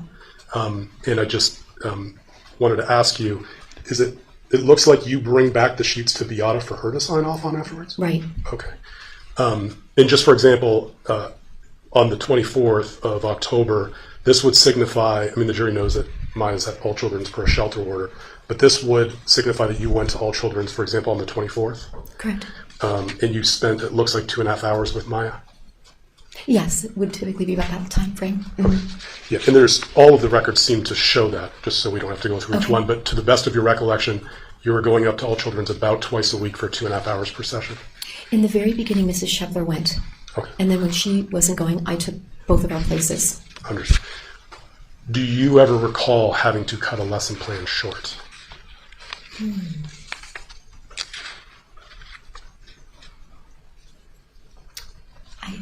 I don't really recall that. I typically recall trying to stay there longer than this paperwork would even share, just because I tried to get as much in as I could. Sure. And sometimes it wasn't, sometimes 15, 20 minutes would be us catching up and chatting. Gotcha. So,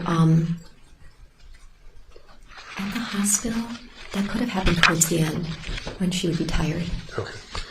At least according to the records, each one shows that you spent at least 2.5 hours with her. Is that consistent with what you generally recall? Or maybe more? Well, 30 minutes of this was planning before I would go, and then 2 hours tutoring. But yeah, I would basically always spend 2 hours with her. Okay. And the dates weren't always, like I would sometimes go on a Saturday. Mm-hmm. You talked earlier on about some frustration about Maya, in your belief, wanting, or maybe you thought she needed a little more education. Did you ever reach out to DCF and ask them if she could have more educational visitors at the hospital? I don't believe I reached out to DCF. I guess I didn't know that that's the line I would have gone. I thought approaching the hospital would be how I would find that out. Okay. But at least from what you recall, you didn't reach out to either the court or DCF and ask them if they could allow more educational opportunity? I did not. Okay. After Maya was released from the hospital, you continued to tutor her at her house? Correct. Okay. Let me ask you, this is also a joint exhibit that's been received in evidence, 1074003. This, on the right side, would be her school grades, Maya's. And again, the year would be 2016 through 2017. Would you be the teacher providing the language art and math grade? Language arts would have been Mrs. Scheffler, and math would have been myself. Okay. And this calendar school year, for the period which Maya was sheltered at the hospital, she still got straight A's? Yes. Okay. If you'll go to 1074004, the next page. And on the left side is the 2017-2018 school year. Let me just ask you, did you remain in touch with Maya after she went to middle school? Mostly through her father, on what was going on and how she was doing. Mm-hmm. Were you aware that Maya got straight A's the next year? I was not aware. Okay. Were you aware that Maya was back in school physically the next year after she left All Children's Hospital? I had heard that she was at Venice Middle, yeah. Okay. And just if you can help me interpret this, the next year after Maya left All Children's for the next school year, does this report card show at the bottom the numbers of days she was in school versus the number of days she's absent?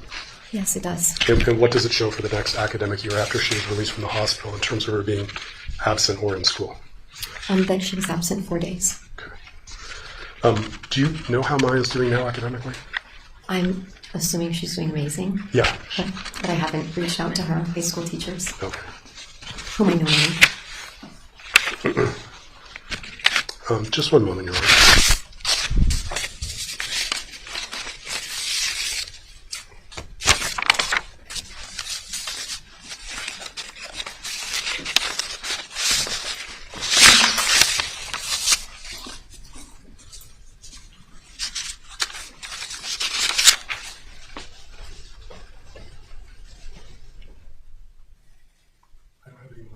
Thank you for your time today. Mr. Whitney. Okay. May I do redirect, Your Honor? Mr. Whitney started this witness.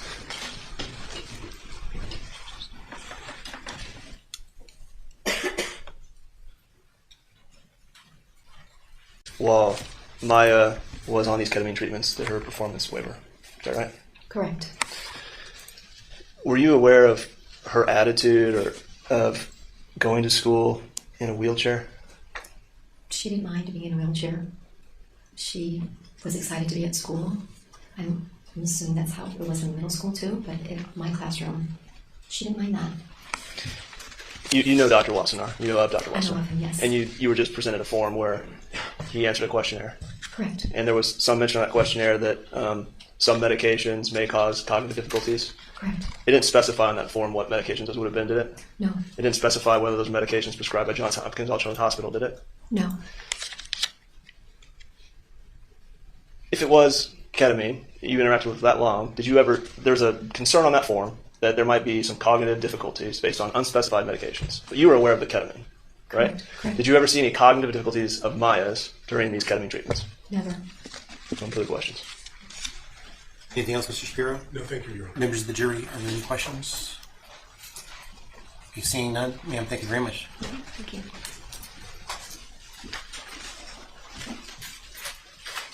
Members of the jury, I think this is a good time for us to take an afternoon break. Do not discuss this case amongst yourselves. Do not do any investigation and receive no information.